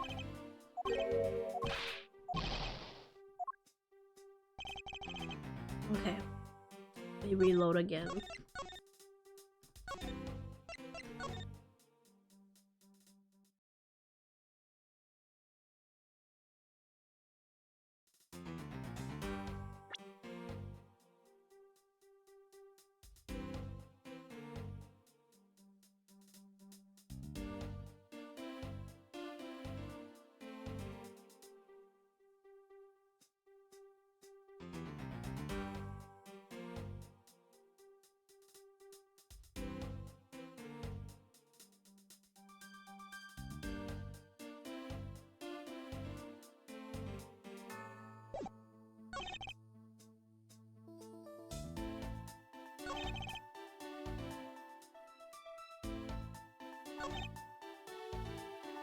The first two statements, there's nothing wrong with it. It's just facts.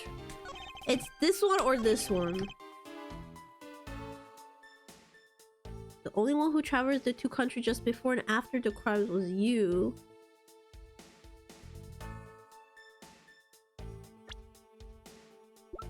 Wait, are we supposed to present a profile? Hang on. What if we present...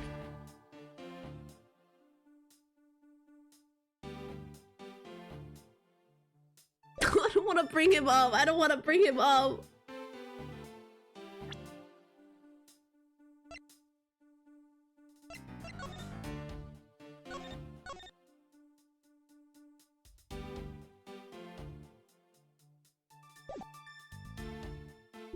Oh, it doesn't let us prevent pro- oh, yeah, you're right, I forgot.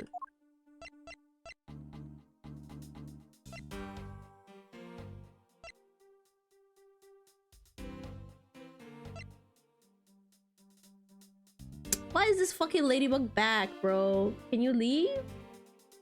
Ah, he fell! Fucking dumbass.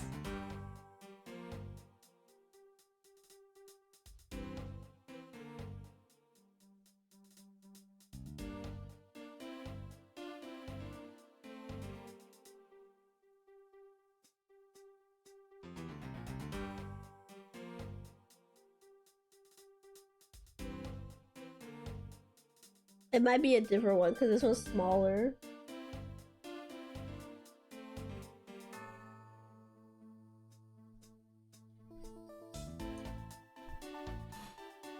It's not leaving. Hang on.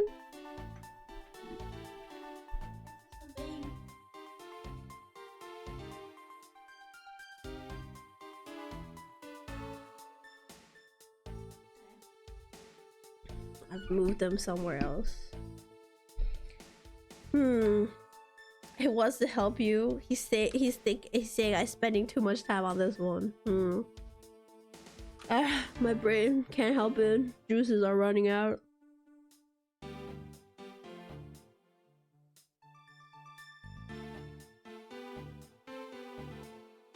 Tell them no backseating.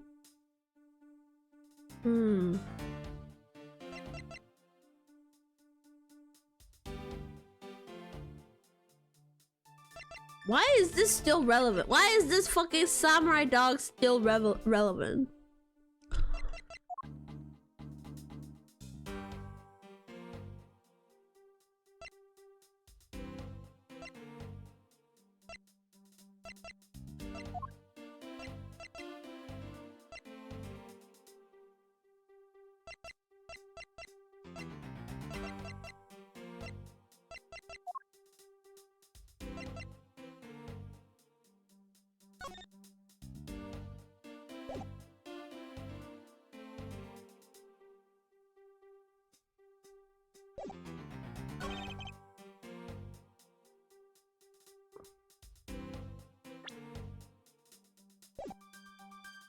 Let me press on this again.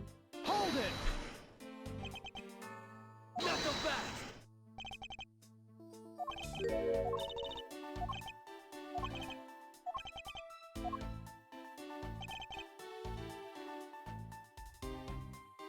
I think it is his last statement. Did the thief cross to the other side too? I was thinking...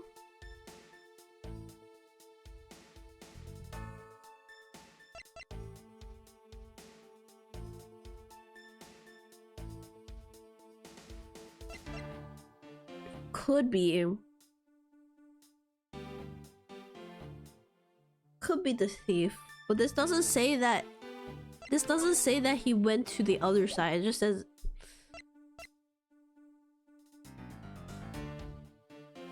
Because how did they move the statue? They moved the statue through the wire. This is the statue moving.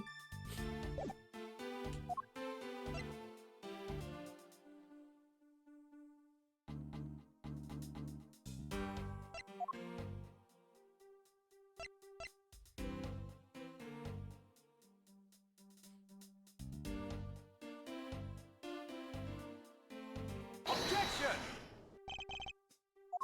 Yeah, it's not the thief.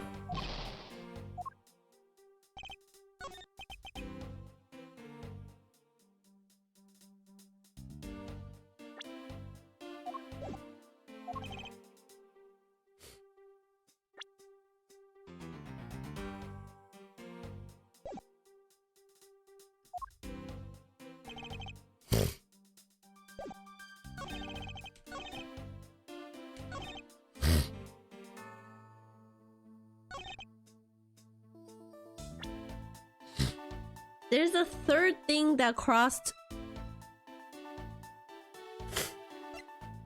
I don't know which one it is.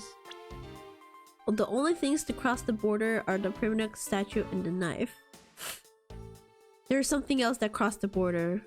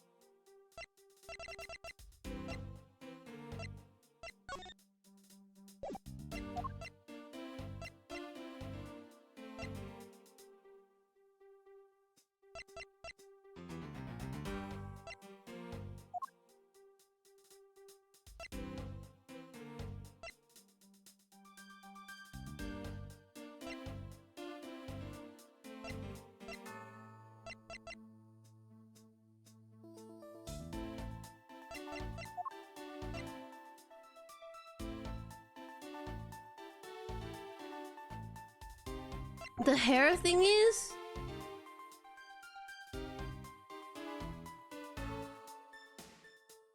How? Cause Callisto, you gave them to Kay, to us. We didn't find them.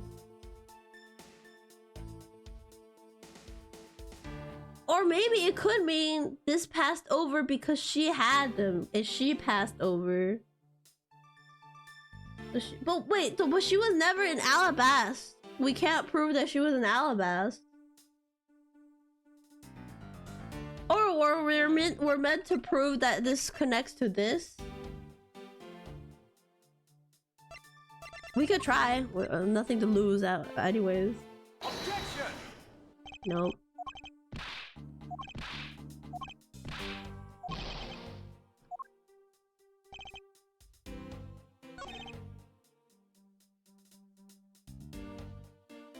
Let's try presenting it on this statement.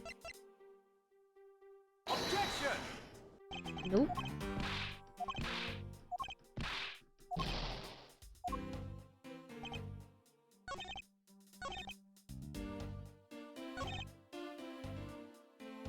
Hold it!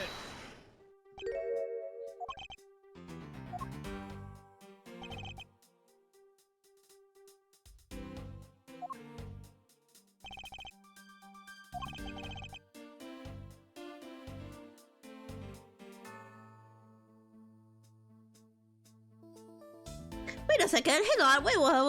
And then she was just...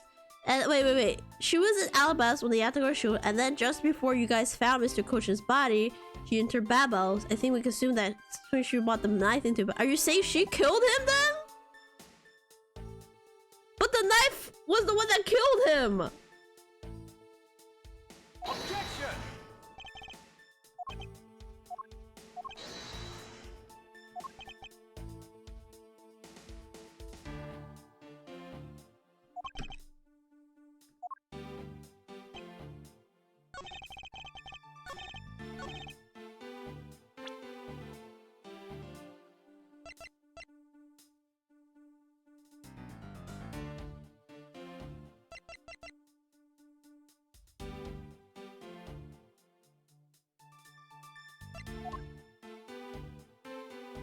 Cause like, he's saying that right before we found the body, that's when she brought the knife over. But the body was killed by the knife, so the knife was already there. Wait.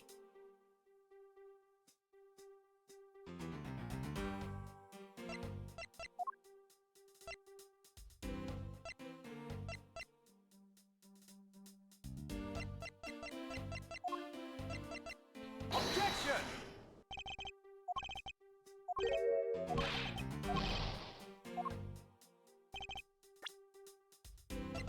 Objection!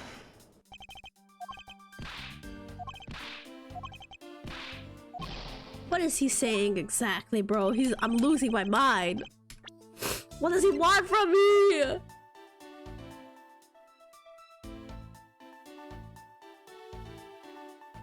Oh wait, is he saying?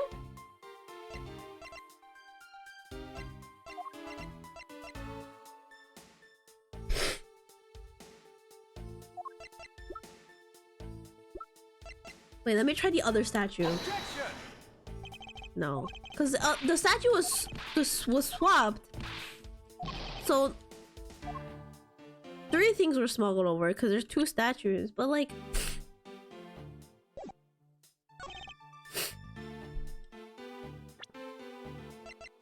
Objection! That was it! There's actually no way! Holy shit, bro!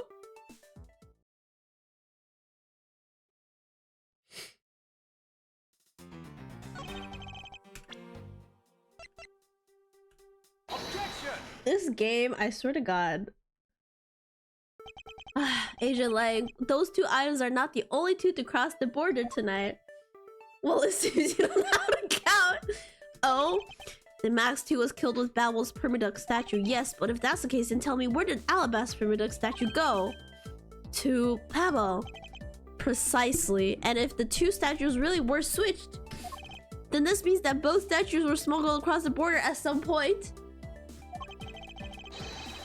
Which means that a total of 3 items were smuggled across the embassies. I guess so, but you know what? It doesn't matter the number of items, only that the sister's the one who could have done it. Because the only person who back and forth is her. Is it really true? Was there no one else who traveled between the two countries? Actually, there was definitely another person. One who... Yes, exactly. The picture. Objection! Is that really so, Agent Lang? What a lousy time to try bluff your way out of this. I checked out what the guard said along with the security camera's footage. You're not going to overturn my hypothesis on that. Suppose there was some other way other than through the theater doors. What other way?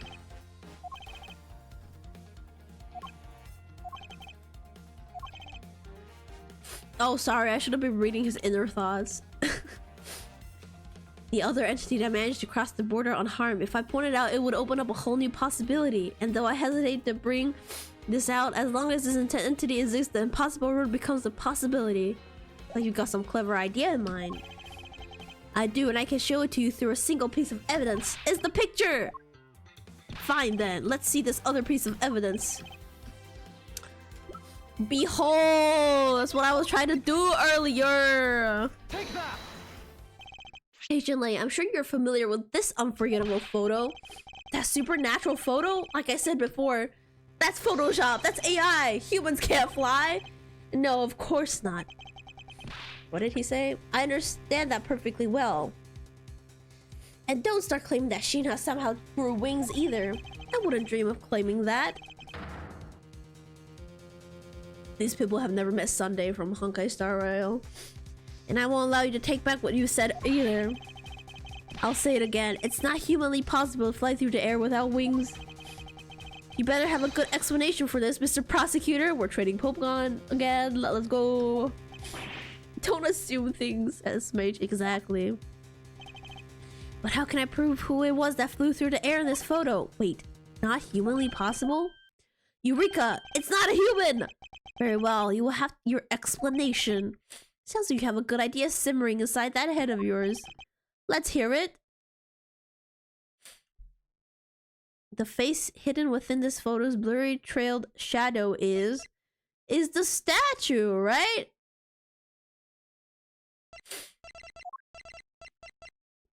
Take that!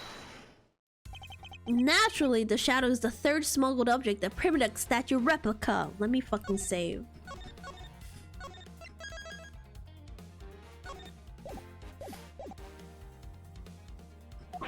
You can't be serious. The Yatagarasu, or rather Callisto Yu, dressed as Aizen Shina, was inside Babel. She dressed the replica statue up in clothes and launched it through the air. Mr. Prosecutor, you left out a very crucial bit in your explanation. I know I did. She launched it through the air? And how exactly did she do that? He's literally baring his fangs at me. Are you into that, Edgeworth? But he has a point. How exactly did it move through the air like that? With her buff arm, she threw it like a baseball. As long as this remains unsolved, we won't be able to move any closer to the truth. Which reminds me, didn't he say this earlier? Oh. I remember that just before Ambassador Alba went to give a speech, he called you into his office, right? So just before the murder, Francisca was called here, right into this very room. If that's the case, then that may be another avenue I can pursue. What? Oh. In order for me to answer that question, I will need to hear testimony from Miss Von Karma. Oh, what are you up to now, pretty boy? Why is he calling him pretty boy? Earlier you mentioned something of interest to me. You said that just before the murder occurred, Miss Von Karma had been called into this room because Ambassador Alba had called for her. Subler, exactly. And for that reason alone, you believe her to be the killer? Yeah, I guess I did something like that. In that case, I believe it is my duty to ask her what her side of the story is. Do you really think a criminal would tell us the honest truth? Well, I mean, if she's not telling the truth, then clearly I'm gonna press her. That's my job. As I said numerous times, there's absolutely no proof that I'm the killer. Miles Edgeworth, don't tell me you suspect me too. I don't. However, I can't ignore the fact that you were in this room at one point in time, which is why I would like to hear about it from you. Francisca, I feel that I still don't have enough information, which is why your testimony is incredibly important to the outcome of this case. Alright, so what would you like me to talk about? I'd like you to go please testify to your movements up until you came in this room. Alright, let's try this your way for a change, but if what she has to say turns out to be a waste of time, I'll place her under arrest faster than you can howl no. As you wish.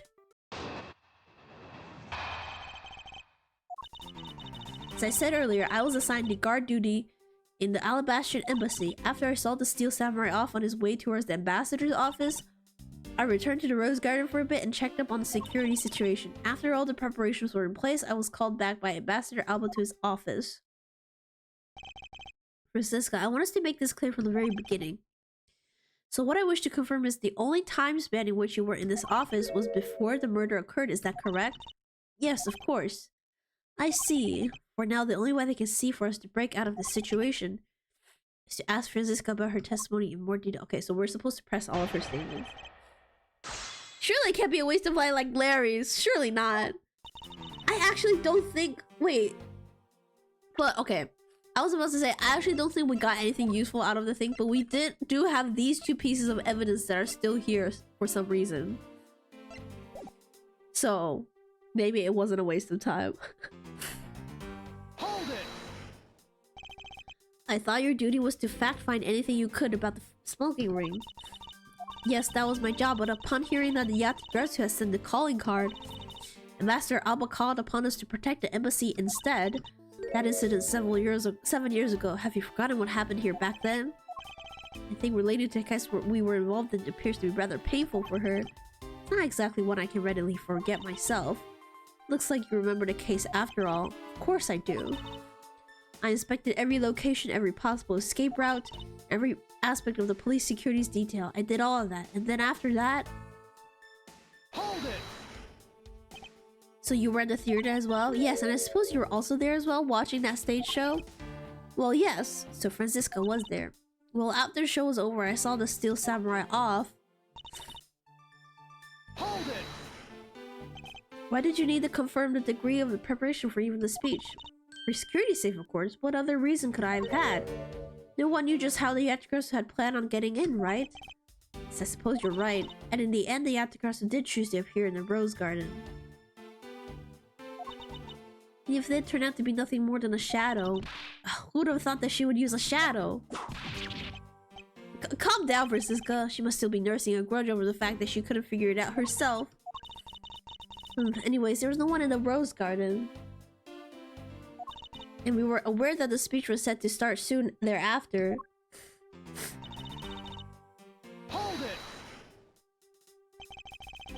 At that time, the masked two's bodies had not yet been found in this room. Is that correct? That's right. But Ambassador Alba was here. One could hardly miss his rather large presence. A criminal will say anything to get out of getting arrested. How do you know you're not lying? Well, if you need proof, I'd be happy to oblige you. Seriously? Like I keep telling you, when I arrived here at the office, Ambassador Alba was already here. He was standing with the flower box on the windowsill watering his plants. Oh, I can attest to that. I remember speaking with the lovely lady around that time here in my office. Alright then, add that statement to your testimony and let's hear some details. So Ambassador Alba was in this room at the time, was he? Hold it! For the sake of being thorough, I'd like to ask you something. How did you know that Ambassador Alba was watering his plants at the windowsill? What do you mean by that? The entrance to his room is on this side, however the window is on the opposite side. If what you say is true, then you would have entered his room, his body would have been like a wall. He would have been blocking your view of what he was doing, isn't that correct? I suppose it was a bit hard to see around him, but fortunately for me, Ambassador Alba is not an immovable wall. I knocked before I entered, and as I did, he turned around to greet me, with a watering can in his hand. It's only natural to believe that he was watering his plants, right? I suppose. After his greeting, we spent a little time talking about his flowers. He had planted them himself and is growing them with the utmost care, you know. Yes. The plants in this room, they are all like my children. Passion flowers in this flower box on the window start growing beautifully too. All 4 of them. We got it. We got it. We got it. We got it. We got it. There's only 2. Mr. Makara, what did you say just now? I said that the flowers are growing beautifully. What about that statement do you not understand? What do I not understand? I do not understand why a certain thing is the way it is. I'd like for you to append that statement to your testimony. Woo! We got it. It's 4 large... There we go. Oh, well, you must hate your children. Yeah.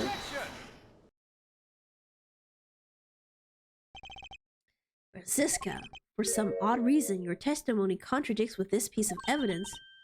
It does appear that way. I knew it. You know we couldn't trust your words. Mr. Edgeworth, what are you doing discrediting Miss Von Karma like this? Yeah, sir. Keep this up, she's gonna get taken away. Oh. All I've done is state what I saw. I've not made a single mistake in my testimony, and for this, I still under suspicion of murder. Is the number of flowers really all that important at this juncture, Miles? These dudes, I swear, I know. they don't think ahead at all. At the very least, it is a contradiction in this enigmatic case, one that I find hard to dismiss as irrelevant. You mentioned there were 4 petals, there are only 4.5. You must be lying. And they didn't like they just never considered that. Oh, maybe somebody took half a pebble or something. Okay, then let's hear, Mr. Prosecutor. What does the number of flowers have to do with anything? What does it prove? I believe the answer to that would become clear if we were to examine that flower box. When did this contradiction come about? There must be something behind this discrepancy. If they're my beloved flowers, I've grown them with utmost care. So I ask you, please be gentle with them as you examine them, Mr. Edgeworth.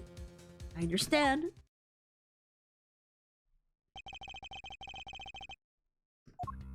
Time to see all the nook and crannies.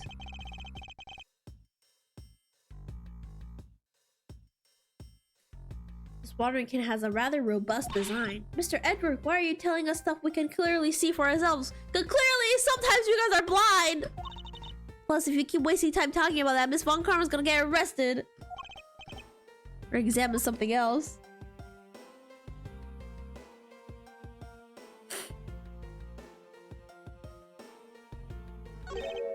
This patch of soil looks as though it has something removed from it. What a lovely view, yeah. What are you doing, Mr. Prosecutor? Why'd you clam up all of a sudden? I'm still here waiting for an explanation, you know. Did you know, Agent Lang, flowers are best appreciated in silence? Edward literally just said, shut the fuck up. It's like 2 things were pulled out from his flower box. The names of these flowers, I believe they're called passion flowers. Despite being called flowers, they're actually a species of vine. They appear to be growing well and are well supported by these plant supports. Yeah, but no matter how I look at it, it looks like there are only 2 here to me. You realize, don't you, sis? Your little lie has failed you. Miles Edgeworth, hurry up and shut this man up for me already. I suppose I'll need to use the show number, won't I? Do I show evidence? I'm not sure. I think I do. Oh yeah, kiss him to shut him up! I think we should make out.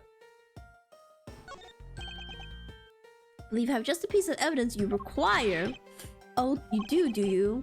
You have such confidence in the face of your current plight. Highly doubt it will last until the end. You howl like a wolf, Agent Lang, but we'll see if you had any bite to back up that bark after you see the evidence. It's these sticks, right? Take that! Sheena, who was supposedly imbabbled the entire time, had these hair sticks on her. That looks exactly like the plant supports in this flower box. In other words, I believe it can be said that these hair sticks are in actuality support sticks for the passion flowers.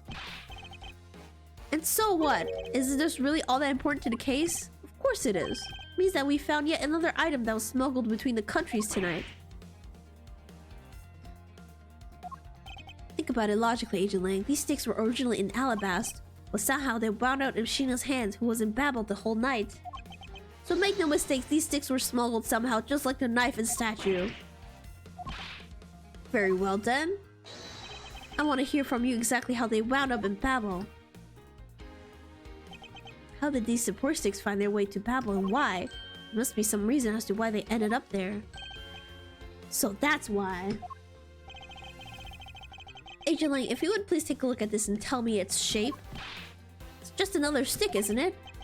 So it is, but the shape of the support stick is what's important. When they are used with something in this room, that's when it all comes together. Huh? Object that completes the picture. Wait. What is he talking about?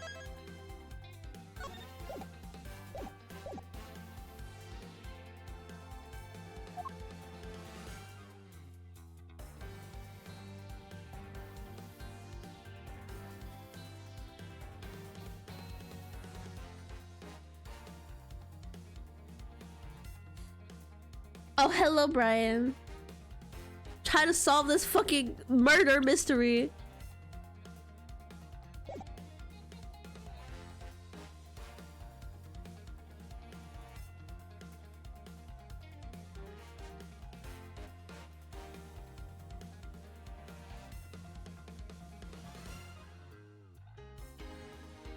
Eureka! Oh, I didn't mean to press.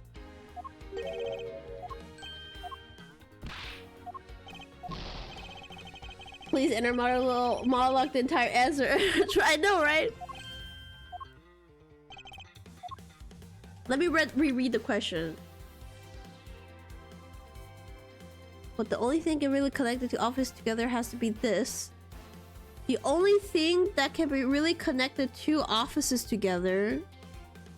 It's the ceiling fan. Eureka! Nope.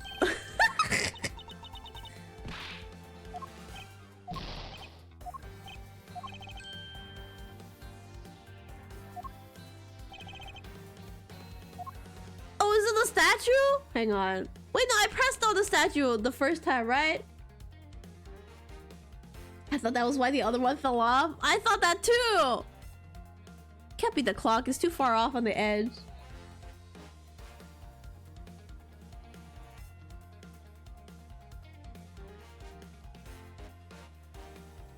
The knife? It can't be the spear. Cannot be the spear. Eureka!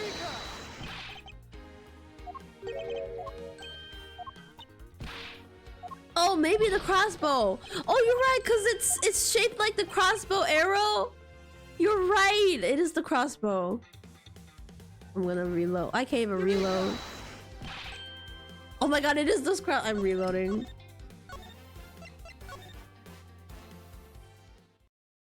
It's so smart. Oh yeah, they shot this thing over with the wire, and that's how they transported this. Oh my god, this all makes sense. Eureka! That's a crossbow. Wait, you're not really suggesting? I am. These hair stickers, rather plant support sticks. They make for perfect arrows. I've done it. I found the common thread that connects the two offices, but this thread has yet to be completely untangled. Even using the arrows, how does it explain how the statues were transported? Furthermore, who could have been who fired these sticks as arrows? There must be a common thread that ties all of these things together. It's literally wire. Mr. Prosecutor, hold up a second. You do realize what happens when you tie a statue to an arrow, right? They don't fly at all. Oh, here we go, round 2. So Babel's statue was draped in the Yatagara's clothes and shot over there. And if you fire the arrows from this side, they wouldn't go that far with a statue tied to them. I don't think I need to tell you that the primitive statue didn't sprout wings. You're a realist after all, aren't you? Use the fan to pull it over? I think they made like a pulley system. Original statues didn't sprout wings? Of course they didn't. Glad you understand. I feel much better already. I was afraid for a second that you were unaware of that crucial fact. It's only crucial because you're under the belief that wings are necessary to this equation. What?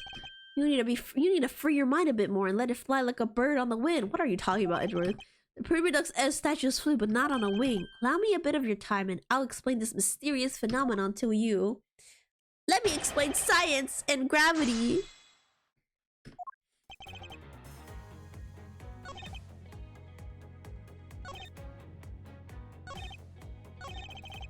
Don't know which statement I need to press on, but maybe it's all of them works. Let me press on. That incredible scene just happened to have been caught on film, resulting in this photo. And what an incredible scene it was. This photo came by a freelance photojournalist, right? Yes, so I hear. Not every photojournalist is known to be honest, right?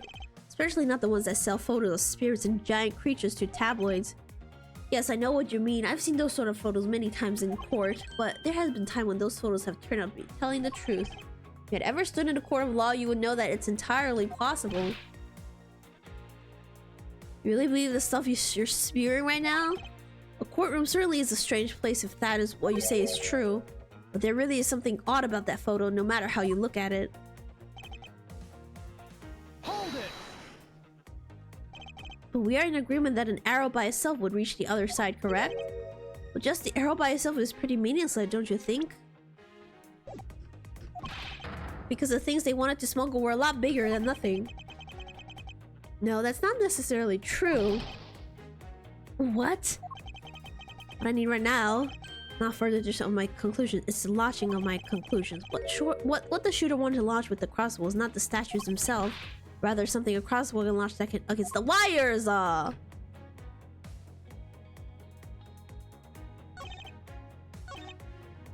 it's this one, but I'm gonna save because there was a lot of dialogue.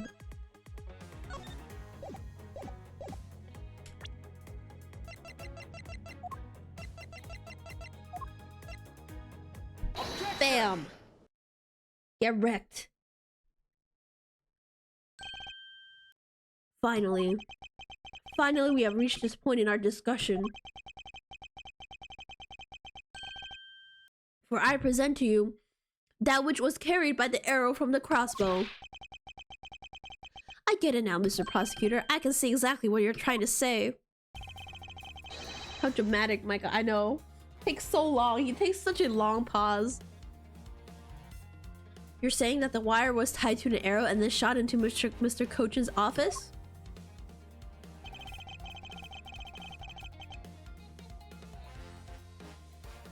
All the way from the 5th floor of the Alabastian Embassy down to the 3rd floor of the Babalese Embassy.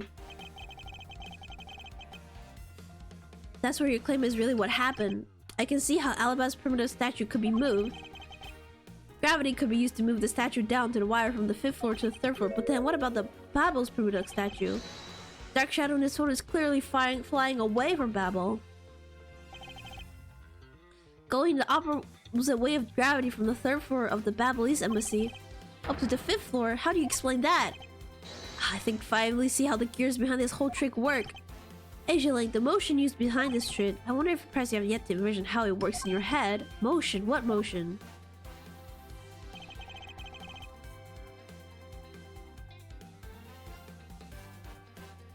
What is this, a fucking physics quiz? What are they talking about?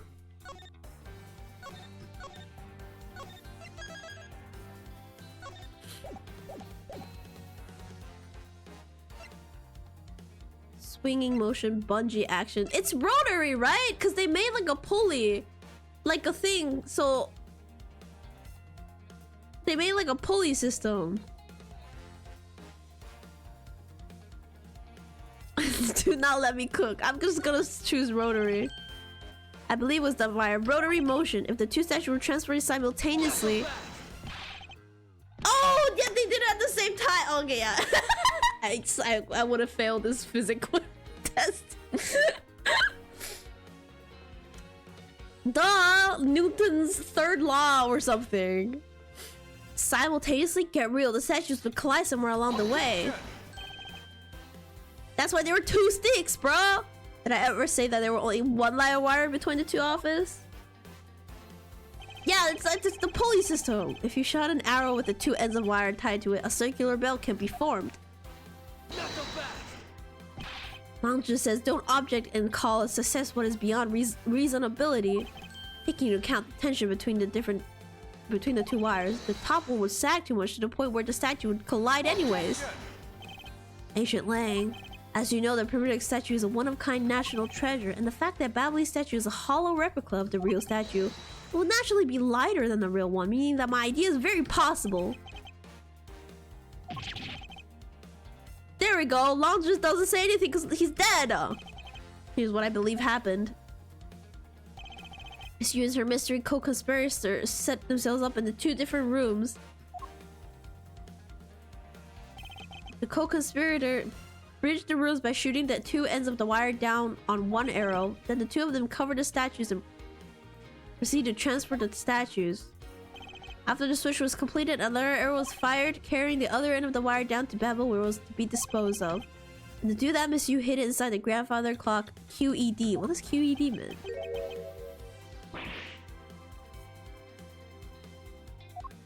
This proves it, right, Asian Lang? That I'm not the killer? Yeah, that doesn't really prove that you didn't kill it. I still haven't had my dessert yet. Right, Mr. Prosecutor? Proof is in the pudding, as it were. Pudding is a nice dessert. Guys. Are you guys... You know, they probably didn't eat all day. I get it. So, do you think you can do it? Can you prove that what you said is what happened? Because remember, if you can't, I'll be taking a circus someone back home with me as a souvenir. I agree that as long as there's no proof, my hypothesis remains just that. However, what I have laid out is no mere hypothesis, for there's one more piece of evidence. One more? This should be interesting. You think you have a piece of evidence that will turn your hypothesis into fact? Well then, let's see it, Mr. Prosecutor. The thing that made it possible to create a circular belt out of a length of wire. I believe that it is right here in this very room. Now it's the ceiling fan, right?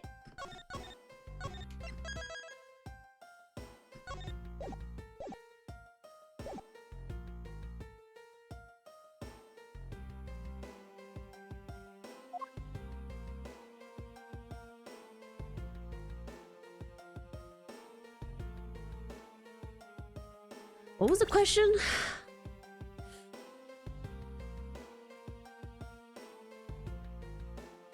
Create a circular belt out of a length of... It's the ceiling fan, right? I don't know how it works. Take that! Looks like you dropped another bomb of us again. The last piece of this trick are 2 pulleys. Precisely. The ceiling fans double as pulleys in this case, and thanks to that, the fact that there's one installed in each of the offices, the ceiling's made for the perfect pulley set for the wires to run on. So the other did fall, break because of it. That was the fire.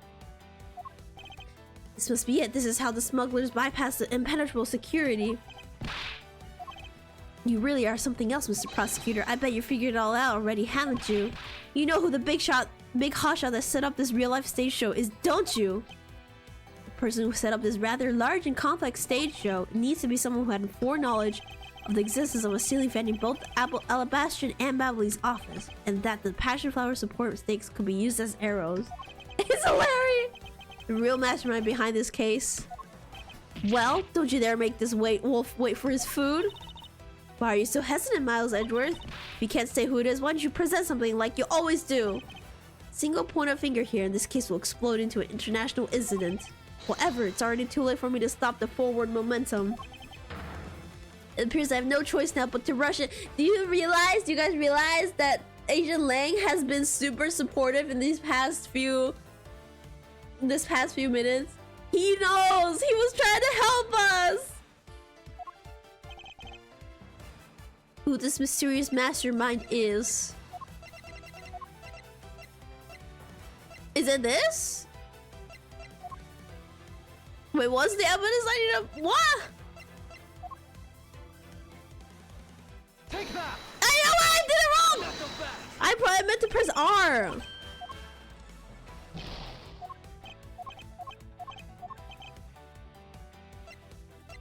I'm not gonna reload. It's the tape.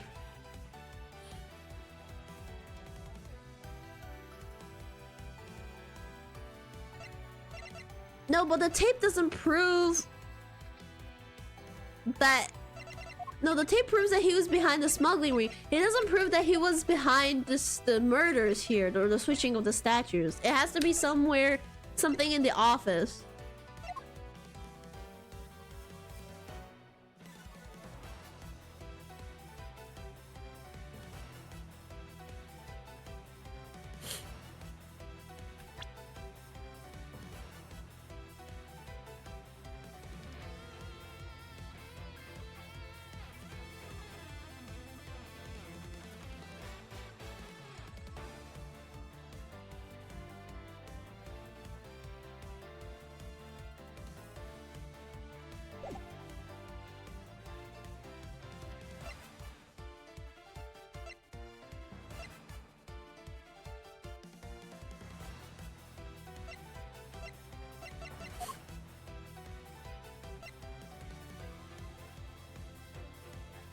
Can't be the flowers again.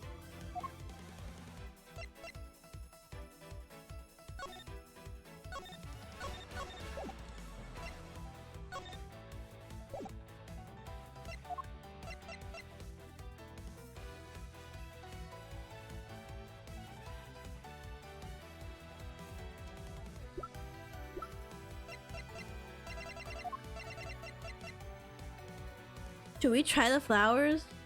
Or should we try the tape first? Let's try the tape first. I don't think it's a tape though.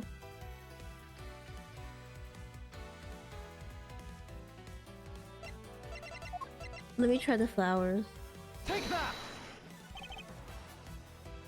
Oh, it is the flowers. Oh my god. This smoking could not have been possible without the use of the crossbow.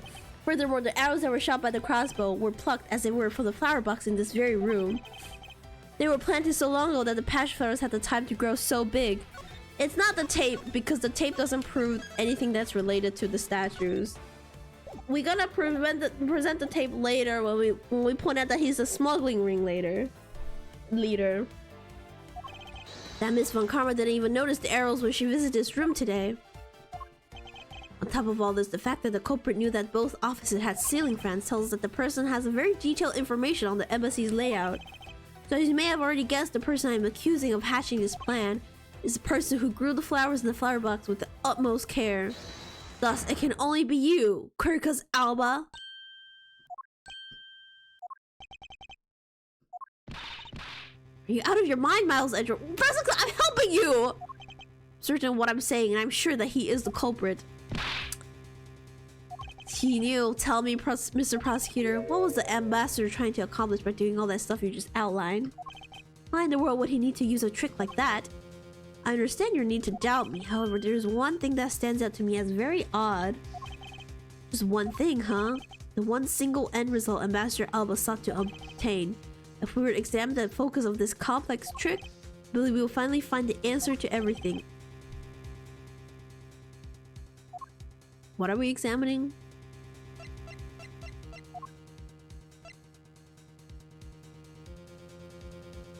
Wait, why is this water relevant?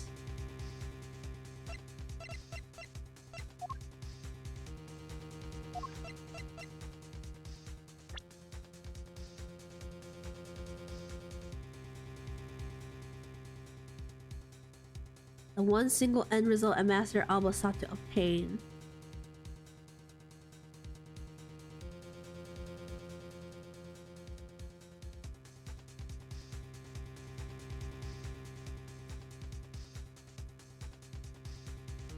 Why did he need to switch the statues?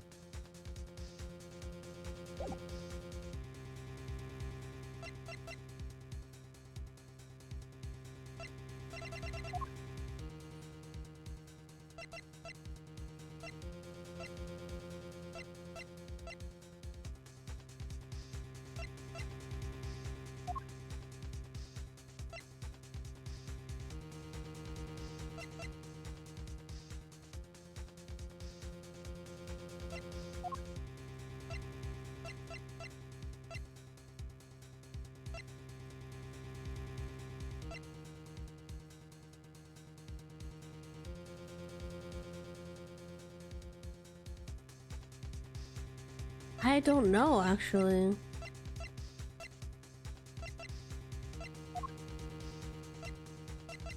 Is it a fountain?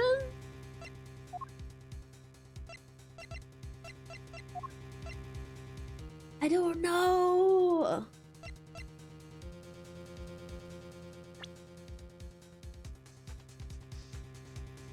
The focus of this complex trick.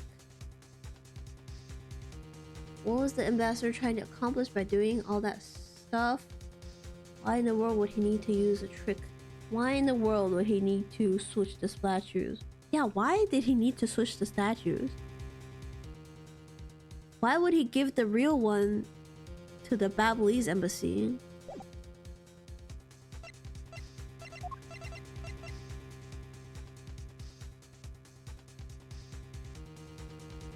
Is it the smuggling? Is it something to do with the smuggling?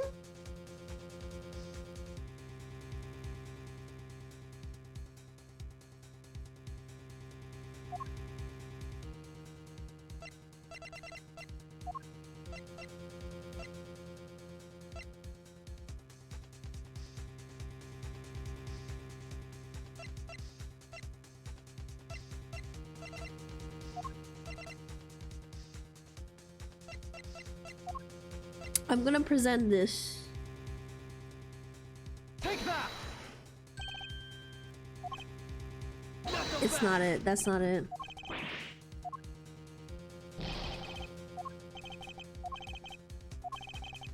There's one piece that's only been partially checked.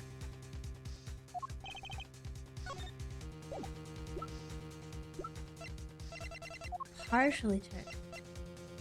We haven't checked any of these things. Okay, let's try to think of which evidence we've already. I think the knife is done and dusted.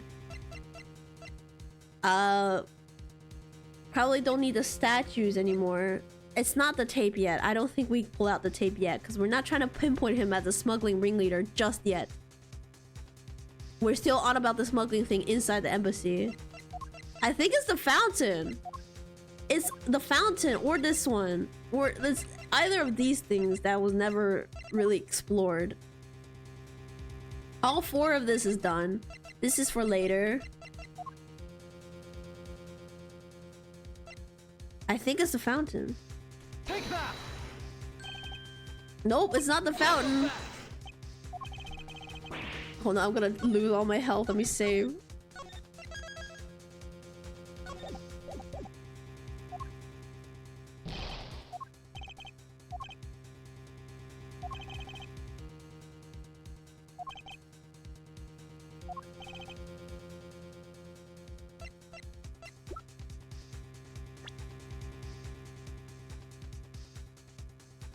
Is it the tape? It might have been. It might be the tape. Let's try the tape.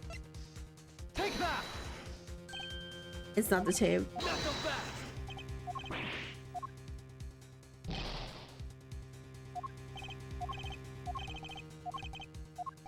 I'll try the samurai dogs.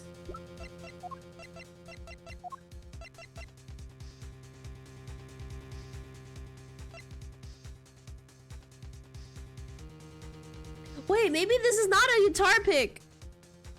Take that. Never mind. It might have been a guitar pick.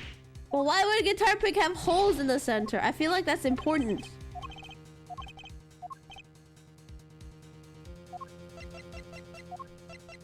Take that.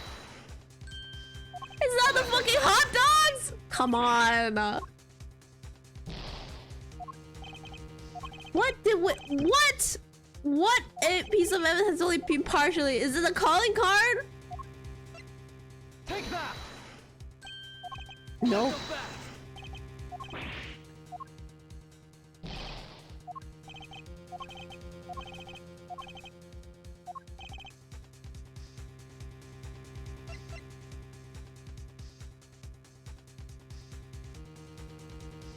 The guitar pick looks familiar, but it's not the guitar pick.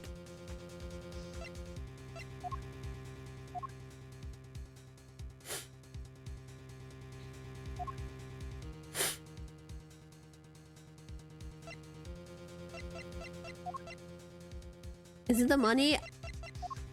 Didn't I accidentally present the money earlier? Oh, it was on the last one. Let's just pretend everything is not the money. Reloading.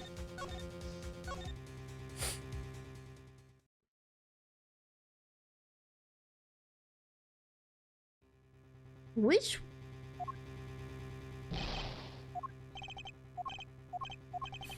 piece of evidence have we not examined thoroughly yet?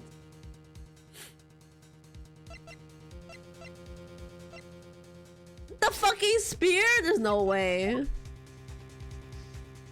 Something is missing from that handle. I don't know what we're talking about. Let's not give any spoilers, okay?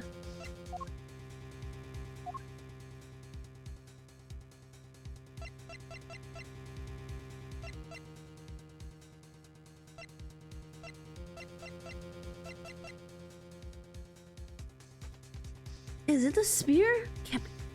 Take that. It's not the spear. The process. It's our badge, duh. You're right. We have never presented that before. This the fucking key? Take that. a knife again? It can't be the statues. Most of them have one piece that has only been partially checked.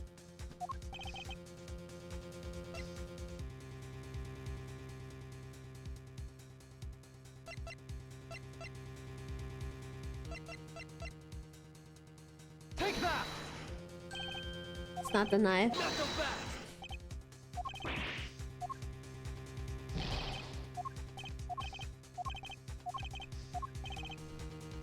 We're missing one evidence that we just have not been looking at.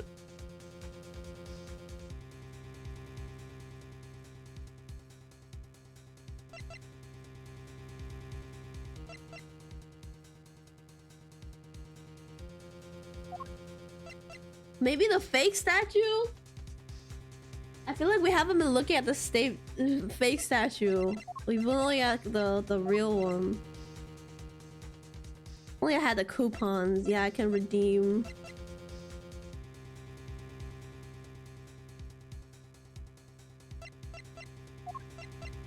Some help over here.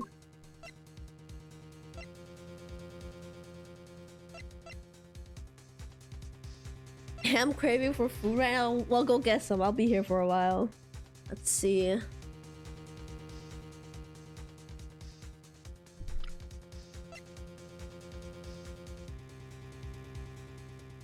Take that.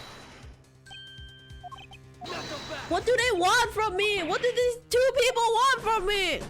Oh shit.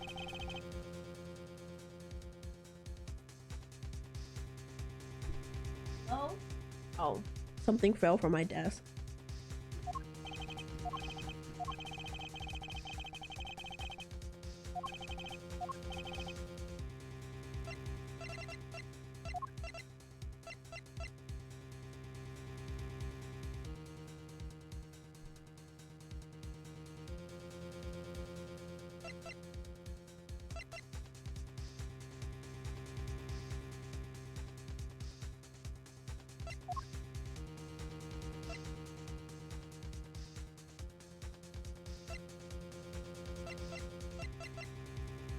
The hairs? There's no way. The sticks? No.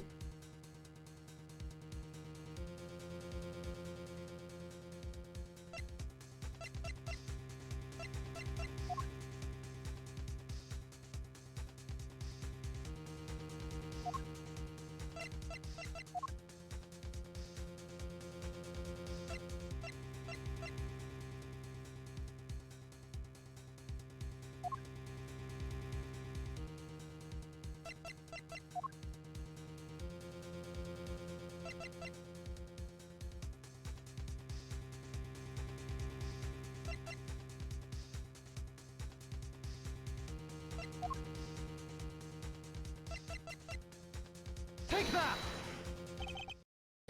The fuck? What? What do you mean? We haven't examined this one. We used this for 3 times in a row.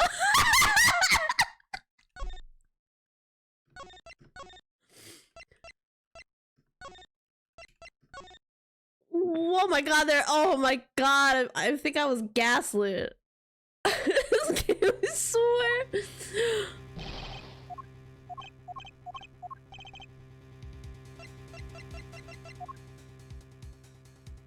Take that. I swear to god. I would fully understand the reasoning had the situation been the reverse. However, to go through the trouble of swapping the real statue for the fake, that's what I was thinking, but why would it... I got led astray by the fact that he said, oh, this piece of evidence we partially examined. I swear to god. And since a very shady reason for such a bizarre action, who better to ask for that reason than King Prividux himself? I see. Ambassador will be examining that statue now, with or without your permission. Oh, you know what? You know what I thought of? Maybe because the fake one is hollow inside, they hid something in there.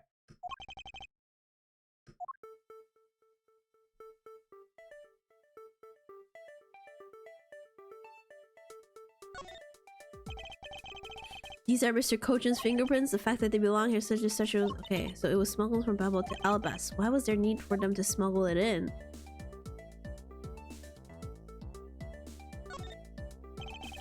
Oh, there's something missing here. This doesn't seem anything usual about it. That's not anything.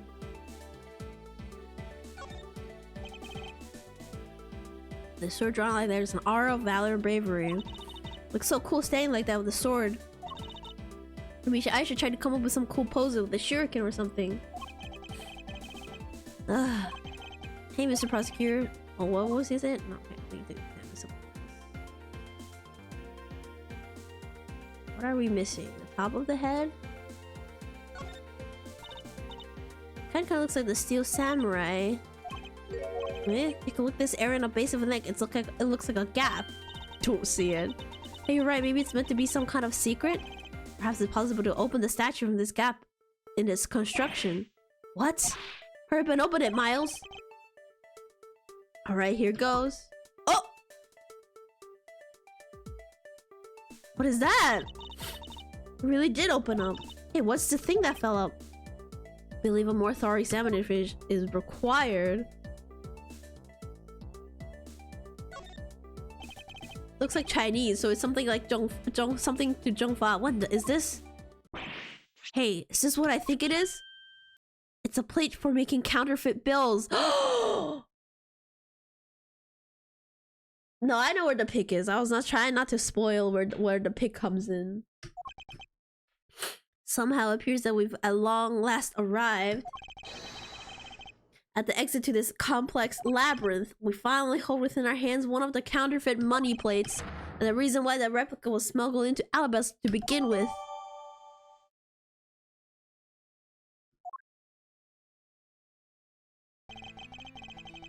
The pyramidal statue can only be handled by the ambassador or the secretariat. The replica is nothing more than a hollow shell covered in gold. These two circumstances make the statue the ideal object in which to hide contraband. After receiving the statue containing the counterfeit plate from Shina, the ambassador had the misfortune of accidentally running into Damask. Surprised by the thief, the ambassador raised the replica statue and... Damn! The dude didn't even try to dodge that? It was smuggled. Money was smuggled over. Then in order to frame the Steel Samurai, he covered the samurai sword in blood. Well, Ambassador Alba? Dude's head is just an old geezer, yo. You're the leader of the smuggling ring? My country is a mess, and it's all because of you?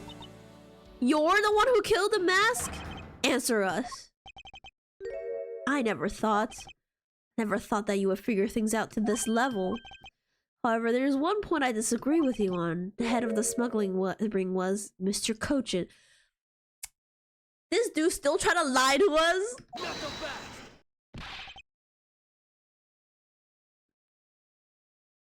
Quit screwing around. I have no sympathy for someone who would try to pass the guilt onto a dead man.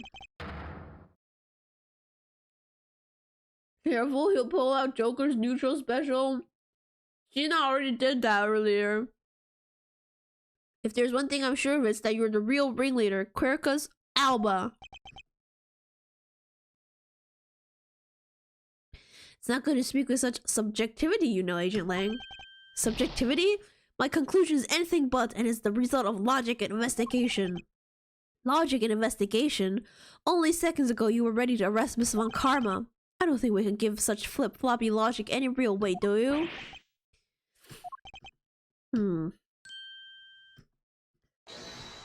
Ha ha ha ha.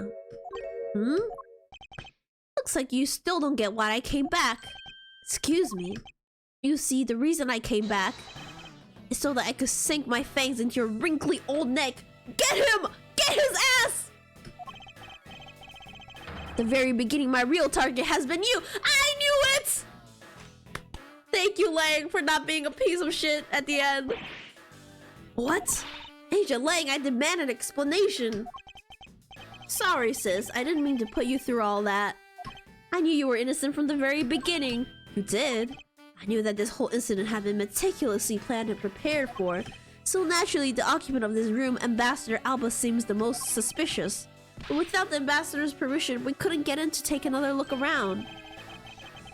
Oh, so that's why you put on this big show to accuse Franziska of the murder. Using Franziska as the bait, you were able to gain us entry and investigate rights. What was the word? Holy shit. Investigative.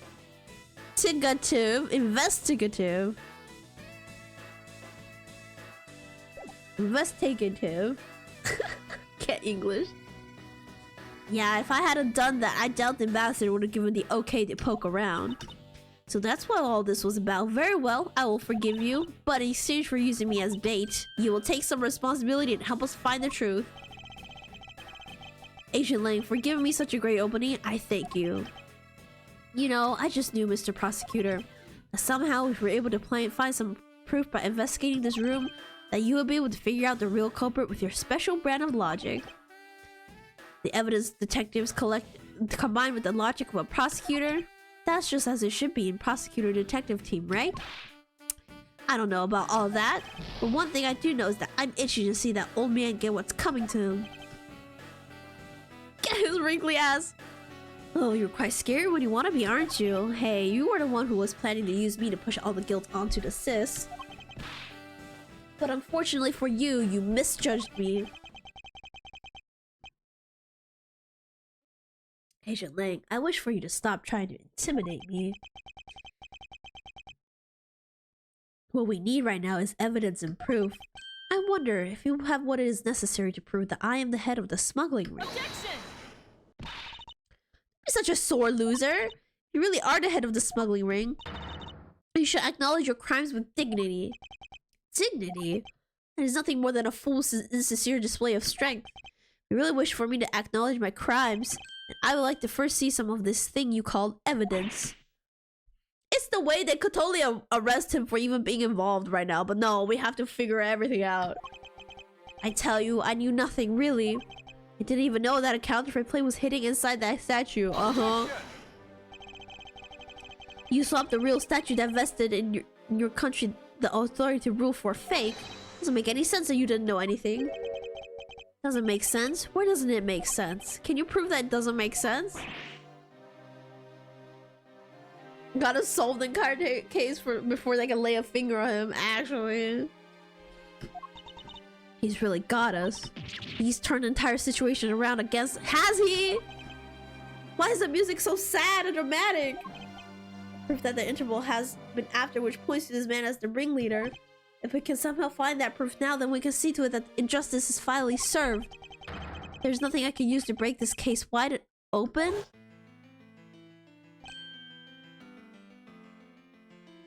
Oh, hang on.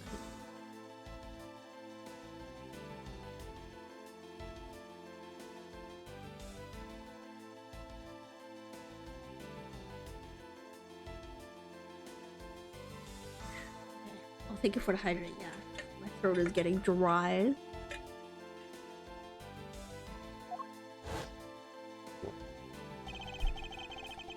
The trump card and the videotape. Those two items, we might be able to finally bring this man down. But the card is evidence from a case that Mr. Faraday hid away in secret. The tape was stolen by Detective Bad from the police. They're both illegal evidence. No matter what, a prosecutor of a protector of the law can't be allowed to use such pieces of evidence. Okay, and we're not even in court, Edworth. You can bring them up. Needless to say, we Von Karmas are commanded to achieve nothing but victory. And by any means necessary. The only way to bring someone like that to justice was to do so outside of the courts. That's what we thought at the time. Shut your ass, Von Karma! I no longer follow the path of Manfred Von Karma. And I won't follow the path of the Yatagrasu. This leaves me what? What creed will I believe in? Believe in Phoenix Wright! If I want to pursue the truth, then I will sully my hands in illegality. And if I want to pursue justice, then I will lose the truth. What is the law and what is justice? Now's not the time, Edgeworth. And which path is a prosecutor supposed to follow? That choice is one I must make now by my own hand, here and now. Oh god, they're making me choose? Hang on.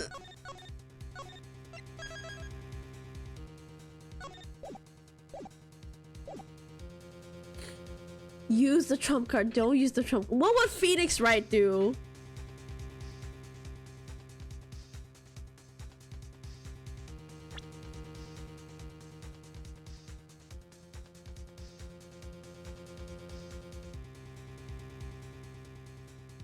But we are outside the court. He'll BS his way out. We are outside the court, so if we use it, it's fine.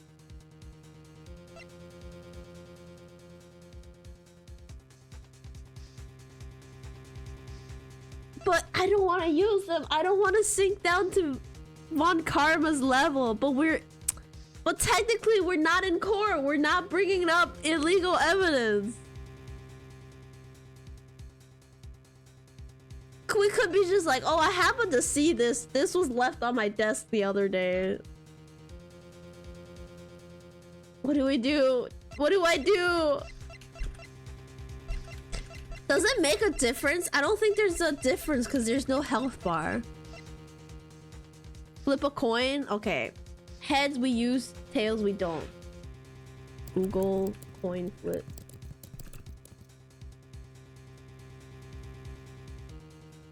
Tails. It says tails. We're not gonna use it.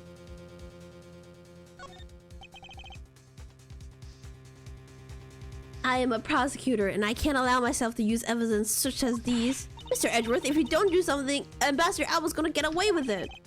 I know, but... Objection! What are you holding back for? The only thing Von Karma should pursue is the perfect proof. If you really do have what it takes to complete our argument, then there is absolutely no reason not to use it.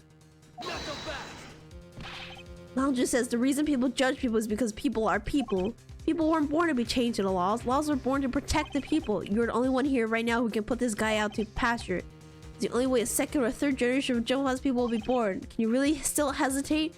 Knowing that... Okay, they're gonna fucking peer pressure me. They're such a bad influence. There's no limit to the law. Any limit that exists was set there by man. When a person goes beyond that limit, then the law too crosses into new territory. For what reason were law invented? The answer to that is one I must now show. Ambassador Alba. I wonder if you might recognize... Also, there was a point for making me choose. Just to make me agonize over the choice? Oh, I see it. I see you, game. Oh, I wonder what that card is. I've never seen that before in my life. Wow. It's a directives card used by the leader of the ring to relay instructions to his subordinates. The illusion of freedom of choice. Illusion of choice. Oh, is that what it is? This card was sent to the real culprit behind the KJ incident 10 years ago. A man by the name of Mr. Manny Cochin. Oh, so why do you have such a card in your possession? Because it was hand-delivered to me by a certain great thief, the Yatagarasu. The Yatagarasu gave that to you. Don't talk nonsense. Let's be serious, Mr. Edgeworth. Do you have any proof that the card contains directions from the ringleader? How do you know that the card is now the only thing I was given? What? This contains security footage that was shot just before the start of the KG8 incident. KG8 incident? The card and the video. These two pieces of evidence are what will seal your fate.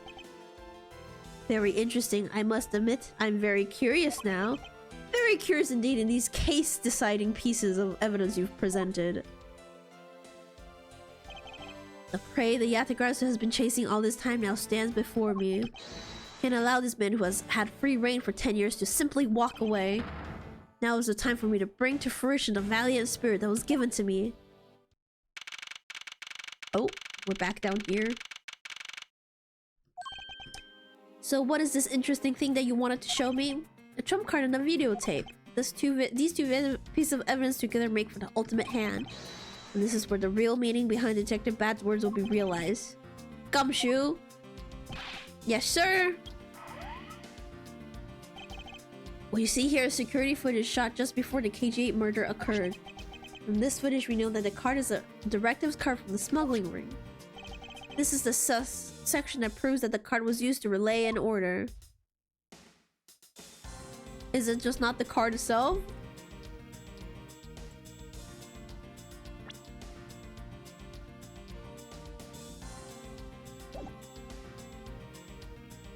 Take that!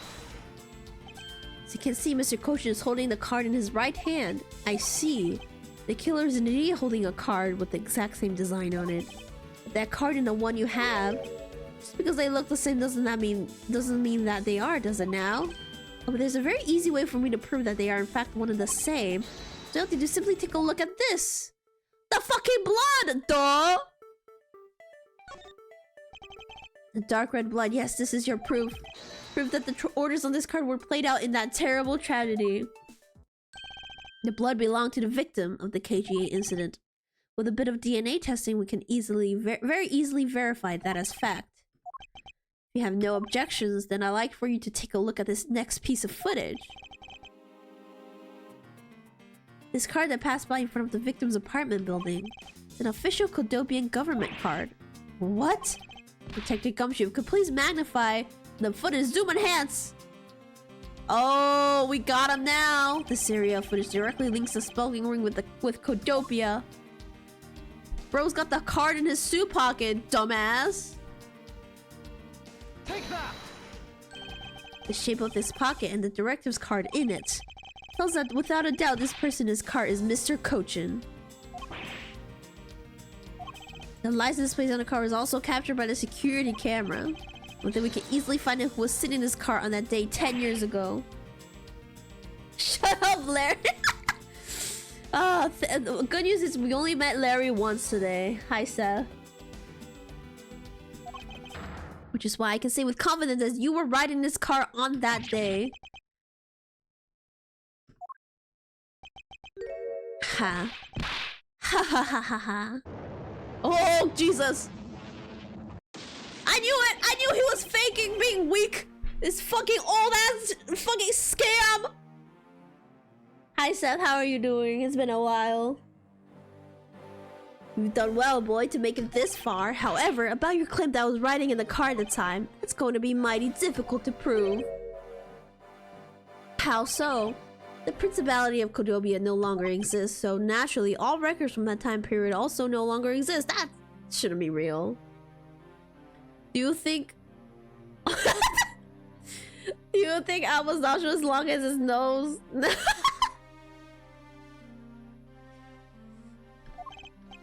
That arrogance, what he really means is he already erased all traces of them. Are we finished here, boy? The only weapon I have left to me now is this piece of footage. There must be something here to use against him. Hang on, Edgeworth, hang on, let me save.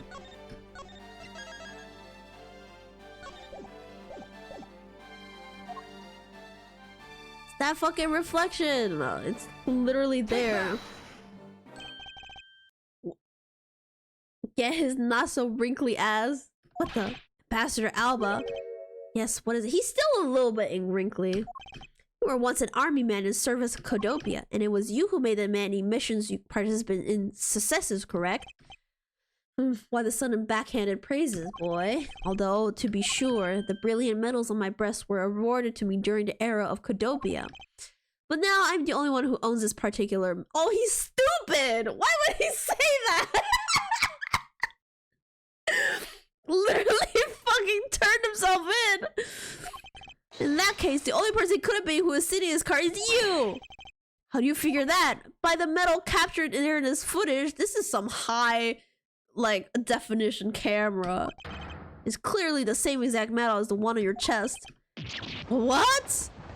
Oh, that's so creepy! What the hell?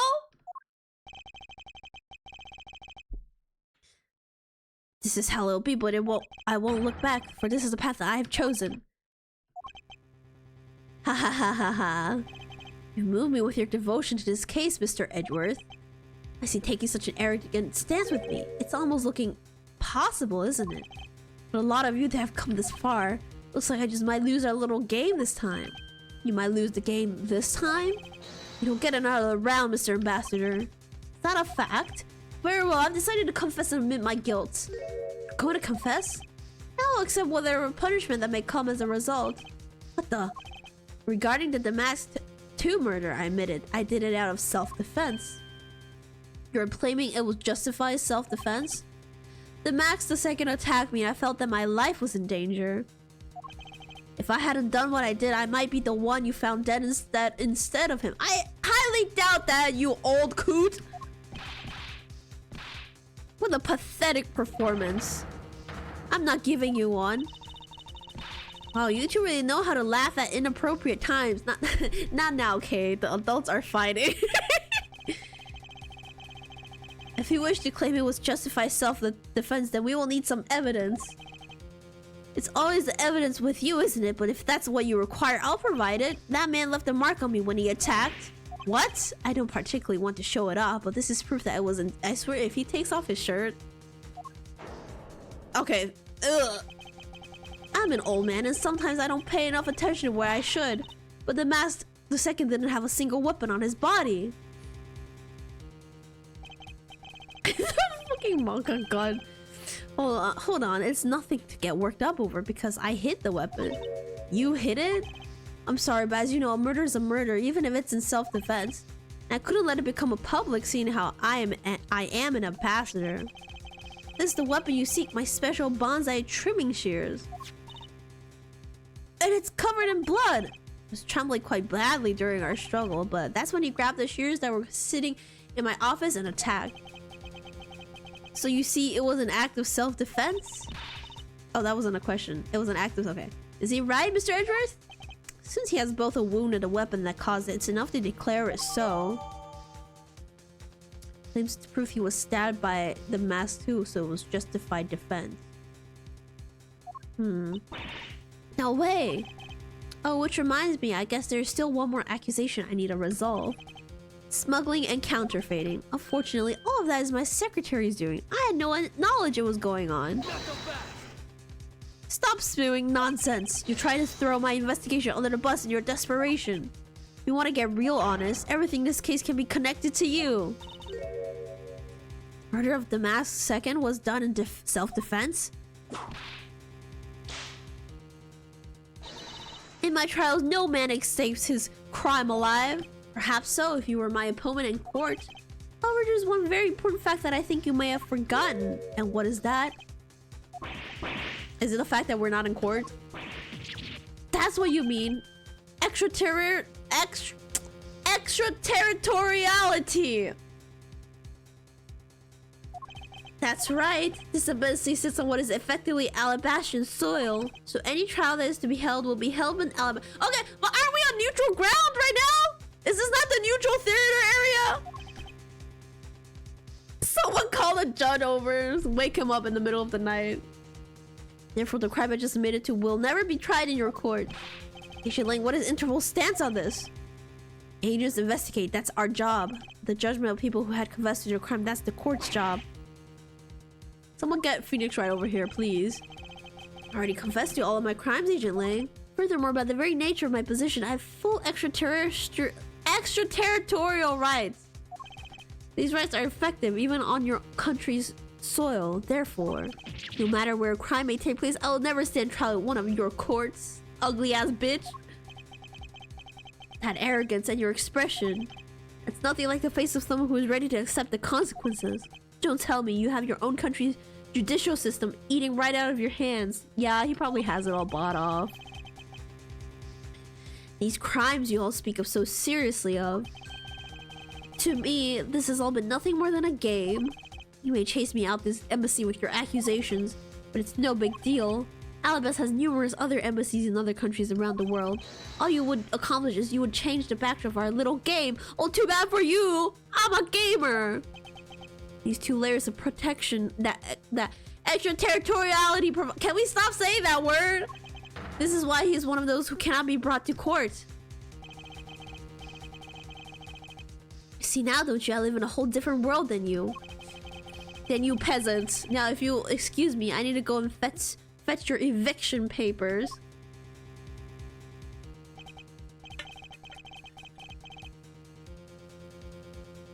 Is there nothing we can do? Oh, that's...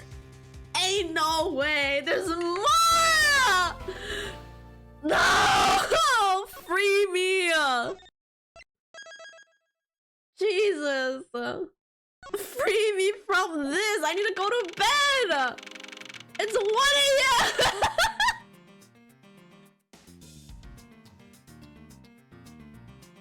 I really should have split today's stream into 2 parts. I need to finish my assignment. Rip sleep schedule, yup. Can't believe it, sir. Extraterritoriality. I didn't know Gumshoe can pronounce this word. Yes, and there's nothing we can really do about that. In the end, we didn't have enough authority to bring him to justice. Can't believe that even though we know he's the boss, we can't lay a finger on him. I know. Hey, Mr. Prosecutor. Sorry to skip out on you, but I've got some business to take care of. Oh, what is he up to now? You can't even give an evil guy like him a slap on the wrist? Then what the heck were laws created for? What good are they? This surely is the final section. I think this is the final section. And hopefully this final section is not that long, because it's just trying to argue to the end. Then I'll go as a Yatagras and take care of this. What, are you gonna kill him, Kay? Honestly, that might be easier. Don't you dare. Mr. Edwards. Sorry, that was a bit too harsh. I know how you feel, sir. We're trying to take on an ambassador after all. Hang on, Gumshoe. There's a Pokemon I want to catch in chat.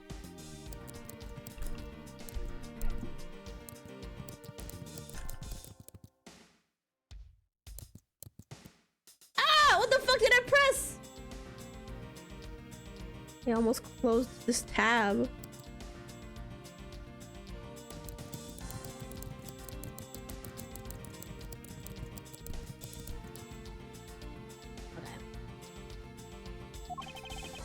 And he did tell us earlier to get out of the theater. This is kind of their country, I guess. But I feel like I've been slapped across the face for just doing my job. What am I going to do? Should I retreat for now and formulate a better plan of attack? Oh, come on everyone, we can't give up yet. Okay. I want you to think about something for a sec. We never let up for even a second as long as we don't stop investigating. We might find the wrong treasure hidden here. Oh, there's a new picture in the lobby. She's right. Come on, Mr. Edgeworth. You're right, Kay. Very well, let us reopen the investigation and see what we find. Come on, Kay. Right behind you. Okay, I'll go check out Babel a bit more, sir. And I have something I need to investigate further in Alabast.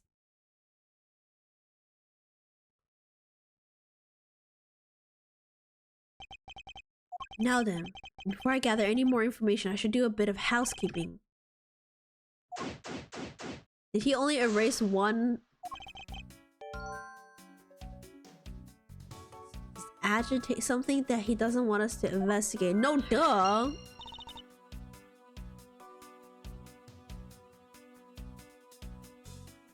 Buy balls!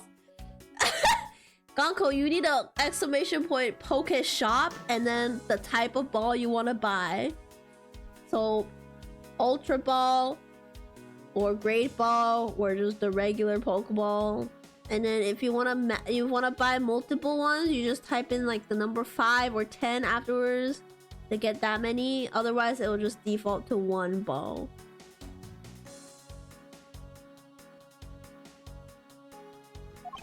There are two special circumstances that surround the ambassador. First, the embassy itself has extraterritorial rights. If something happens on Alabastian soil, we are unable to illegally prosecute him. Cool. Sounds like embassies are the perfect place to seal whatever you want. And murder. Run a smuggling operation and make counterfeit bills, apparently. But I thought all the counterfeiting was done by Mr. Cochin? Yes, he apparently used the embassy's coupon printing press to do it. The coupon printing press.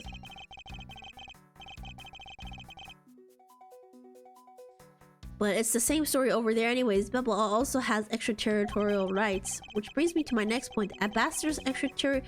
Can we stop saying that word? I can't read it. Those rights are effective even in our own country. Really? No matter what happens, he can never be tried in our courts.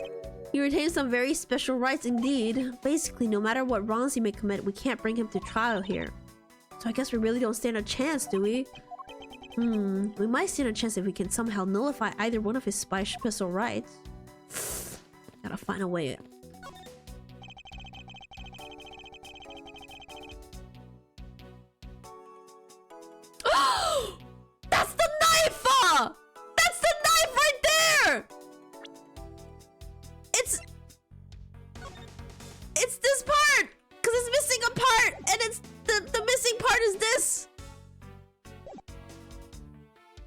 taken just before the two ambassadors gave their bouquets to the Steel Samurai. Wait, is it just my imagination, or is there something in this picture that I've seen before?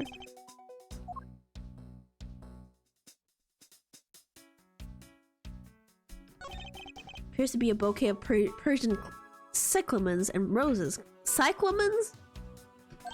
Cut it, boys. Wow, you even know the exact species? What a nerd, Edgeworth. I would have figured you for an expert on flowers. It's all because of those flowers that old lady— oh, I forgot about that. Just look at me, I sound like some sort of botanist. I sound like some sort of loser.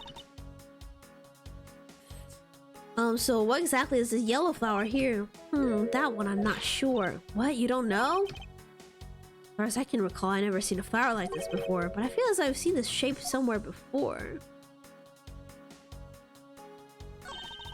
Sir Paleno has a really great smile, don't you think? But he was really happy that they were going to become Kodobian again. Perhaps, but instead he became the greatest victim in today's case. A bastard like him who is always thinking of his country is really to be admired. Yeah, although this happened, I hope they'll be able to reunite the country someday. Hope so as well. But for that to happen, we need to solve it. Yeah, we need to kill the old person first.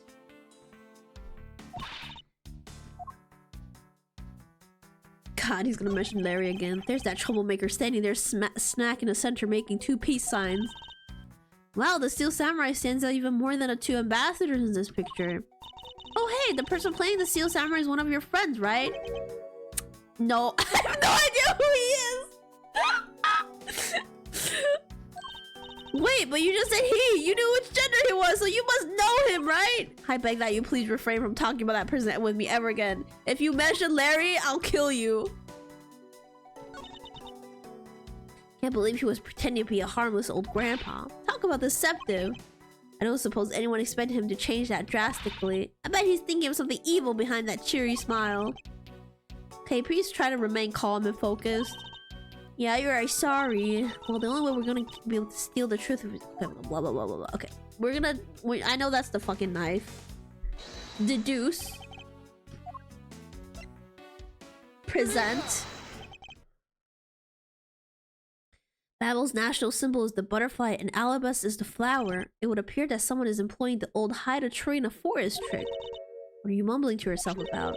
Wait, what? The handle on his knife. Yes, it's the handle that was supposed to be on the blade that killed Mr. Cochin. The weapon that killed him was carried through the Theatrum Neutralis.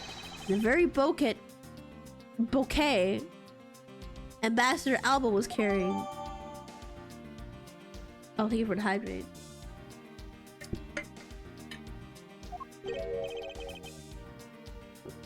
The flower motif. It looks like one of the flower petals is missing. Oh, and take a look at the weapon itself. It's missing the exact same petal. Then the knife in his photo is most definitely the same as his murder weapon.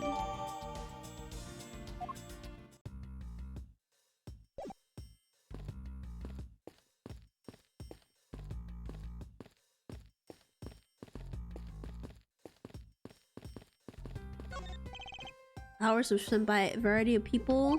Okay. I think they have had this conversation before. This is where the samurai dogs come into play for— oh, definitely. Backdrop they used in the Steel Samurai stage show today. I love the climax of that show. Steel Samurai Sushi Slash. That was the first time I seen that special move. But while the Jammin' Ninja stage show climax was much better, of course. Oh, is that a fact?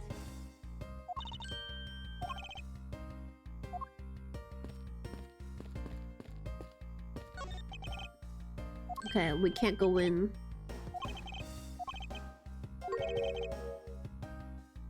Oh, this poor guard got whipped. Love that for him. Can we go in here?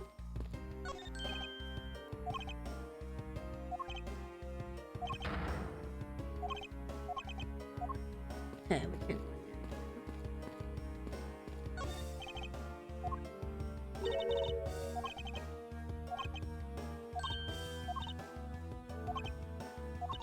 here. Mrs. Monkey? This is all irrelevant. Okay, let me save.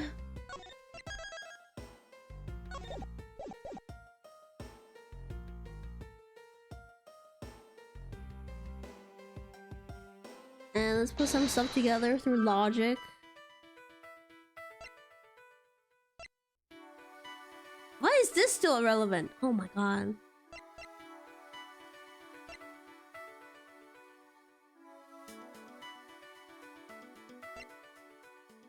Is this not what he wants us to investigate?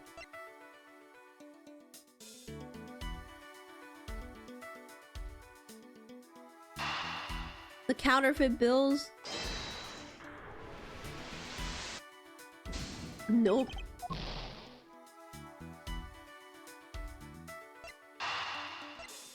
The renovations have stuff to do with the smuggling or the bills? Okay, I'm reloading. Sue me, guys.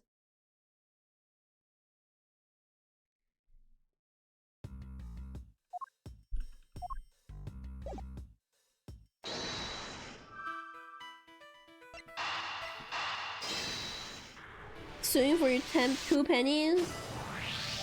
I don't even have 2 pennies right now.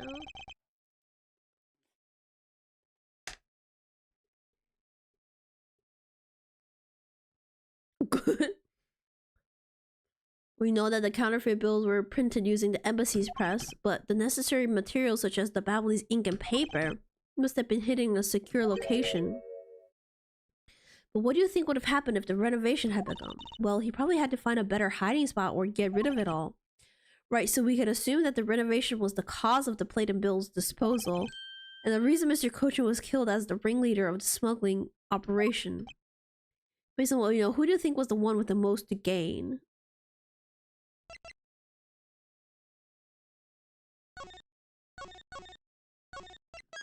Me saving again. I'm so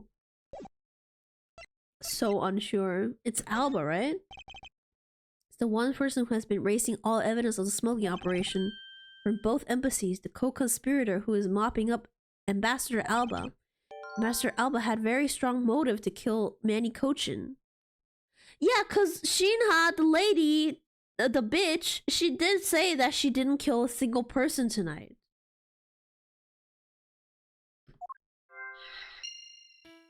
So maybe we have to pursue the line of thinking where we have to pursue Manny Cochin's murder again.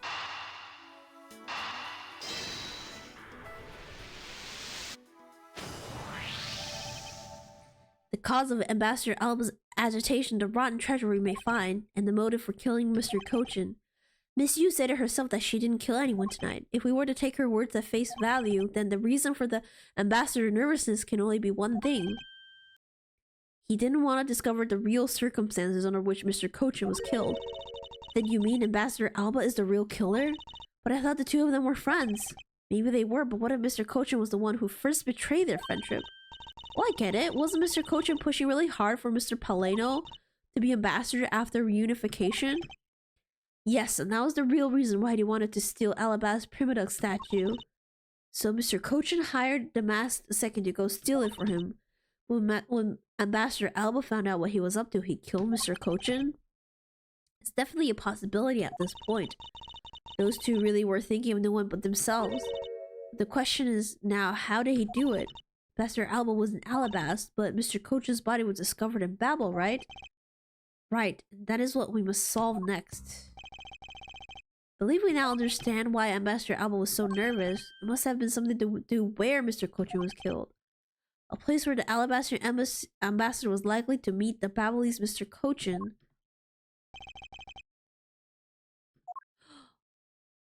Oh, the murder scene was somewhere else. Take that! The only place that makes sense is here at the Theatrum Neutralis. But here? The Goodwill event was being held here together, correct? So the only place that both of them would have been in is here. As the case, then everything changes. This theater isn't actually Alabastrian land. So that wipes out one of those extraterritorial rights he has. Oh, it makes logical sense, in which case it is a reason for us to investigate further. So what should we check out? Let's see. I believe we should check the immigration records for both Alabast and Babel post-haste. Babel's records should be easy to obtain, however the problem will be Alabast. I said the word, let's go! it's because they keep saying it. I wonder if they would allow us to see their records despite the order to vacate. Oh! I'm already one step ahead of you, Miles Edgeworth. Francisca?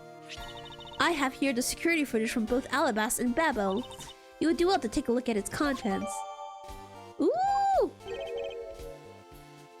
You move fast. Avon Karma strives to be perfect in every way. It's not in my nature to keep on retreating like this.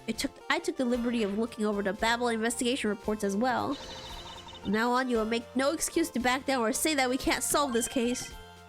I'm sorry about earlier. We won't be beaten because my cute little subordinate is going to try his very best, isn't he? Oh, aren't you adorable and little Edgeworth? Hasn't she patronized me enough already for a lifetime? But you are adorable! So this video contains footage from Alabas immigration screening area. I really hope there's something in here that we can use. Time to watch the tape.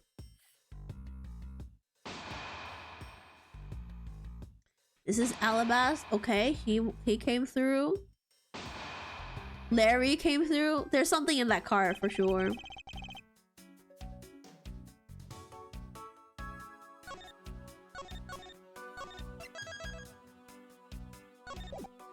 Not Larry being used. Oh, that's right. He couldn't find his son. Remember? Yeah, not Larry being used as an accomplice. He couldn't find his cart with his son in it. Oh. Okay, let's examine this. Doesn't something about this lump's shape strike you as odd? Isn't it supposed to be this shape? No, there's clearly something odd about this bulge. If we had the pushcart itself, we could compare and reconfirm my hunch.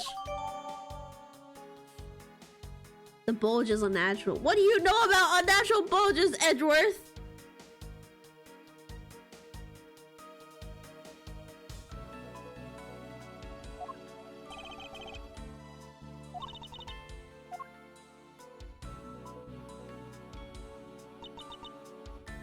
Phooey, there wasn't a single sign of a suspicious person or anything. That right there is the contradiction. Did I miss something? I didn't miss anything because there was nothing to miss. He's an expert, of course. However, what is missing is the image of Mr. Kocha entering his own country. Wasn't his body found in Babel?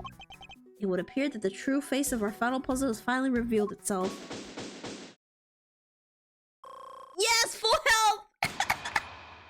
It's almost like that never happened. Wait, did he transport the fucking body through the wire as well? There's no way. Just flew a dead body across the courtyard. Ambassador Alba. I thought I asked for you and your group to vacate the premises, Mr. Edgeworth. Actually, I thought I should let you know that this theater sits on my country's soil. You've had your fun and I've enjoyed our little game. They say that you've even achieved a new high score. However, once you've recorded a score, that same game can never be replayed again. That's not true. You understand what I'm saying to you? Your game is done. It's game over. What do you know about video games, the boomer ass? This is neutral at old geeks. Exactly. Objection! Where do you think you're going at this time of night? Actually, I'm gonna go home and sleep, Francisca. I'm over this. After admitting to my crime, I was overcome with regret. So I'm heading to the airport now to return home. I'm afraid I can't let you do that. There are still too many issues we need to discuss with you. Clearly he doesn't know about saves coming. Exactly! I've been doing this entire playthrough.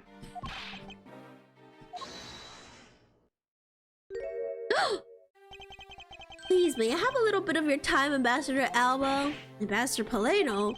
Even just a teeny tiny bit is fine with me. The already strained relationship between our countries is in a precarious situation, you know. Very well, if you insist. Play just one more round with them and see what the— Paleno, you got! He's the best character! Not that they'll get any farther. Ambassador Paleno, Mr. Edgeworth.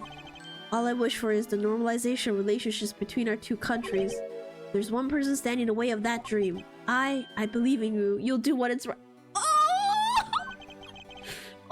believed in us. Thank you for your vote of confidence. I'm gonna cry. How then? What was it that you wanted to ask me about? I do have a flight to catch after all. So I'm afraid I'm gonna have to limit you to just one question. I'll accept your coupons. I'll take your coupon. I'm gonna go visit your country. And spend so much money. That's more than enough because I only have one question anyways. I want to hear your alibi about how you couldn't have killed Mr. Manny Cochin. Oh, I see.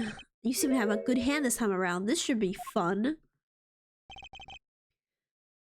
This really is the last chance we have to bring him down. I won't allow even an atom-sized contradiction to slip by. Here we go. I think this is the end. We're nearing the end. Ambassador Alba's alibi. Frankly, I still don't understand why I'm being placed under suspicion. Under your hypothetical scenario, Mr. Cochin and I were fellow smugglers. But to get to the point, I was in Alabasta the whole time. So it's simply not possible for you to kill him in Babel. That's my alibi. That's because his murder scene was not in Babel. Stupid ass. When EP, yes, I'm very EP, but I'm determined to see this through today because I want this to be over. So that's your alibi? That's correct. Absolutely not possible for me to have committed a crime in Babel. Now that we cleared that up, I appreciate if you would move out of my way. Hold it! Thank you for the cheer, money money. I said hold it! What is it this time? You did. But you still have yet to really answer my one question. What? Until you tell us the truth, I will refuse to budge an inch from where I'm standing. Very well, I'll play with you just a little longer. Miles Edgeworth, as my subordinate and representative of this country's prosecutors.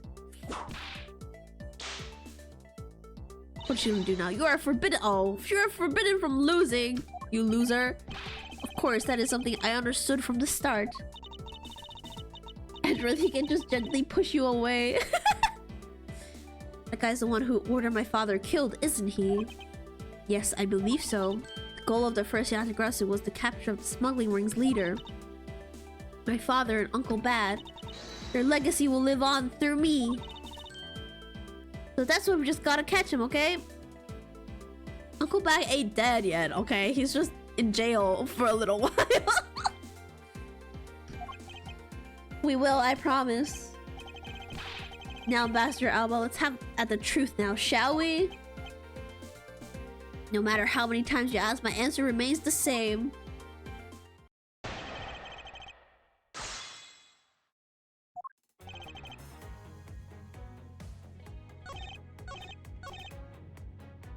I think we just need to establish that the crime scene is somewhere else. Hold it! You insist that it's not possible for you to kill Mr. Cochin in Babel, and you are correct. Oh, I thought you would put up a bit more of a fight, but you must concede. The only thing I am conceding is that it's not possible for you to kill him in Babel. I'm not conceding that your alibi is the truth. Oh, I see. However, no matter how you try, know that you can't crush my alibi. You'd be wise not to underestimate a prosecutor of this country. I'll bring out an updated autopsy report on your ass. So Mr. Cochin was a friend of Ambassador Alba. Why did he kill? It's not like in the case of my father where he ordered someone to do it. The problem we have here is we don't know what their exact relationship was. Indeed, if they have complete trust in each other, then there's no motive for murder. Both men are very selfish. Oh, we have to prove that he has a motive first.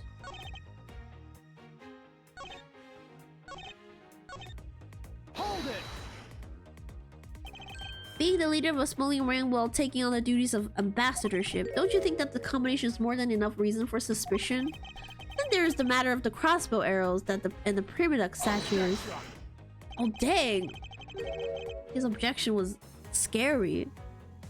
All of that is nothing more than your flights of fancy. What do you mean by that? Hold it! Who are you calling fancy? It's not a hypothesis. Earlier we proved it to be what happened. Well, let's leave that to one side for now, because it doesn't change the fact that I have no motive. Oh, so you really have no reason to kill Mr. Cochin?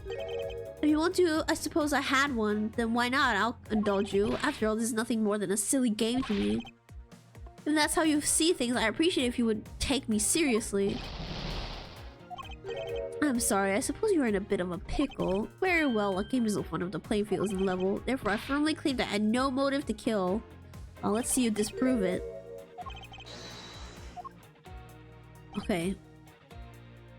What motive would I have to kill my co-conspirator? Let's see. How to pull out the cheat.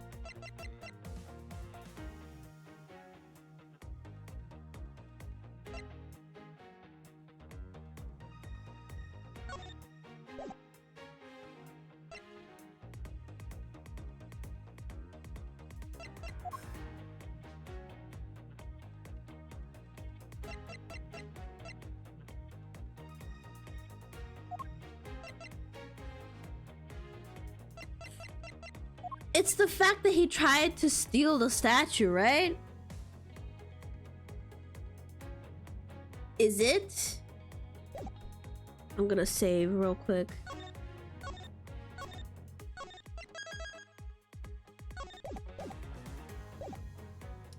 Present.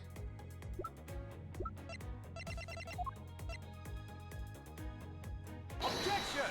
There we go. If you want to know, I believe you did have a motive to kill. It was because Mr. Cochin had betrayed you. You had your own reason too, namely you wanted to pin the smuggling all on him. Evil begets evil, and because you were trying to test each other, it turned into this mess. I don't believe this. You have a bad penchant for telling tall tales, Mr. Prosecutor. If you're not, then I suppose you have some proof to support your argument? I never use guesswork in moving my cases forward. I'm not some idiot called Phoenix, right? It has been proven that this note was written by Mr. Cochin's hand. Shall we take a look at it? The content of the note is a request calling for the theft of Alabaster Prima statue. By killing him and pushing all the guilt for the smuggling onto him, you walk away spotless. I believe you understand what I'm driving at. You had more than a few reasons to kill him. Are you finished with your hypothesizing? He looks like the Deku tree. Excuse me. Let's suppose I did have a motive. Even so, a motive for or thought alone can kill. Isn't that right? I didn't expect him to resort to playing the semantics game with me. Appears that this is where the real battle would begin. Now that if you excuse me... Wait, what? Told you at the very beginning, didn't I? You only get one question. Ambassador Alba, if you could please give us just a little bit more of your time? Doesn't matter what kind of man Manny was, he was my subordinate, which is why I would like for us to figure out the real cause of his death. This dude! Why is he such a goat, bro? He's straight up my favorite character. That is something for Babel to figure out, and something to which I have no relation to. He's even turning down a request from Ambassador Paleno. Very sorry, but it seems that now even my voice falls on deaf ears. You tried your best, Paleno! You did your best! You were so much more helpful than Larry. No need for you to apologize, Ambassador. We must find a way to stop him from leaving. Break his legs, though! It seems there are no further objections in that case. Please allow me to return home. Who's this now? Okay, hold it right there, Ambassador! Hey, like I said, Mr. Edgeworth, the Yattergrass legacy will live on through me. Yeah, but how do you suggest we stop him from leaving? You just leave that to me. I'll break his legs. Ambassador Alba, do you recognize this? No, why should I recognize that tattered old organizer? Wait, where have I seen that before? That is a clue my father, Burn Faraday, left for us. And she was holding on to this the entire time? Did you say Burn Faraday? Mr. Faraday's organizer. Don't tell me this is the one from the second KG. Did she steal evidence again? Did she steal this fucking evidence? The one in which she wrote about the Yattergrassu's key? Yes, this is the organizer belonged to the prosecutor you had Miss Yu kill 7 years ago. I have no idea what you're talking about. You say that like it was related to me. Beside this organizer, he wrote up every detail and every evil thing that you did. What an amusing little girl you are, but that sort of trickery won't work on me. You won't believe it, then take a look at this. No, don't hand the book over to him. What is that toy there? This thievery device was used by the Yatagrasu, or rather by my father. I love how she has wind blowing only on her.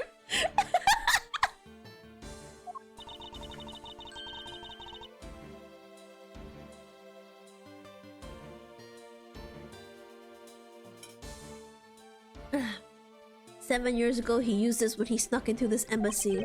What? These 2 pieces of evidence that hold information the Yatagrasu dug up on you. We go home now, I won't hesitate to send it all to Alabas, right behind you. Little girl, get to the point. Not this guy getting scared in his breeches about a little girl. I want you to go up against Mr. Edgeworth one more time. If you win, then I'll hand over these 2 pieces of evidence. That guy was ever the thorn in my side. Isn't that basically omitting things? Hey, does that organizer really contain any information on his dirty dealings? It's nothing case-breaking, really. Then it was just a bluff. Damn, you learned this from your dad, huh? Phoenix, right? Even if it was, we still can't let all the info my father and Uncle Bad found go to waste. Plus, just the existence of Little Thief is troublesome enough for him. Those 2 pieces, aren't they keepsakes of your father? It's okay, I believe in Mr. Edgeworth. He'll come out on top in the end. Okay. When the going gets tough, someone's gotta be there to put the wind back in your sails. And all this time, you're still quite the feisty one. I applaud your powerful nature. I refuse to lose this too. Ambassador Alba, you won't be returning home until you give us further testimony. How dare you all, bearing a person like me. Ambassador Alba, your testimony, if you please. Alright, but this is the absolute last. Then even if you use all the power of Ambassador Palino's office, you won't stop me. Can't let this opportunity Kay has created for me go to waste. Get him. Time to get him. Time to get him. But you know, there's still so many evidence we have not used yet. Like these. And this. And these. The last time I met with Mr. Cochin was here at Theatrum Neutralis. After that, I was in Alabas the rest of the time, as I stated earlier. In any case, I did not see Mr. Cochin again after that. Do you think there's no time span in which I could have killed him? Wouldn't you agree?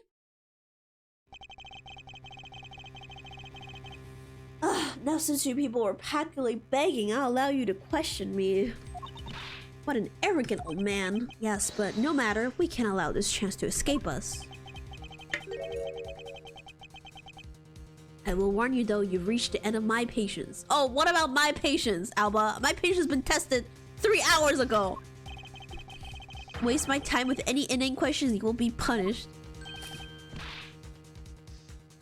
So any needless pressing or presenting will hurt our case? In that case, the only thing you can do is present the correct evidence, understood?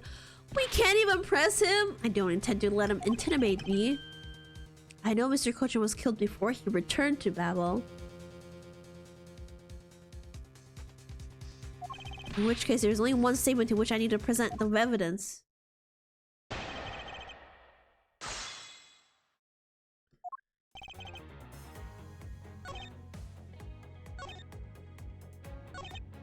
This one, right? Yeah, thank goodness he doesn't know about saves coming. He doesn't know.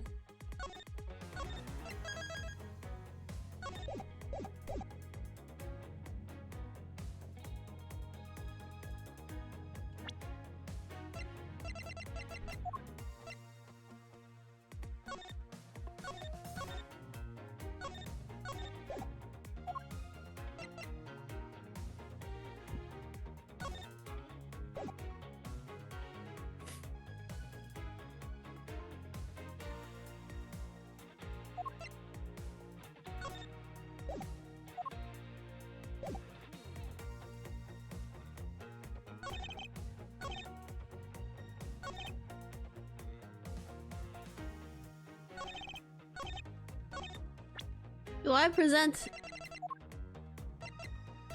What do I present this picture? Or the footage?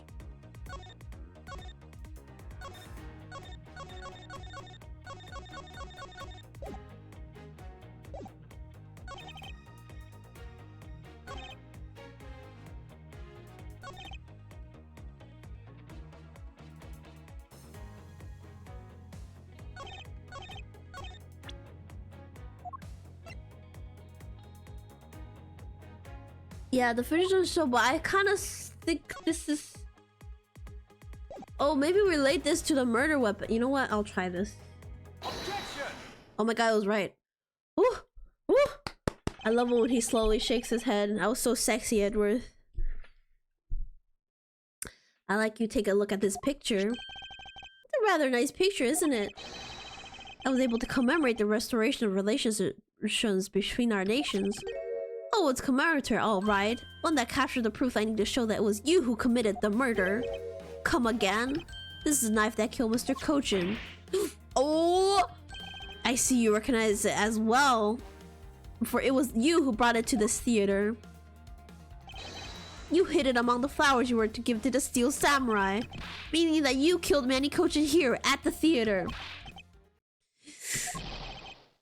Oh! He's not breaking yet. It's time for me to catch my flight. What's wrong with this guy? We're not through yet. It's game over for you, Mr. Edworth, but I thank you for the entertainment. What, you don't have a excuse for why you had a murder weapon? No matter how passionately you orate, the end result will still be the same. I won't be returning to this country ever again. Good, I hope you die at sea or something. I hope the plane you're on crashes. That's right, this man is an ambassador. He has extraterritorial rights. No matter how we chase after him, he won't be able to have him tried in court. This is about time when Agent Lane shows up, right? Yes, that's exactly the face you'd be making. The face of a worthless cur. Holy, I thought he called us the other C word.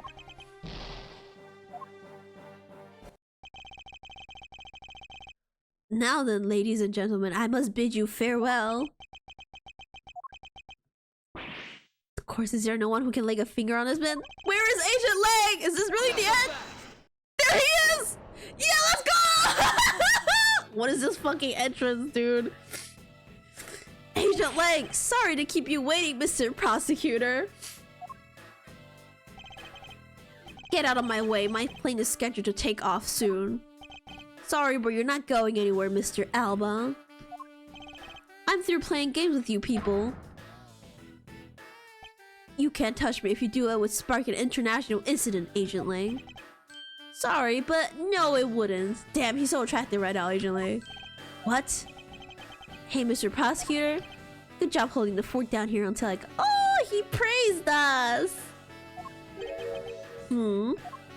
So, Mr. Alba, your diplomatic immunity has just been revoked. Oh, shit!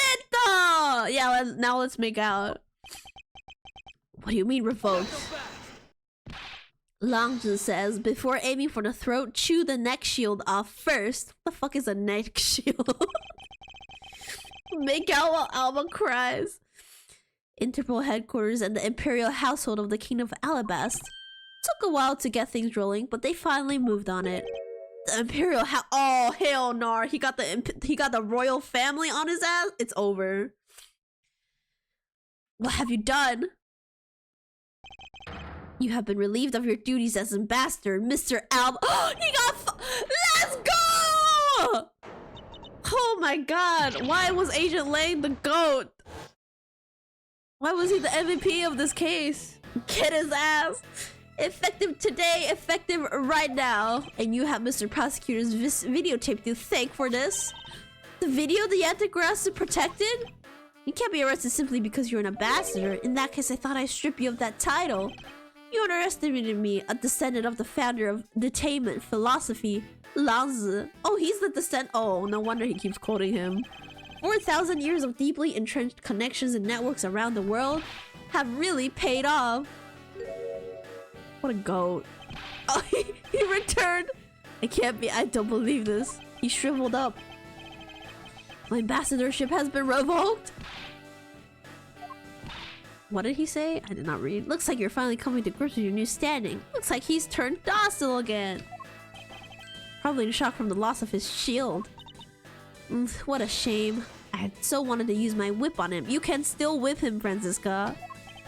Why is this happening to me? I'm just a hardworking, honest ambassador. Oh, you sure? You really think you can still pull that on us now? He aged rapidly with a few words. He dried up like Captain Cuttlefish. We've already ripped away the mask and seen you for who you really are, Mr. Alba. Gonna transform again?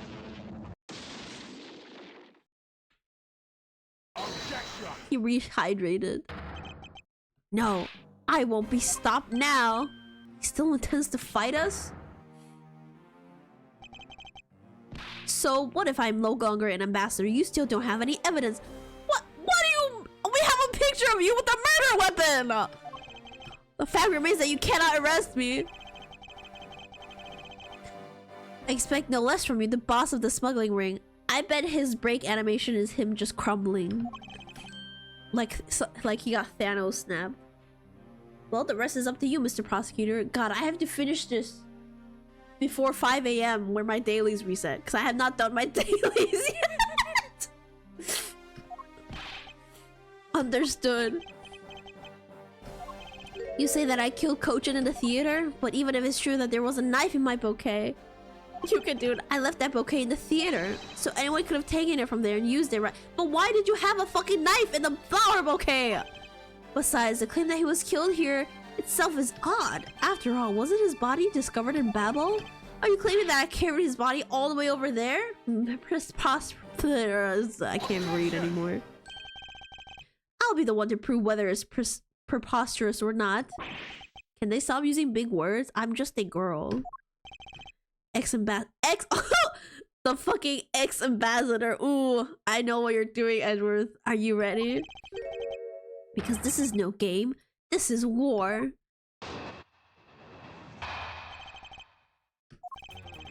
I killed Mr. Coach in the theater using a knife that was stuck in my bouquet. I left that bouquet in the theater. Okay, this is exactly what he said earlier. Look, don't you think you've had enough fun with me? You've already stolen my ambassadorship from me. Would you have me surrender too? Yes, you have no plans to ever return to this country, isn't that right? Did you know that a bunch of your subordinates are seeking asylum because of you? As if I care. Hey, Mr. Prosecutor, boot this guy out of the embassy and we can finally end everything. I know, and I will give it all my all to see that he leaves in handcuffs. He's gonna rot in prison. Now the title of ambassador, he's just another witness. He's just an old man, defenseless old man that we can beat up. Alright, what are we waiting for? Let's get this guy. Let's get him good. Let's get his ass. It really is a little bit unfair. It's 4v1. I wonder if they understand that all I can do is present evidence to the testimony. Kay is actually ready to throw hands. Hold it. That's right, as I explained earlier. Commemorative photo shows that you had the knife on your person. If no proof that the bouquet was prepared by me, is that right? Excuse me. The fact that there was a knife in the bouquet was something I wasn't aware of. What a pathetic excuse. The weapon that was used is one of your national treasures. It is exactly something anyone other than you could touch, let alone take. I'll allow some of my trusted subordinates to handle them. It could have been my secretary. You're even bigger slimeball than I thought. You would push the guilt of Mr. Coach's murder onto one of your subordinates? In any case, the fact that a knife was in a bouquet means nothing. Hold it. You still wish to deny your actions? And you still wish to deny reality and accuse me of murder? What? I'm not in denial. Ugh, even though he's not an ambassador, he's still got a real bad attitude. He's still fucking annoying. I believe it's because he's no longer an ambassador that he can let himself speak freely. Well, if he's not holding anything back, then neither should I. Go kick his ass! Wait, for the sake of the case, please refrain from what I think you're about to do. Quite the pair of frightening women you are, but I digress.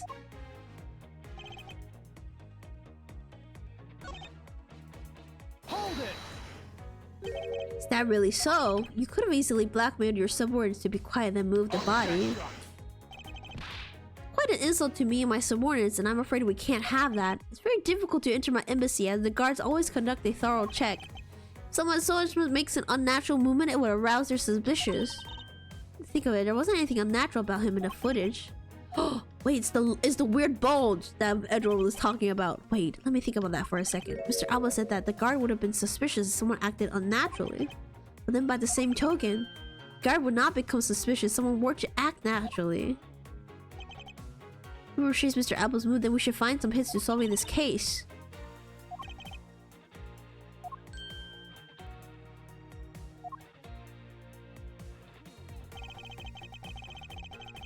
Couldn't have gone to Babel, but the body didn't remain at the theater either. Temporarily taken to a different location. Yes! Okay, let me save.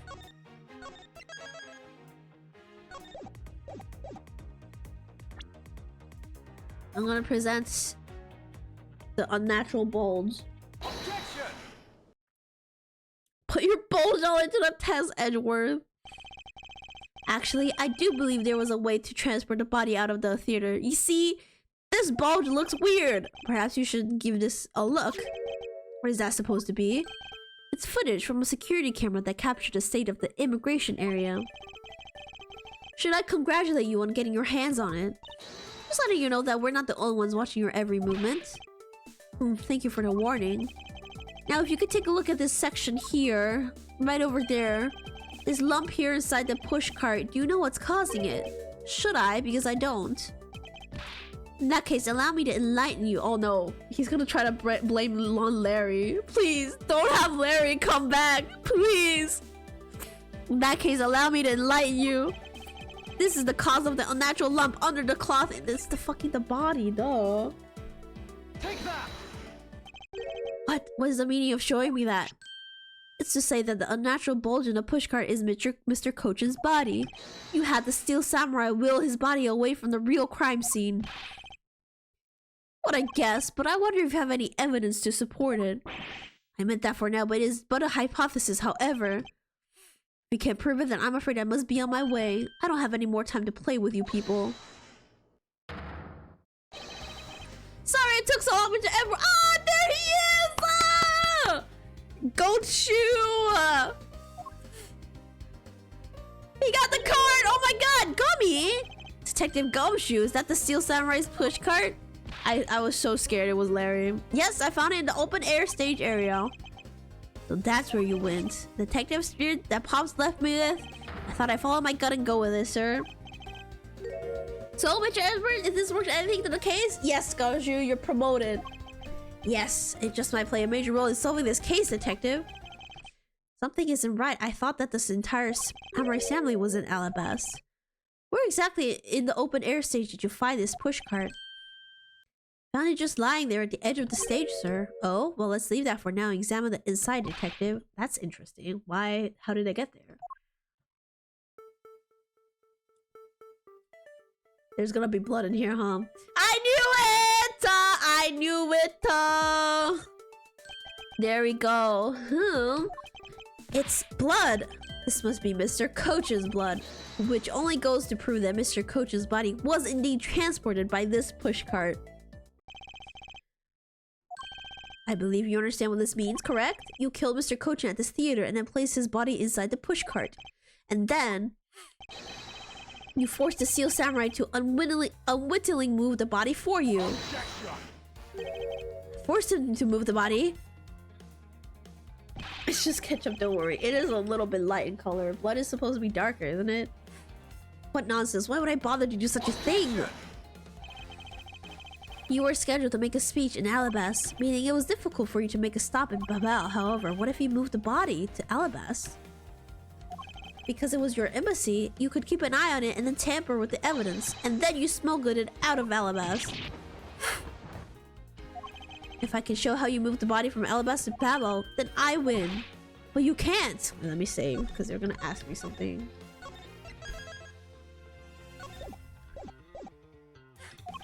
The security between the two countries is incredibly tight. I'll be the one to judge whether I can or cannot prove it. So I ask you to provide us with testimony regarding your movements after your return to Alabas. Miles Edgeworth, have you figured it out? Do you know how the body was moved? To be honest, I have nothing to support my hypothesis at this time. However, I don't believe I made a mistake in my logic up to this point, which means there is no question that can't be answered, right? The prima duck statue was smuggled successfully through a brief flight through the air. So why shouldn't there be an answer as to how the body was moved?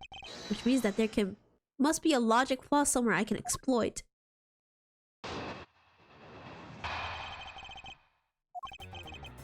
After I returned to Alabas, I had my picture taken with the steel samurai shaking hands. Then just as I was about to start my speech, the Yategarasu appeared. Like a great gentleman said, every puzzle has an answer. Exactly! Here for the national treasure, so I raced back to my office. Is that all? Yes, that's all. Look,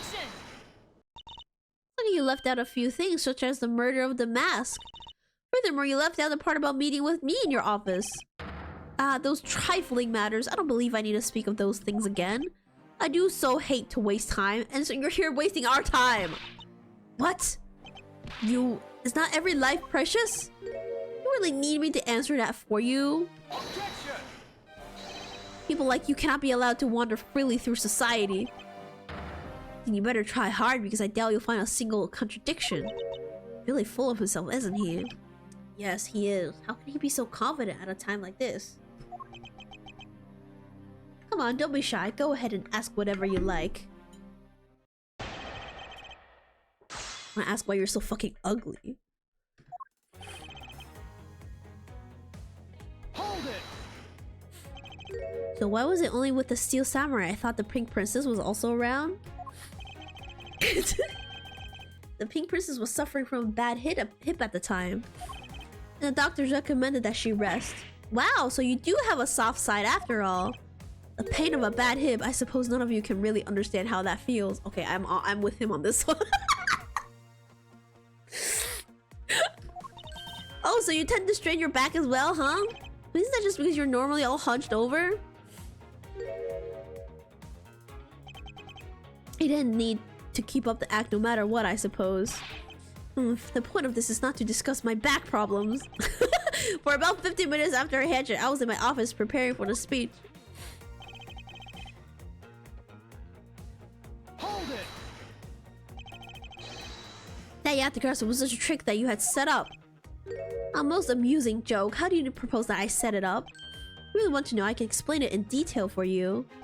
Arrange the spotlights in the rose garden so that when you were to take the stage, the audience would see the Yategarasu's shadow. Oh, that is an interesting tale. Sadly, it has nothing to do with me. What is it going to take for you to fess up to anything? Very well then, let's move on to a different question. After the Yategarasu appeared, what was the state of the rose garden? Everyone took refuge inside the embassy. I even helped with the effort. And then once everyone inside, well... Hold it! And what happened after you returned to your office? I don't want to keep repeating this, however. On my return, I had that stroke of bad luck and bumped into a mask. Objection! I don't want to keep repeating this for either.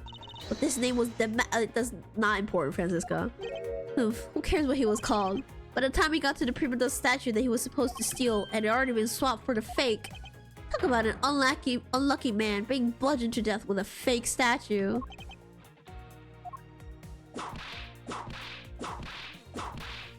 Miss Makarna is really letting her whip fly now.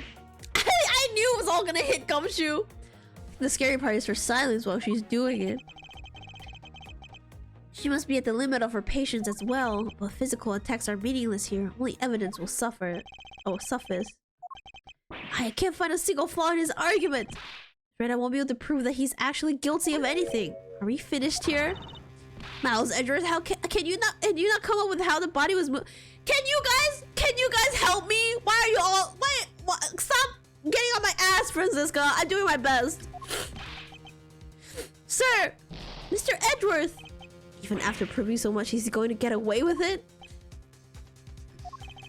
Is this the end? It's the way he said is this the end like 4 times in this one case. Oh! Who is this? Who's this? It appears that we made it just in time. Nar!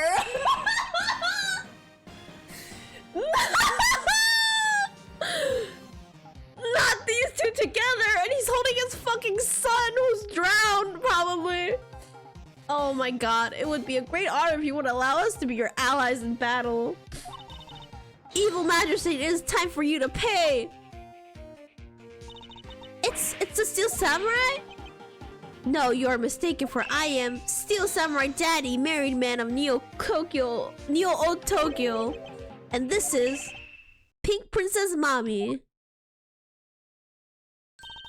Oh my god. The two people that I wanted to see the least. Larry, what are you two doing here? To show your gratitude, Edgy, we just wanted to help. Gonna get the bag. Oh, go away! Go away!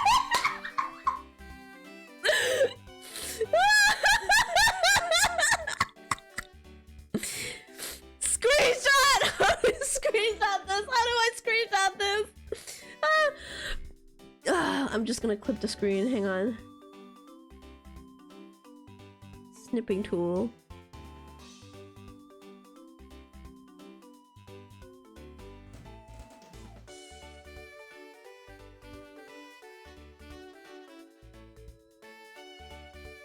Okay.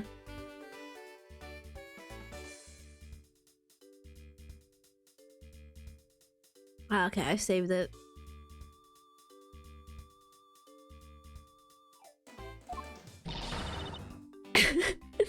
How can you be so mean to us, Edgy Pool? All three of us came to lend a hand and this is how you treat us? Well, isn't this grand? And I see they've managed to find the Iron Infant. Does that really matter right now? Hey! Is it just me or is the Iron Infant completely soaked? Oh yeah. I found him in Baba, but he was in the middle of the pool. Wait a second. Larry, go back to what you just said. Huh? Oh, it appears that... Oh. No, not that! Something about finding the Iron Infant in Babel? He found it in a pool? I don't recall there being a one in Babel. Oh, that! Well, I was in Alabasta the whole time, so I had no idea how the Iron Infant wound up... The two pools are connected! That's how they got the water to put out the fire, because the pools are... Oh my god. I thought I lost him in the Rose Garden, but I guess maybe this cute kid can swim, huh? Wait, what? Larry, you lost the infant in the Rose Garden? Are you sure about that? Yes, I'm sure. That's enough, Larry. Shut up! The Iron Infant that Larry lost managed to move between the two countries. Furthermore, the Iron Infant was found soaked in the middle of a pool. This is what I've been looking for. It's another smuggling route between the two countries. The key to the key to the route the Iron Infant took to travel from is it a bilateral symmetry?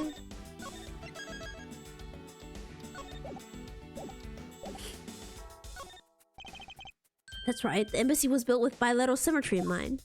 Bilateral. Detective Gumshoe. Yes, sir.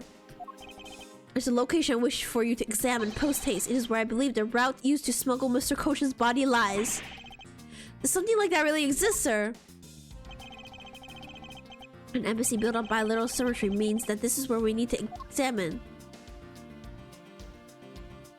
The pool. Take that. Take the Gumshoe. I would like to examine this location. You got it, sir. I'm back, sir. Good news. Good report. Sorry, but there wasn't anything there. Oh no! I didn't expect the other side.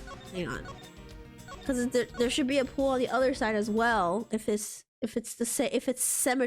symmetrical.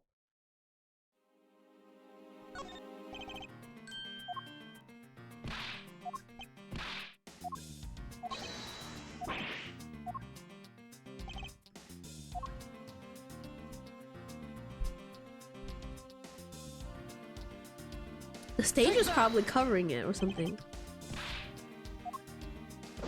There we go.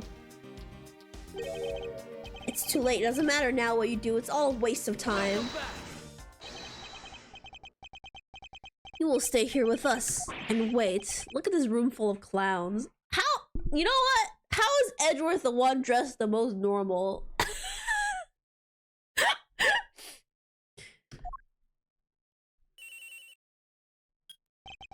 This is Edgeworth.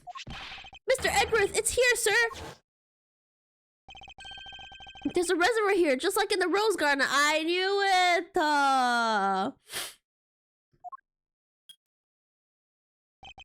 Just as I suspected. What is it? The two sides of the embassy are mirror images of each other, which means that there's also a pool at the corresponding location on the Babylese side. Mr. Coach's body was moved into Babel through the pool in Alabas. Putting the topic with a vague answer like that is unbecoming of a prosecutor. If you don't mind, I'd like to see more physical proof if you have any. Our infant is positively soaked in water. Why do you think that is? Because he was fished out of a pool, and not just any pool, it was the Babylese one.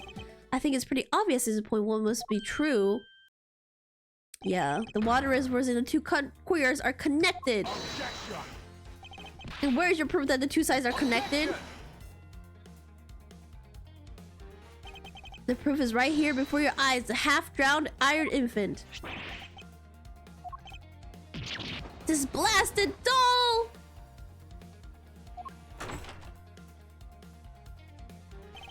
Mr. Edgeworth, I'm back. Hey, don't tell me. Did you guys figure everything out without me? Well, we did, thanks to this hero of justice's son. Even if he is just a doll, he managed to help foil the villain. Hey, Mr. Prosecutor, look, I don't want to say this, but it's kind of unlikely that the body just happened to have passed on through to Babel. It's because it's a doll, but he's small, so I believe it. He made it, but he has a point. Yes, that's right. I'm glad someone here understands. Mr. Edward, are you going to next propose that a dead body can swim through a pipe? Mr. Prosecutor, our chase after this man is far from over. Imagine if it was actually a child. It's just a dead child. Oh no. Larry would have been 100% responsible for that.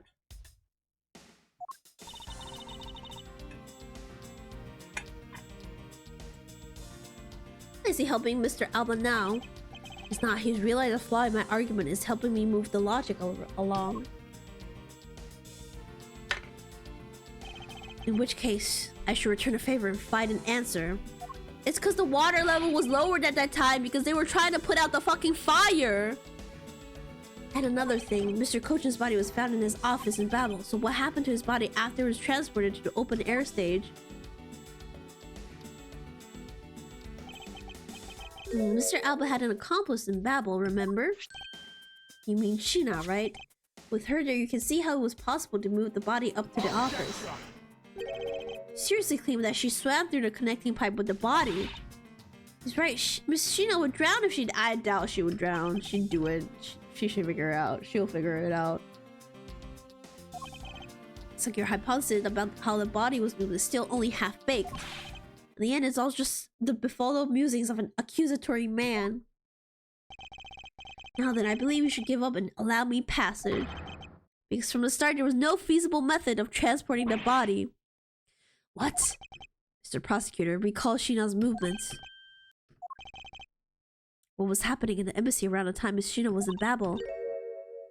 Oh, if only there was a way to get rid of the water. There was! Get rid of the water? That's it!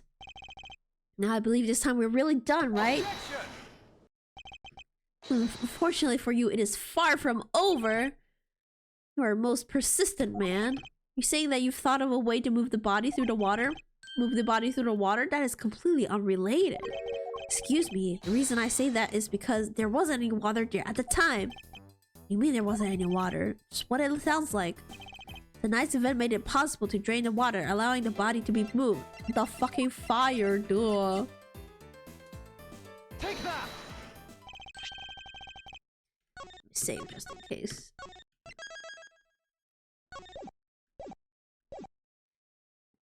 Tonight, the Yattagrass is set fire to a variety of locations in the Babylese embassy. In order to put the fires out, much of the reservoir's water was used.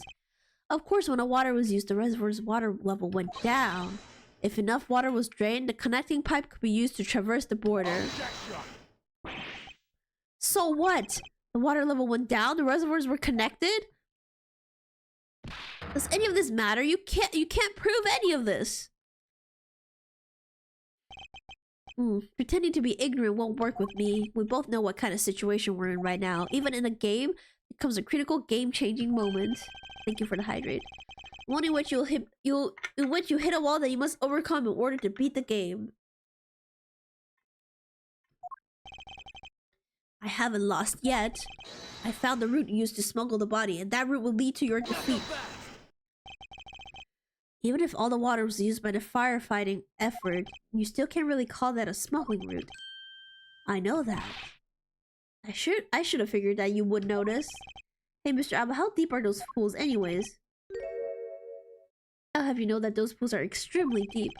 There are no ladders or footholds along the walls either. It would be difficult for Sheena to hold the body and climb up out of the pool. With ladders or footholds along the walls, there was no need for such a thing.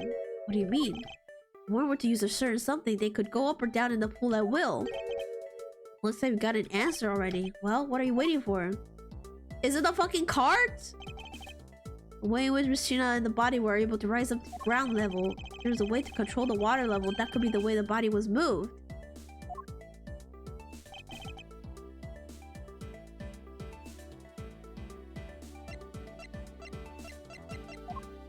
Way to control... Is it the fountain spouts?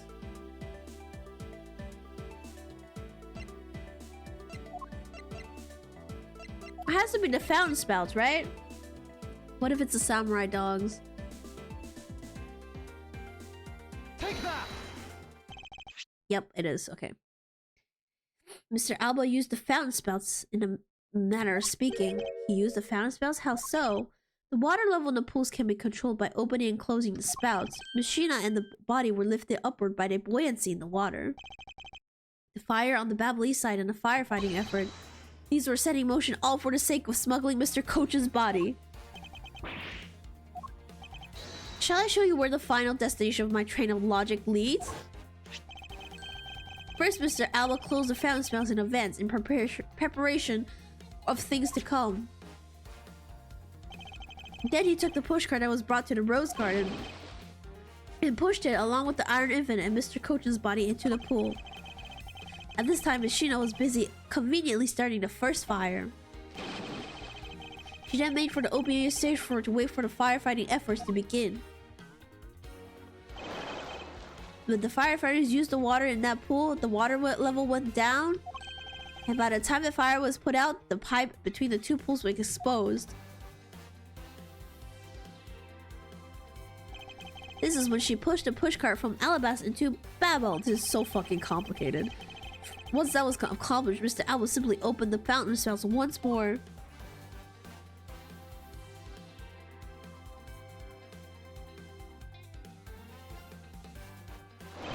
And the water level rose up to its original level along with Miss Sheena and the body. After that, Miss Sheena used the pushcart to carry the body up to the Secretariat's office. There is an elevator at the embassy after all, so you see, even with her small frame, she could have easily transported Mr. Coach. That was why the elevator...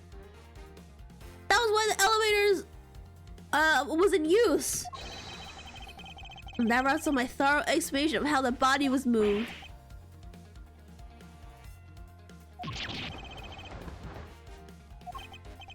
Well, ex-Ambassador Alba, what do you think? Not so untouchable without your precious extraterritorial rights to protect you, are you? I knew you could do it, Mr. Edward. Way to fight back. Oh my god, you're still not done. Okay, let's see what evidence we still can use. We still got the samurai dogs, and we gotta mention the whole smuggling ring thing. And this. This wound.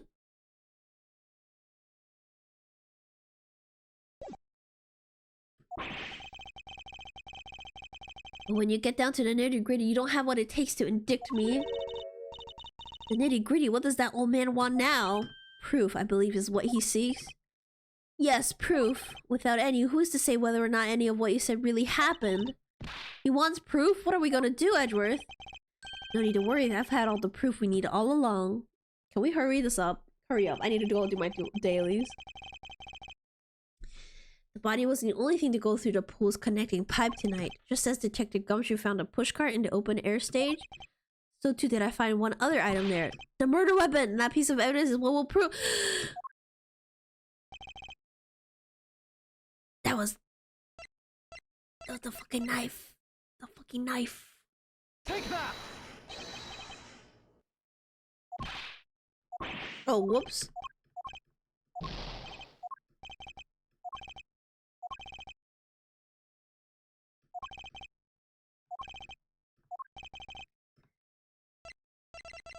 it's the pick, but the pick is part of the knife. And what exactly is this? You have no idea, do you? This little piece that I found on the Babli side will be your undoing. Guitar pick? I don't play by the Liang logic? Yeah, I can't jump conclusions yet. Would you care to explain how that is going to do me in? Not sure, chagrin perhaps, but this is not a guitar pick. What? This is something I found at the open air stage, which was transported with the body. I naturally assumed that you would recognize this since you took a photo with it after all. But since you don't, allow me to show you what this fragment from the stage actually belongs to. Let's take a good look at the murder weapon that was used to kill Manny Cochin. On the handle of this knife, there's a beautifully blooming flower. However, it would appear that it's missing a single petal. Now let's see what happens when you try to fit this pick in that open slot. Wow! Wow, it's a perfect fit! I assume that the petal must have fallen off the flower during Mr. Cochin's murder. So he took the picture after he murdered him? Wow, he's so... Wow, that's cold.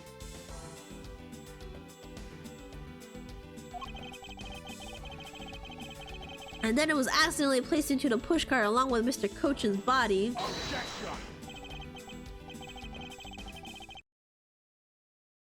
This is an interesting story, nothing more. Oh, I'm sure it's more than just a story, because for some odd reason this flower petal was wet when I found it. It was wet, you say? Yes, and it was not because I was licking it. Yes, and the only place it could have gotten wet from is the open air stage's pool. Now I ask you, how did a part of the weapon which was smuggled into the theater wind up in the open air stage area on the Babylese side of the embassy? Oh, it's Dilly! She's still going? Yeah, I have to give you a chance to catch up on your stream streak. I don't think I need to waste any words explaining this, as this petal explains it all for me. It proves that someone went from the Rose Gardens pool on through into Babel. Impossible! People of Zhongfa have been waiting to see you face to face, Mr. Alba. Tell everyone back home will be there soon. You should be happy. Why? Why? It's a little late to be asking that question. You should have known from the very beginning, when you took your first life. No matter how you may plot or how may you try to cover it all up, you can never hide from your crime and what you've done. Because we're here to see to it that justice is served to people like you. He's still objecting? Come on, let it go. You're gonna get a heart attack at this rate. Can't call me getting a perfect argument. You know, I don't think this guy's ever going to admit his wrongdoings, Mr. Edrith, because he values himself above all else. People who can't be negotiated with or people who refuse to admit when they've lost. I don't believe those kind of people really exist because everyone breaks eventually. You're right, in that case I have no choice but to use all of the evidence I have, even the samurai dogs. I'll use it all until he breaks under the weight of his crimes. Mr. Alba, I request that you testify once more. Please let this be the last one. This really will be the end of the line. Thank God! It's... Let me be free.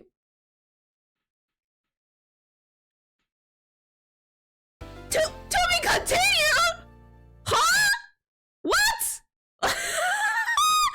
I really should have finished this in a separate... Oh my God. Jesus Christ. It's edging us. Yeah, it's also almost 3:33 a.m. for me here. Dang, these people don't go to bed. You can still leave this for next stream? No, I want this to be over. I don't want to play this anymore. Mr. Alba, I request that you testify once more. As if there is anything else for me to testify about, I still have yet to fully prove that it was Mr. Alba who murdered Mr. Cochin. Well, I would like to hear about your movements before the murder occurred. I wonder if you could tell us about what you did here at the theater. Well, very well. I suppose I could tell you about that. Because all I did was watch the Steel Samurai. I knew it. He's gonna forget. He's gonna forget what was the last finishing move he did. The early summer rain jab. He couldn't do this move because he broke his... I knew it. I knew this would be relevant. Elaborating on even that alone is good enough for me. The only way for me to place this man on the rest is pinpoint the exact location of where the murder took place, for that is the key to this investigation. Ugh.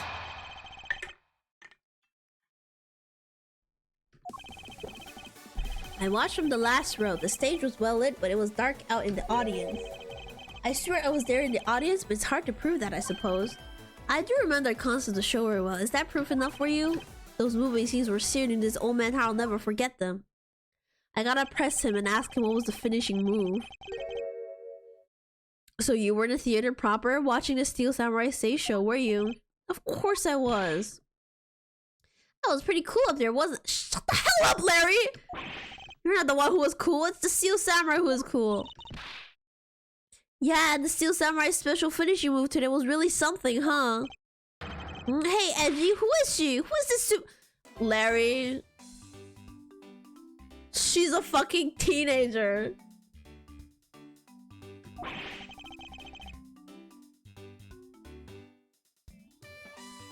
She's been sitting here this whole time and only now he noticed her.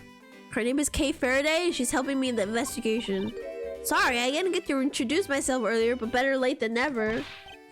That's okay, I'm Larry Butts! Silence in the peanut gallery, there's no time for such trivial. Yeah, kill him, Francisco. Mr. Prosecutor, this is the final battle, you got that? I know, this is the end, for that man there.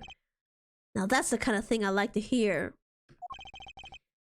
I'll give trusting you I think I'll give trusting you a try, Mr. Prosecutor, or rather, Mr. Edge. Oh, he called us by our name, guys! We're so in! We're so in! Oh, more than halfway to 12 hours? No, ain't no way. Hell, oh, the hell no. Thought your jet lag was gone. This is not jet lag. This is me being stubborn that I have to finish this game today. I leave this critical battle up to you, Mr. Edgeworth. Have no fear, I will finish the job. This really is the end game. The time has come to expose every last one of Mr. Albo's lies. Ugh, yeah, we need to ask him what his finishing move was. Press on this. Well, I remember the concept of the show as well myself. That's nice. That's nice. Miles Edgeworth, don't allow yourself to be riled up by him at this important juncture. Your normal sleep schedule lasted almost an entire week. You don't know, I might wake up early tomorrow. I wasn't planning to let him. Well, if you ask me, I think I'm the biggest Steel Samurai expert around here. And didn't you think the climatic scene of today's show was just totally awesome? Yes, I remember that well, and that spectacular special move. The way you delivered this. We got him! We got his ass! We got his ass! We got his fucking ass! The way you delivered the final blow against the evil magistrate early. He didn't do this move, you dumbass! Because he broke his stupid ass spear! Oh, bro, oh. That scene will live in my heart forever. Wow, what a great actor. Giving him off. Is that how it went? Well, I totally forgot about. Not Larry also forgot. How can you forget your own special moves? That's the special attack the Steel Samurai uses when he's using the samurai spear. Yes, and today was the first time they showed it off. Was it not? Not? I hadn't watched the show. Then how could I answer you with the name of the move? Suppose you're correct, but if you could please elaborate on this point for me. It's over for you, old man. I'm so fucking hungry.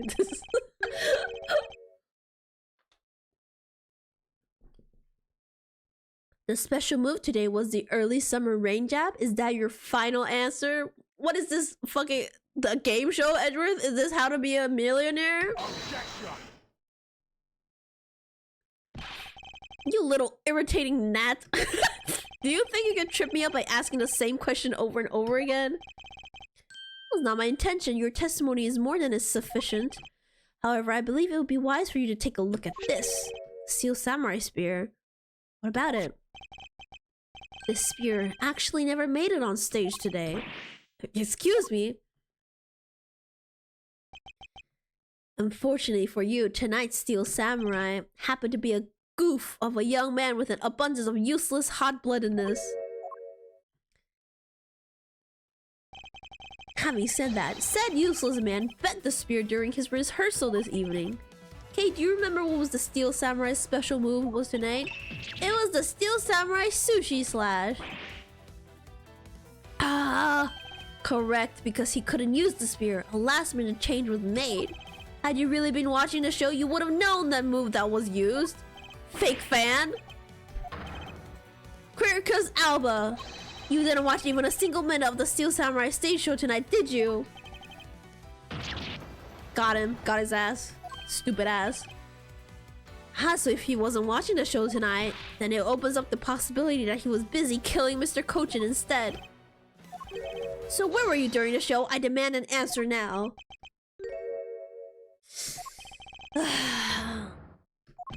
Just what is so funny? You're so sloppy, and so are your conclusions. I still insist that I watched the show, or most of it in any case. What do you mean by most of it? He's still yapping. You see, during the show I left my seat for a spell to visit the bathroom. I assume that was when that dramatic scene was played out on stage.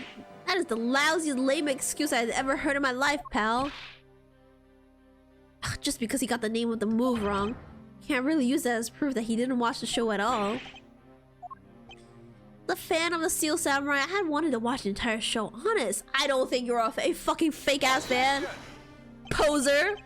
As a Steel Samurai fan, or someone who wasn't even in his seat for the climax of the show, you have no right to call Edgeworth got mad.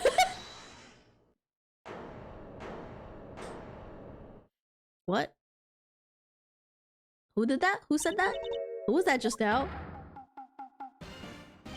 It would be I, young lady. Larry, please. Larry, what are you doing? Interrupt me like that. And you please hold on for a second, I beg. You may never accept this old man as Steel Samurai fan, but I totally think he's a Steel Samurai. What? What exactly is a Steel Samaniac? Oh, there you go. I believe he meant to say Steel Samurai Maniac. Oh, Larry. Brian, we don't like Larry. And trust me, I know how real fan I see him because I'm the Steel Samurai. Larry sucks. He's so annoying.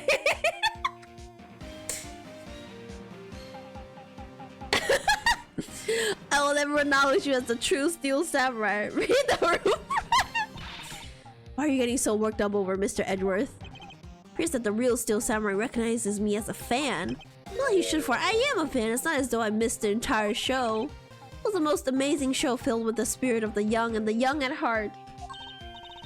The sarcasm dripping from his long wooden nose wouldn't run any thicker. Getting the name of the move wrong only proves that he didn't watch the last scene. What I really need here is something more definite. Something that links Mr. Alba directly to the murder of Manny Kochin.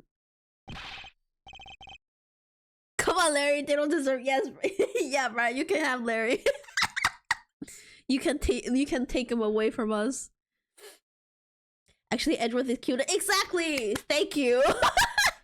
He's also gay, so... You know what, Gramps? You're really something else. I'm honored to receive some praise from the Steel Samurai, but what is it for? You wanted Larry? Take him! I need Larry to shave his beard. Is that really— is the beard the only thing wrong with him? I was just wondering how you found out about the early summer rain jab. That move was a bit of a secret that only a small portion of the staff know about. Wait, it was a secret? Larry, what did you say? Huh? Did I say something stupid again? Yes. And the— Did you say that the early summer rain jab was actually a secret? Well, maybe I shouldn't have said secret. It's more like we only decided on the name of the move right before the start of the show. Right before? Yeah, the stage director was going nuts when we were supposed to debut the move. About 5 minutes before the show, we threw it up on the dressing room. He was in this room! This is where the murder took place! Early summer rain jab, that's kind of how he said the name of the move. But by the time, I already bent the spear, so I guess the whole thing was kind of pointless. Maybe Leary's not that useless. All of you Steel Samurai actors are the same. The director has my complete sympathy. Long story short, because we changed the move to the sushi slash, we kind of pretended that the early summer rain jab didn't exist at all. I mean, it'd be bad if someone found out we changed the move, so we made it a secret. So basically, a gag order was issued for publicity's sake. Someone makes the early summer rain jab sound like a lost art. Yeah, which is why I think most of the staff haven't even heard of the move. Oh, what the heck, old man? Done nothing but listen, and from what I can tell, it's all very unrelated to the case. It's a very tedious and pointless exercise and wasting time, much like a kid's show. Mr. Alba, I believe the one who should be quiet right now is you. Yeah, shut the fuck up. How dare you? I suspect that you've already noticed exactly what the very severe implications are in this man's testimony. So now you're trying to bully me? There's no implications to be read into a behind-the-scenes story of a kid's show.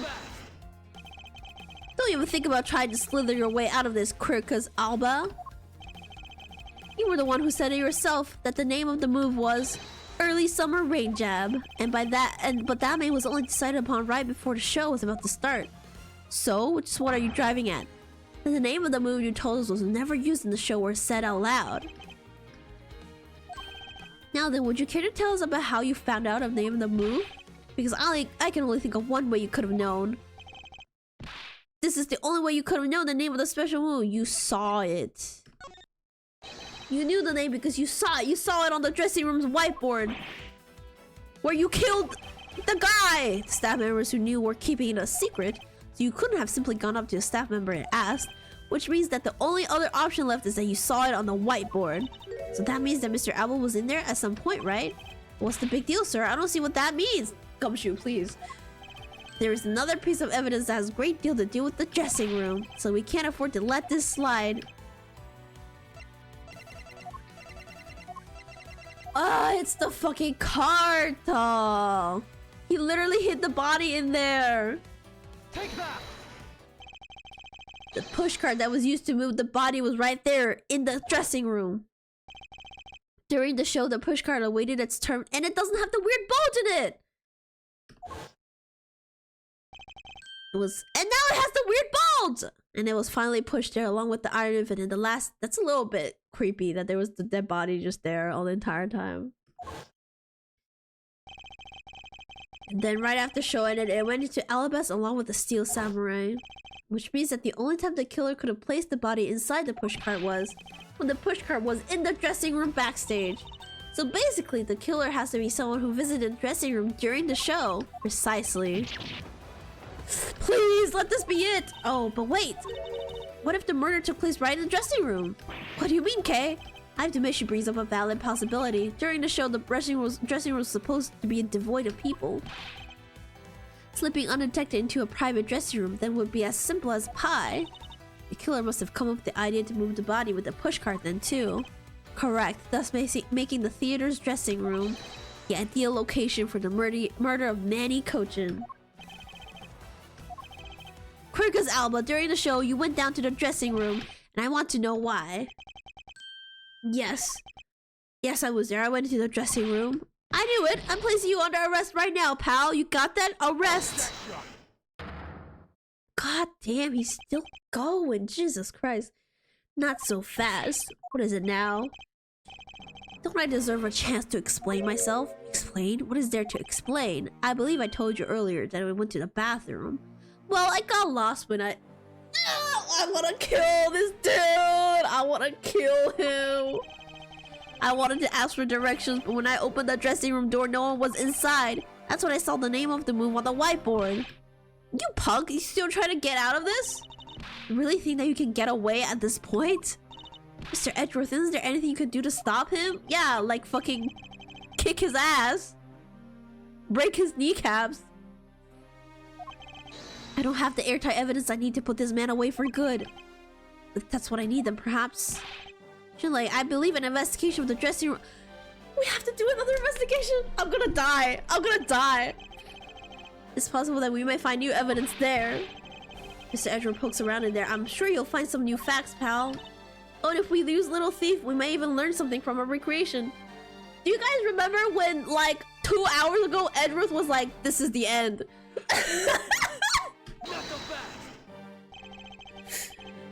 We don't need to do any of that. What? Wolfie, how could you?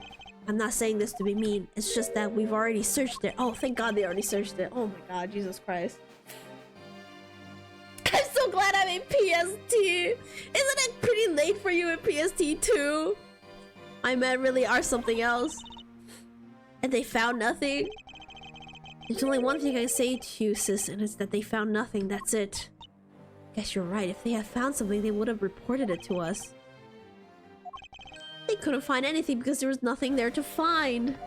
It's not even midnight? Oh my God. There's no info to feed into Little Thief, and I can't do much to help either. Is this the end? The murder took place in this theater, which is not protected under extraterritorial rights. The fact that it was Mr. Alba himself who committed the murder. And if I can't prove both statements to be true, Mr. Alba walks away a free man. There's no other course of action left to us. Quickly, what would Phoenix Wright do? It would appear that your hand of cards has turned out to be a bust. If you would excuse me, because of you people, I missed my flight. I must make haste to arrange for a new one. Who's saying hold it this time? Who is it this time? Oh my God! Ah! Free me! Oh.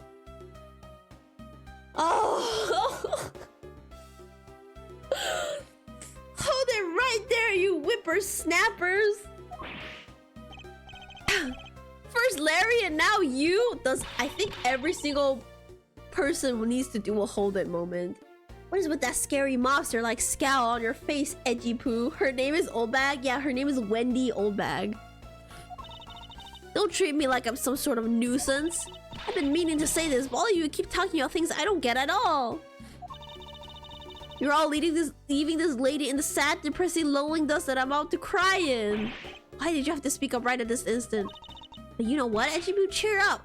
This is where the samurai dogs are gonna be relevant. Because I'm about to give you the most wonderful thing. The most wonderful thing from you? It's so super special I couldn't give it away just to anyone, you know. My special present of my love to my sweet Ejibu. Are you ready?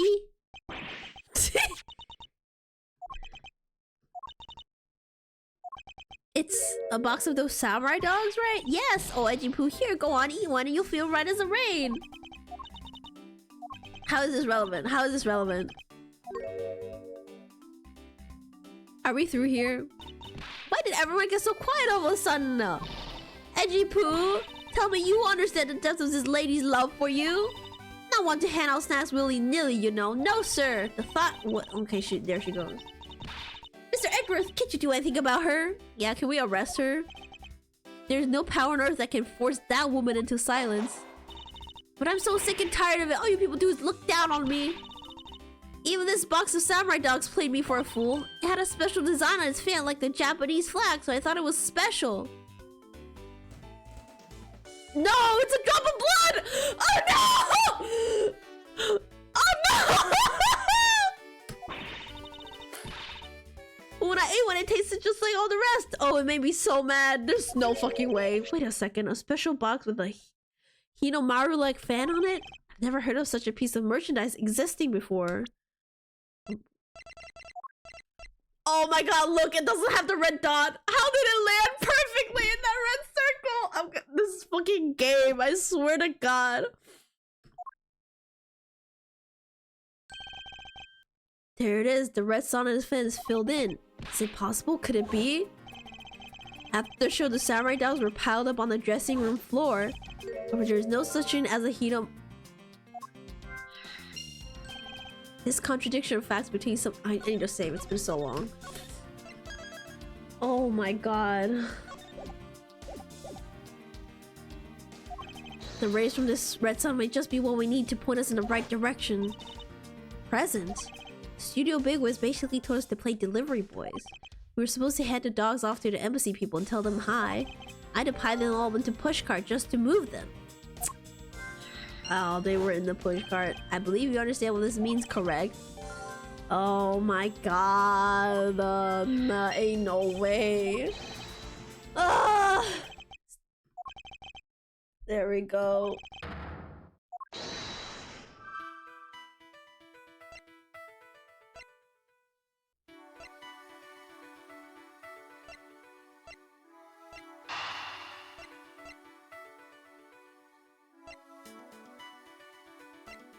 Then this first.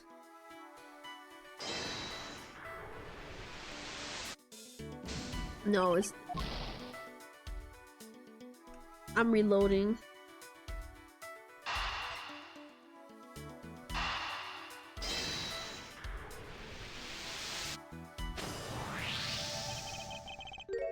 I'm reloading. I need that perfect... Wait, is this still... Didn't I get something wrong earlier?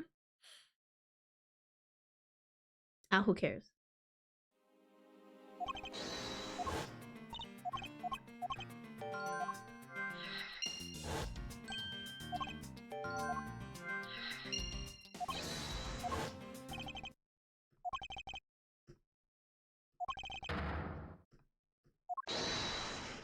Time to think. Okay. This first.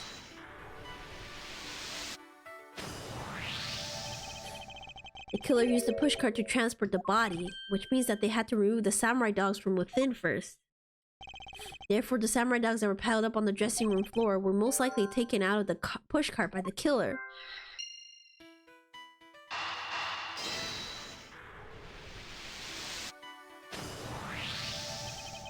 That which should not exist, this box of samurai dogs with a Hinomaru on it. This red sun was filled in when the killer was busy removing samurai dogs from the pushcart. It's proof that the murder took place in the dressing room. As long as this red substance turns out to be what I believe it to be. I can't believe it's a fucking drop of blood. Perfectly on the circle. Wendy, old bag. I thank you. What you have given to me is truly something very special. Edgy poo! Now remove her from this room immediately. Are you sure you're feeling okay, sir? Mr. Outlaw, as I suspected, you killed Mr. Kocha in the dressing room. How many times must I listen to you repeat yourself? Haven't you figured it out yet? Your words are meaningless, worthless, and powerless. The only way I'm going to continue to cooperate is with some definitive evidence. That arrogance, that self-confidence. You believe that you have erased every piece of evidence that could incriminate you. However, there remains one piece here, and it is what will put you away for good. You're bluffing. Hey, Mr. Prosecutor, sounds like you finally found them. Finally found the fangs we need to go after this guy's jugular. So tell us, what about that box of samurai dogs is going to be put the old man away? The trace evidence that will bring him down? Why, it's here, of course. Look how it's like filled in perfectly. There's no fucking way.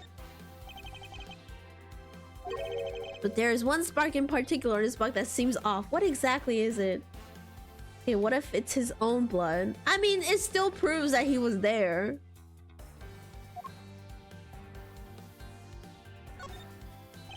This box of samurai dogs with a Hinomaru fan, they should never have existed.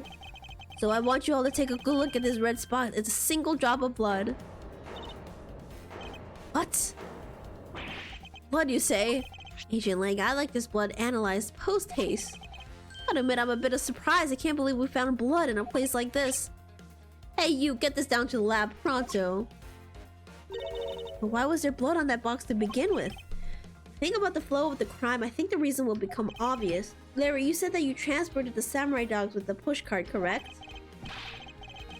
Oh, yeah, you have great memory, Edgy. That pushcart was a bit too big for my son, you see. So, to make sure everybody could see him, I had to pile some stuff in. I figured the samurai dogs were there, so I used them to fill up the cart. If what Larry says is true, then what were the boxes doing on the floor? You see, the killer took them out in order to place the body in the pushcart.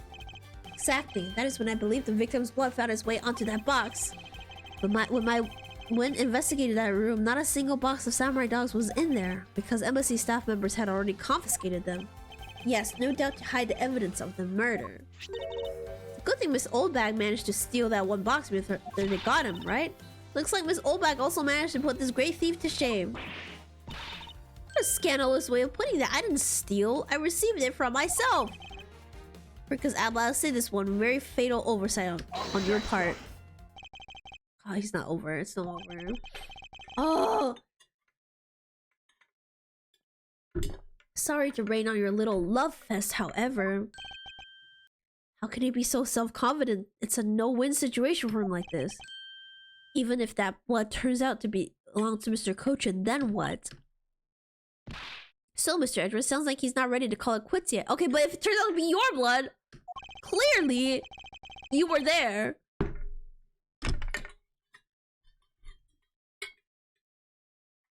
The sole piece of evidence that was left at the scene of the crime.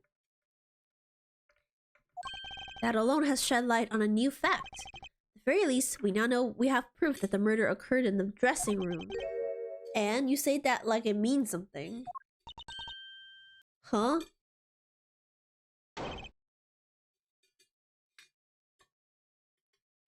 Excuse me, sirs.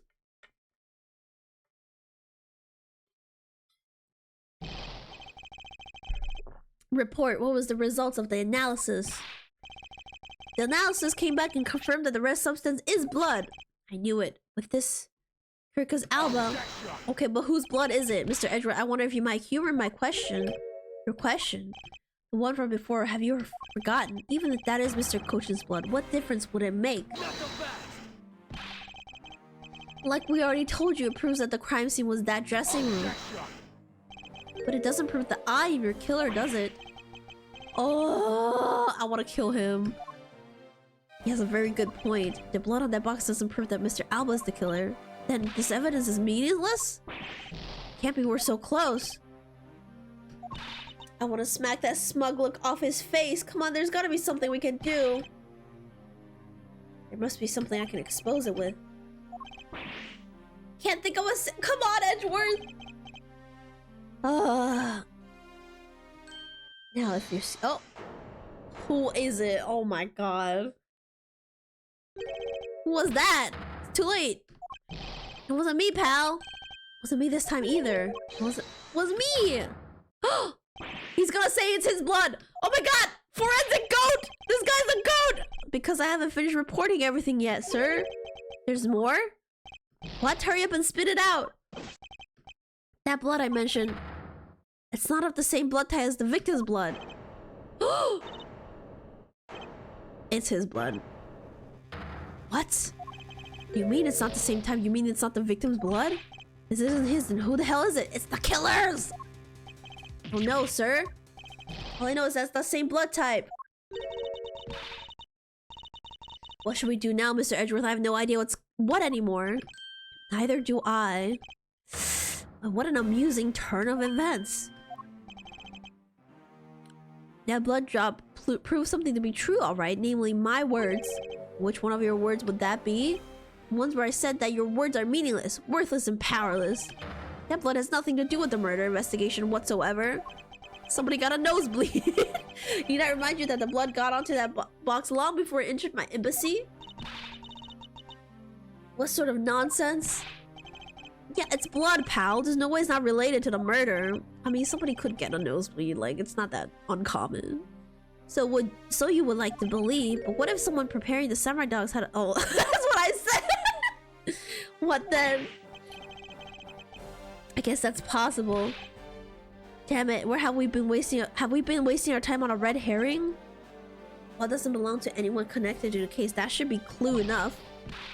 Albus, you bastard. Silence, don't you ever address me with such filthy word again. Wasting of time here. You have to, and now you have your answers. Now let me through. Doesn't matter where you run off to, you'll never escape me. Someday I'll have the satisfaction of sinking my fangs into you. You can do it now, Lane! Kill him now! And all of Interpol will be behind me working to see to it that day comes. Just gotta analyze the scissors. I don't think we have the scissors as evidence. Unfortunately. We didn't get it. We just got this.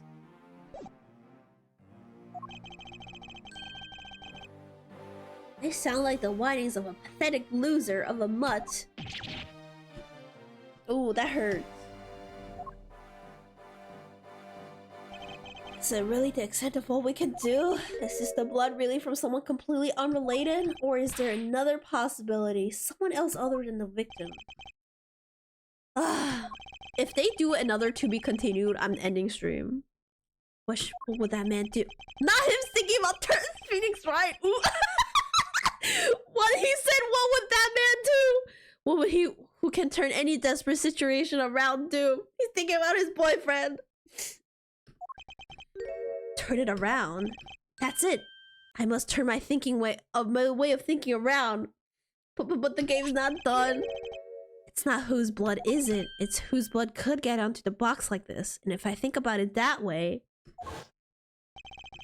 the blood got onto the box when the body was being placed in the pushcart, then the owner of said blood must have been in the dressing room at the time. There is only one person that could be.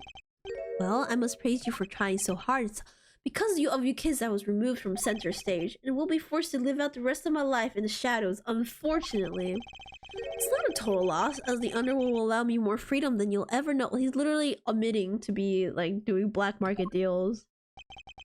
Freedom like what the raven feels as it flies through the dark night sky. You can't lay a finger on me, not now or ever. The rest of his life, so few more months at most. The arm of the law is so powerless before me. Objection! Ooh, I love that objection. Powerless, is it? I wouldn't be so sure about that if I were you. You mean, allow me to describe you in one word. Pitiful. Pitiful, how so? Quercus Alba, your wings were clipped long ago. And for someone who's trying to fly away on them without noticing that fact, pitiful is the perfect word to describe you. Mere words. What do you mean by his wings were clipped, Mr. Edgeworth? Just what do you think it means, Clay? We already had caught him in our trap a while back with an incredibly powerful, definitive piece of evidence. Hey, Earth and Bristol Prosecutor, do you care to speak in English? Hang on, let me save.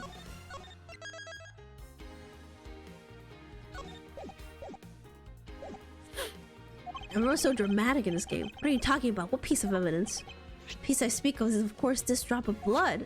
We know that it's not from the victim. I don't see how it remains relevant. Miss Von Karma, I believe that this is exactly why it's important. The part that is the most important is the fact that it is not the victim's blood. Oh, he caught on. You're looking a little pale. Good. Then I believe you are already aware of what I mean. Then you know who the blood belongs to? Of course I do. This piece of evidence is the irrefutable proof that will stop the killer in his tracks. The blood that stole this box belongs to this outcome. We already know.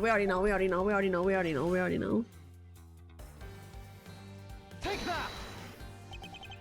Blood of the red sun as well belongs to you, Quercus Alba. What? What?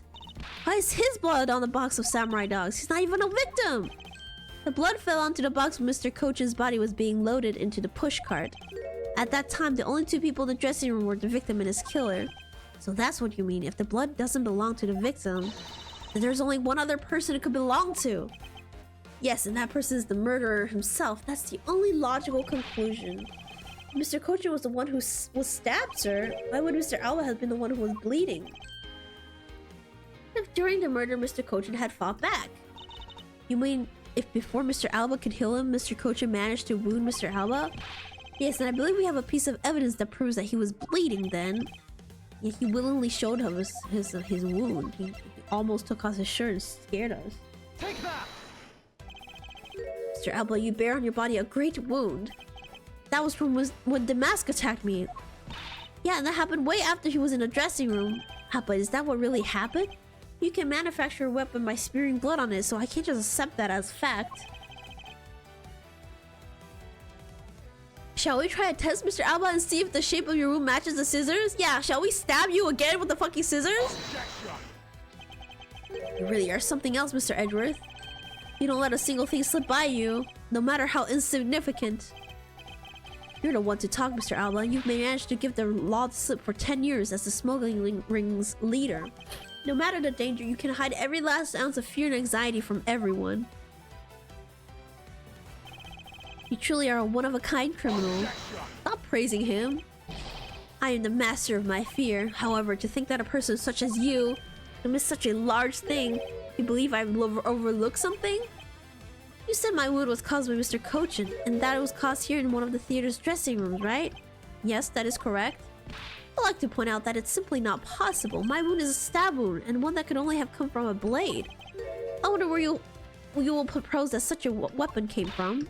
Oh, this theater was packed with security guards. It would have been impossible for anyone to come into the area. It's the fucking key knife, right? Just as Mr. Alba was able to bring in the alabaster knife in a bouquet, there must have been some other way to sneak in a weapon of some sort. As long as you can't prove what that other way is, I'm saving you.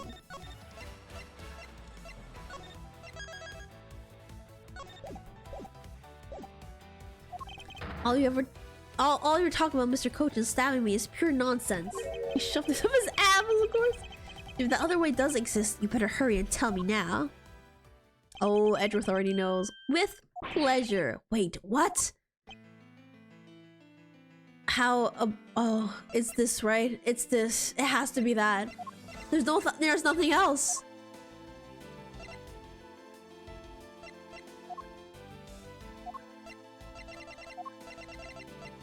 It always goes back to this. Take that. Among law enforcement, this piece is known as the Yategarasu's key. That key! That's the key that my father stole from here 7 years ago. It is very unique in that it is both a key and a knife, meaning that under the guise of a key, it could have been easily brought into the theater. You couldn't dispose of the knife that stabbed you, therefore you wiped off the blood and placed it back in Mr. Coach's pocket. After all, the key itself opens the safe in his office. And inside that safe there was a document about Kodobian paper, signed by Mr. Kochin, in order to make it look like Mr. Kochin died as the leader of the smuggling ring. You had to make it so that the police were the ones who opened that office safe. Oh my god, that was all orchestrated. Oh my god! All that hard work to save yourself only served to destroy you in the end. Shall we try matching this knife's blade with your wound, Mr. Korga's Alba? He wants to stab him so bad. It's over. It's over. I think we did it. And that is what some may call something the coup de grace. I can't read French. Impossible. You can't take me down. Swine, all of you, especially Manny Coach, and this is all because of that man's betrayal. He sought to steal control of the smuggling ring from me by removing me, oh here he goes, as ambassador, which is why he deserved to die while bearing the guilt for all my crimes for me. That's why I sent out the Yatagrasu's card and how this incident was born. Manny was supposed to be the smuggling ring's leader who was killed by the Yatagrasu, but I had yet another reason, yet another story that was supposed to play out. Manny's death was supposed to bring everything to a close. And I would have gotten away with you if it wasn't for you meddling kids. What is this Scooby-Doo ass dialogue? Mr. Alba, I'm afraid there is one more question I forgot to ask. This country, or Alabas, which country's court would you like to face first? Either way, it is game over for you.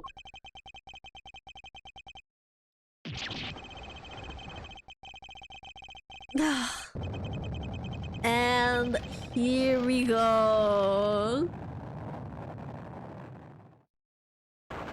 Oh my god. Rip Bozo, yeah.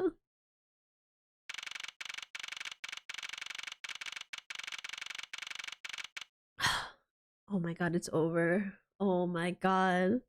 He's truly dehydrated now, yeah.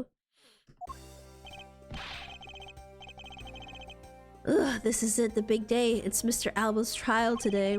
And next week he's scheduled to stand trial in his own country of oh, he's being tried both places? Oh, it's so over for him. Francisca is heading that one. I suspect she'll be serving a full course of whiplashes at it. Having to face Miss Vakarma in court right after facing you, sir? Oh, I don't even know. I even want to think of what that would be like. I caught a glimpse of Mr. Alba as he was being escorted into the courthouse, and boy, he looked like as glum as I'd do the day before I get my monthly paycheck. You know, I've been thinking, that flight attendant, even Mr. Portsman were all Mr. Alba's secret agent. Correct. That smuggling ring was the common thread between all of the incidents. Cammy Mule was to provide support during smuggling ops using her job as an attendant. Mr. Portsman was to manipulate trials related to the ring to end in their favor. Ugh, Go You Airlines and even the prosecutor's office. No one was safe from the smuggling ring, huh, sir? I suspect there were even more members of this ring spread throughout the world. Yeah, sounds like such a big op that I can't even begin to imagine what it's like. What is it, detective? Ah, nothing. It's just, well, come to think of it, Mr. Ernest Amano's trial is also scheduled for later today, sir. I am aware of that. Mr. Amano has been working with the smuggling ring now for over 10 years. He used the Amano Group's various connections worldwide to assist the ring, but all of that has come to an end as his conglomerate is now undergoing harsh scrutiny. He got cancelled, guys. I owe Mr. Amano a debt of gratitude, but he must pay his debt to society. Well, with the arrest of both Mr. Alpha and Mr. Amano, I guess that's about wraps up the KGA incident as well, huh? I suppose so. The real killer in the KGA incident was Manny Kojin. And 7 years ago, the killer in the second KGA incident was Macro. Those two facts are the unshakable truth. However, it seems that a lot of effort was put into hiding these and other truths from us. Now, I will expose it all to the trials today. You're solving cases left and right today, aren't you, sir? CCU and I forgot this guy was called Dead Man. Perhaps now those two brave souls who tried to make the truth known can rest in peace. By the way, I received some gifts from Ambassador Paleno. Shrimp, crab, beef. I don't need any of these, so I'm giving them to you. Oh! Seriously, sir? Wait, actually, I don't think I want them anymore. The way you're holding them, don't tell me they're just coupons, sir. Oh no, they're just Detective Gumshoe, have you not read the paper recently? Ever since the countries became Kadopia again, its economy has changed. Really? It seems that Ambassador Paleno has reaped a few benefits of his own from it. He has been announced as the official ambassador of the newly reunified Kadopia. Ah, but what a pity. Even though every item he sent is a treasure, you don't seem at all that interested. Well, if you don't want him, I can give them to my lovely assistant, Kay. Wait, that's not what I said. So, Mr. Reg, please let me have them, sir. Actually, come to think of it, where is Kay? How come she's still not here? She's literally right there, Gumshoe. Hey, you've got to be more alert than that. Can't believe you didn't notice. I was even mimicking Mr. Edward's voice for a bit. Really didn't notice you or realize that voice was you. Lang Zhu says ferocious. Not this. This is. Oh my god. Oh. Agent Lang, I'm pleasantly surprised to see you here. It's been a long time since I set foot in a courthouse, but I wasn't going to miss watching the guy who screwed up my country finally get what's coming to him. Well, that is something else. I want to see you in action in court. Damn, this is what you say to a lover. That's so, Agent Lang. We flushed out all the counterfeit bills, so Zhengfa is finally at peace again. It's all thanks to you, so I just want to say thanks.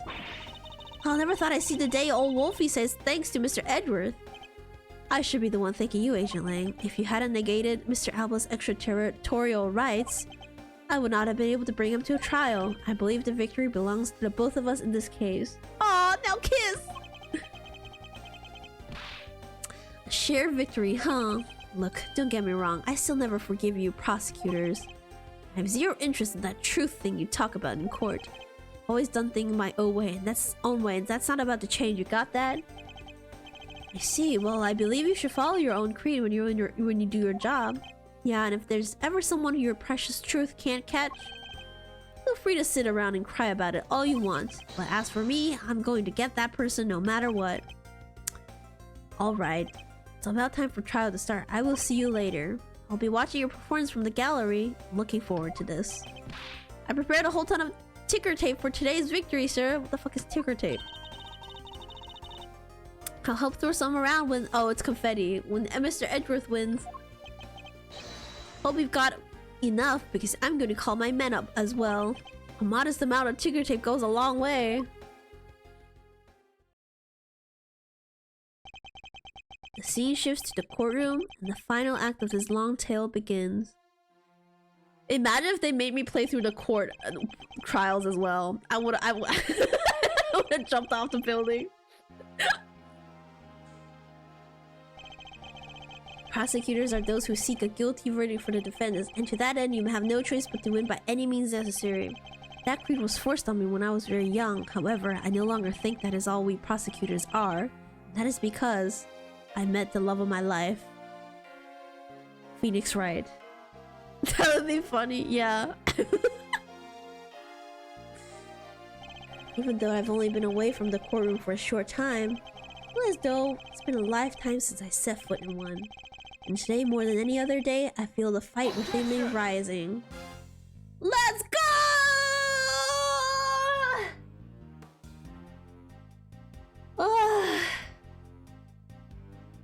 Oh, Edgeworth being tied up? Thank you for the last... Let's go! Wow. Yay! Let's go! Thanks to him, I'm still free to serve in a friendly boost. And also about my suitcases. Oh, it's been selling them on the internet, and they've become a real sensation. Thanks to the praise the art world has lavished on my work as being truly postmodern. Airline has chosen me to design their new line of Goyu Jumbo. No, she's designing a whole plane! Oh, hell no.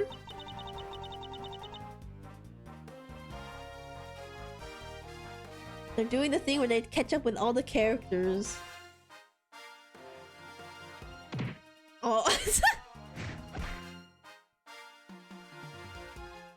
I bet she designed a P5. And the P5 actually looks cool, okay? It's just a little bit cringe. See, the most fantastic treasure, the Primadux. Oh, he got the statue! Weighs a bit light in my hands, but oh, he got the fake one!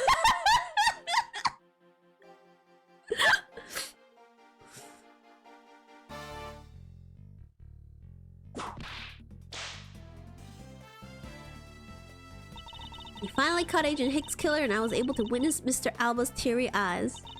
Feels good to finally bring everything to a close. We received another offer from Interpol to work another case in cooperation with them. However, the Kodiaman courts await.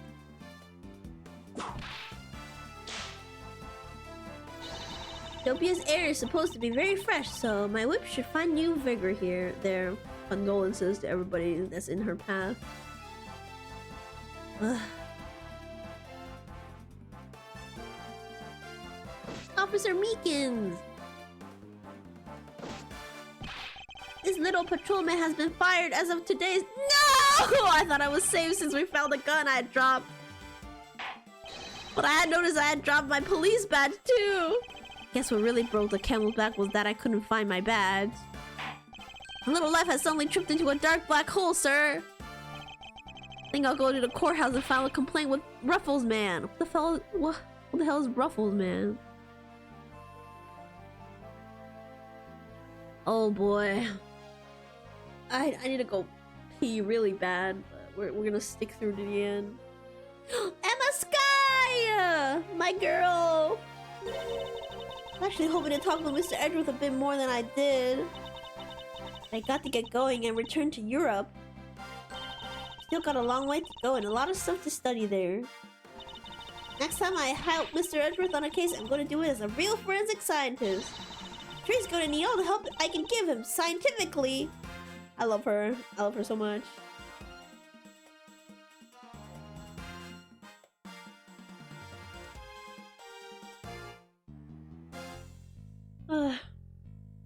Oh, this girl. Because the kidnapping was staged, I was let off easy. But I won't be going outside much anytime soon, but that's really okay. I feel so bad for her. The only prison I'm forever trapped in is the cage of love. The guard down at the detention center. Well, when he's on guard duty, I should not learn a single thing. He has such a cold look in his eyes, just like that prosecutor. Damn! Stop it, Lauren! When will you ever learn to stop being a prisoner of love? You don't even care that her dad died.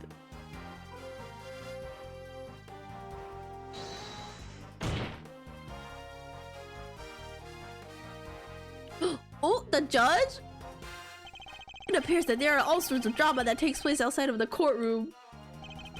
Since we are judges here day in day out, I've only heard a few rumors, but apparently Mr. Edgeworth teamed up with a thief and became a detective. Maybe I should team up with a bailiff and try to become a lawyer or something. He's so funny.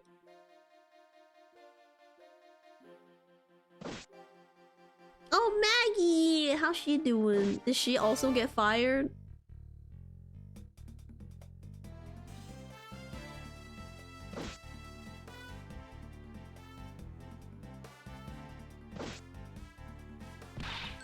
I barely escaped death yet again.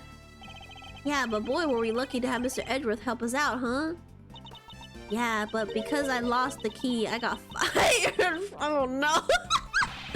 Don't let it get you down, Maggie. You still got me.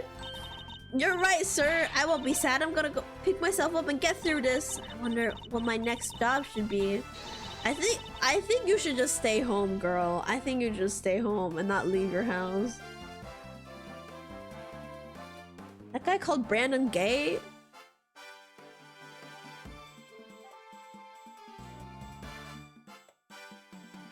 Well, I hope only good things comes to this guy. Why not come to Codopia for your summer vacation?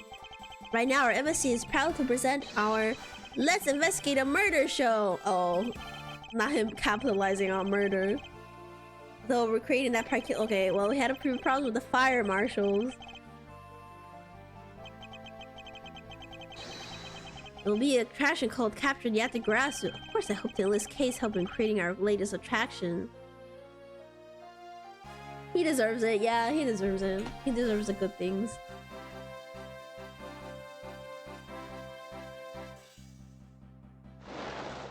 I don't wanna hear about this guy. No. Oh, hell no.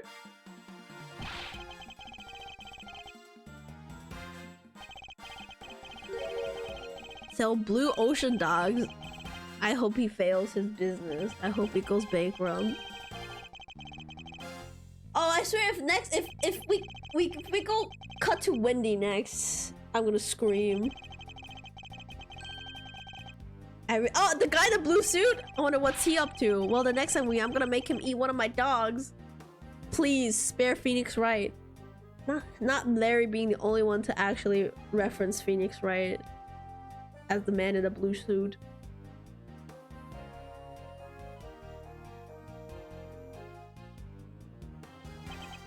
I gave testimony in court today as a member of the Yatagrasu. Yo, Mr. Bad, you look well, all things considered. By the way, have you noticed that elements within the ring have begun moving?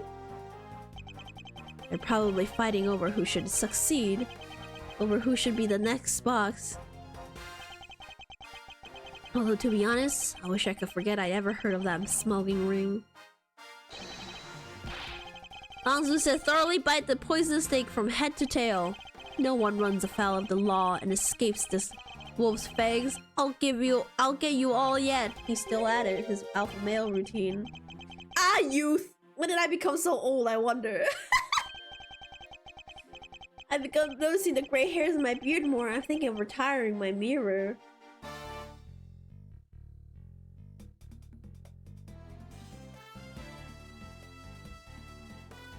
No, I don't want to hear about when. No! Jesus. Oh, in the span of 2 days, talking about busy. But it's alright because I got a letter from my beloved Edgy Poo. The letter says, fuck off. Please take care of your hip, and when you wish to speak, first take off your headpiece. What do you mean by the last statement? Oh, that's not even from Edgeworth. Probably it's from like a staff telling her how to do her job.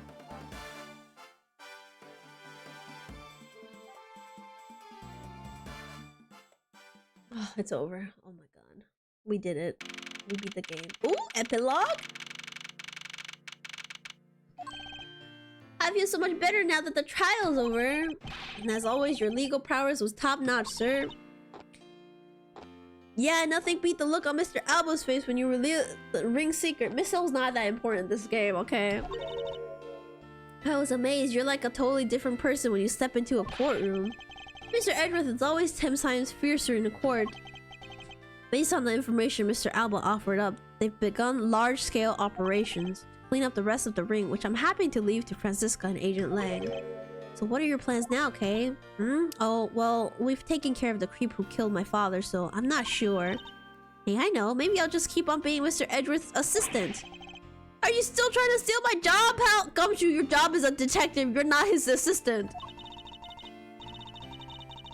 Just kidding, just kidding. I can't steal something so important to you, Gummy.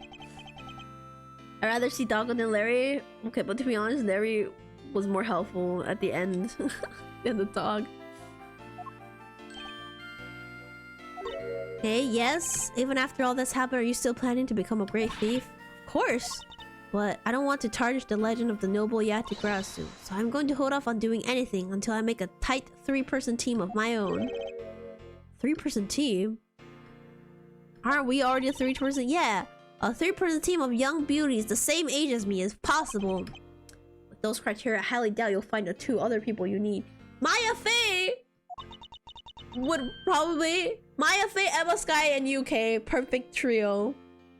My father chose to fight for the truth. I think that's what was so noble about him. So you see, Mr. Edward, the only things I'll ever steal are the truth that have been hidden away. I'm going to work extra hard to make a world where the Yatagarasu isn't needed. Let's both strive for such a future. Well, I guess it's time for me to get going. I see. Hey, keep your chin up and stay strong, okay? And don't be a stranger. Don't worry, I'll be back. I'll be sure to break the lock on the window and sneak in. If you could, I'd appreciate if you just came in through the building's front door. It's okay, Mr. Edward. The lock on my window at my home has been broken for forever. Oh, gumshoe. Oh, one last thing before I go. Let's take a group picture, just the 3 of us. Yeah, commemorative photo. Every big case has to end with us. No. Hey, why not? Don't tell me you're camera shy, Mr. Edward. Of course not, detective. Come on, Mr. Edward. I'm taking a picture now. Oh, they're so cute. Mr. Edward, you can't run away from this, sir. Hey, detective. Stop that. I can't be seen doing that. Well, what are they doing to him? Okay, I'm totally taking it now. Say cheese.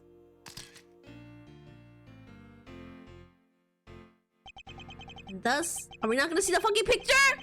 The long tail of the KGA incident came to a close. I saw the demise of a smuggling ring and the birth of a little great thief. But there is little time to rest and relax, for I am eager to tackle the investigation to a new case. The reason for my eagerness is, well, he gets to see Phoenix Wright again.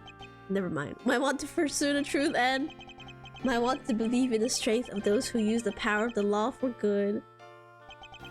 Someone who has chosen to live my life as a prosecutor, that is my new creed.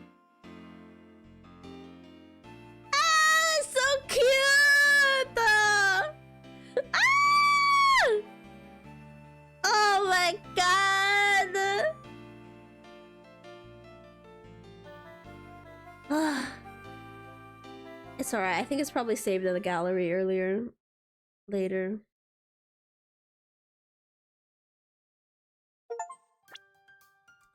Yeah, let's see the gallery now that we finished the game.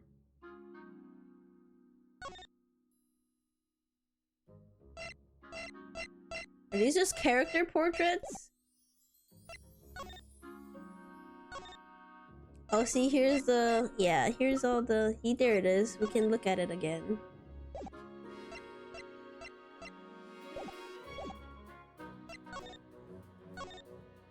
Oh, all the character sprites! Ooh, I love looking at this.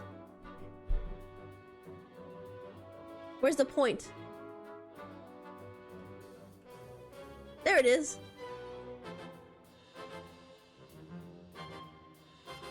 Wait, where's the point? There it is.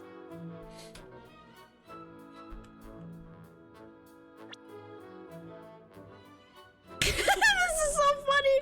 Wait. Is there a sprite of him tied up? Hang on. Yo!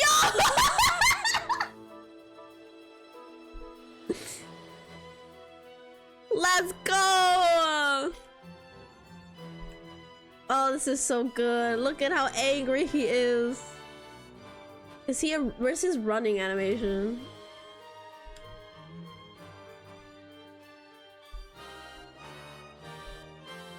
Oh, there it is. He looks so cute. gay little jog. Alright, I don't want to look at anybody else. Oh wait, there's Missile! Here he is.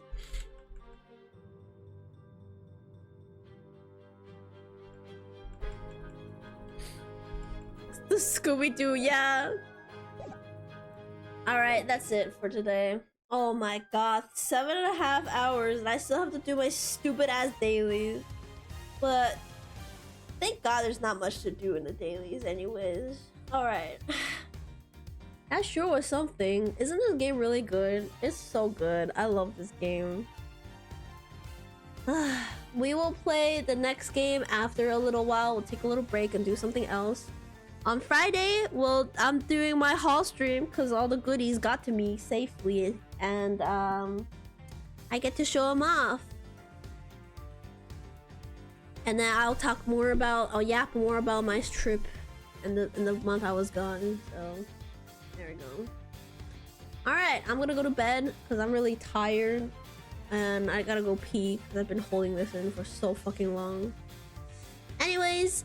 Thanks for sticking around for this long.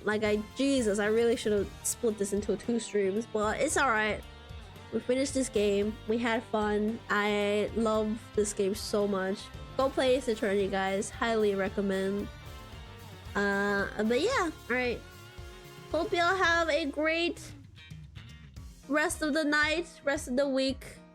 Remember to take care of yourselves, drink water, get lots of rest. Don't overexert yourselves. Seth's already in bed. Alright, I'm gonna go. Bye bye. Take care, guys. Bye bye.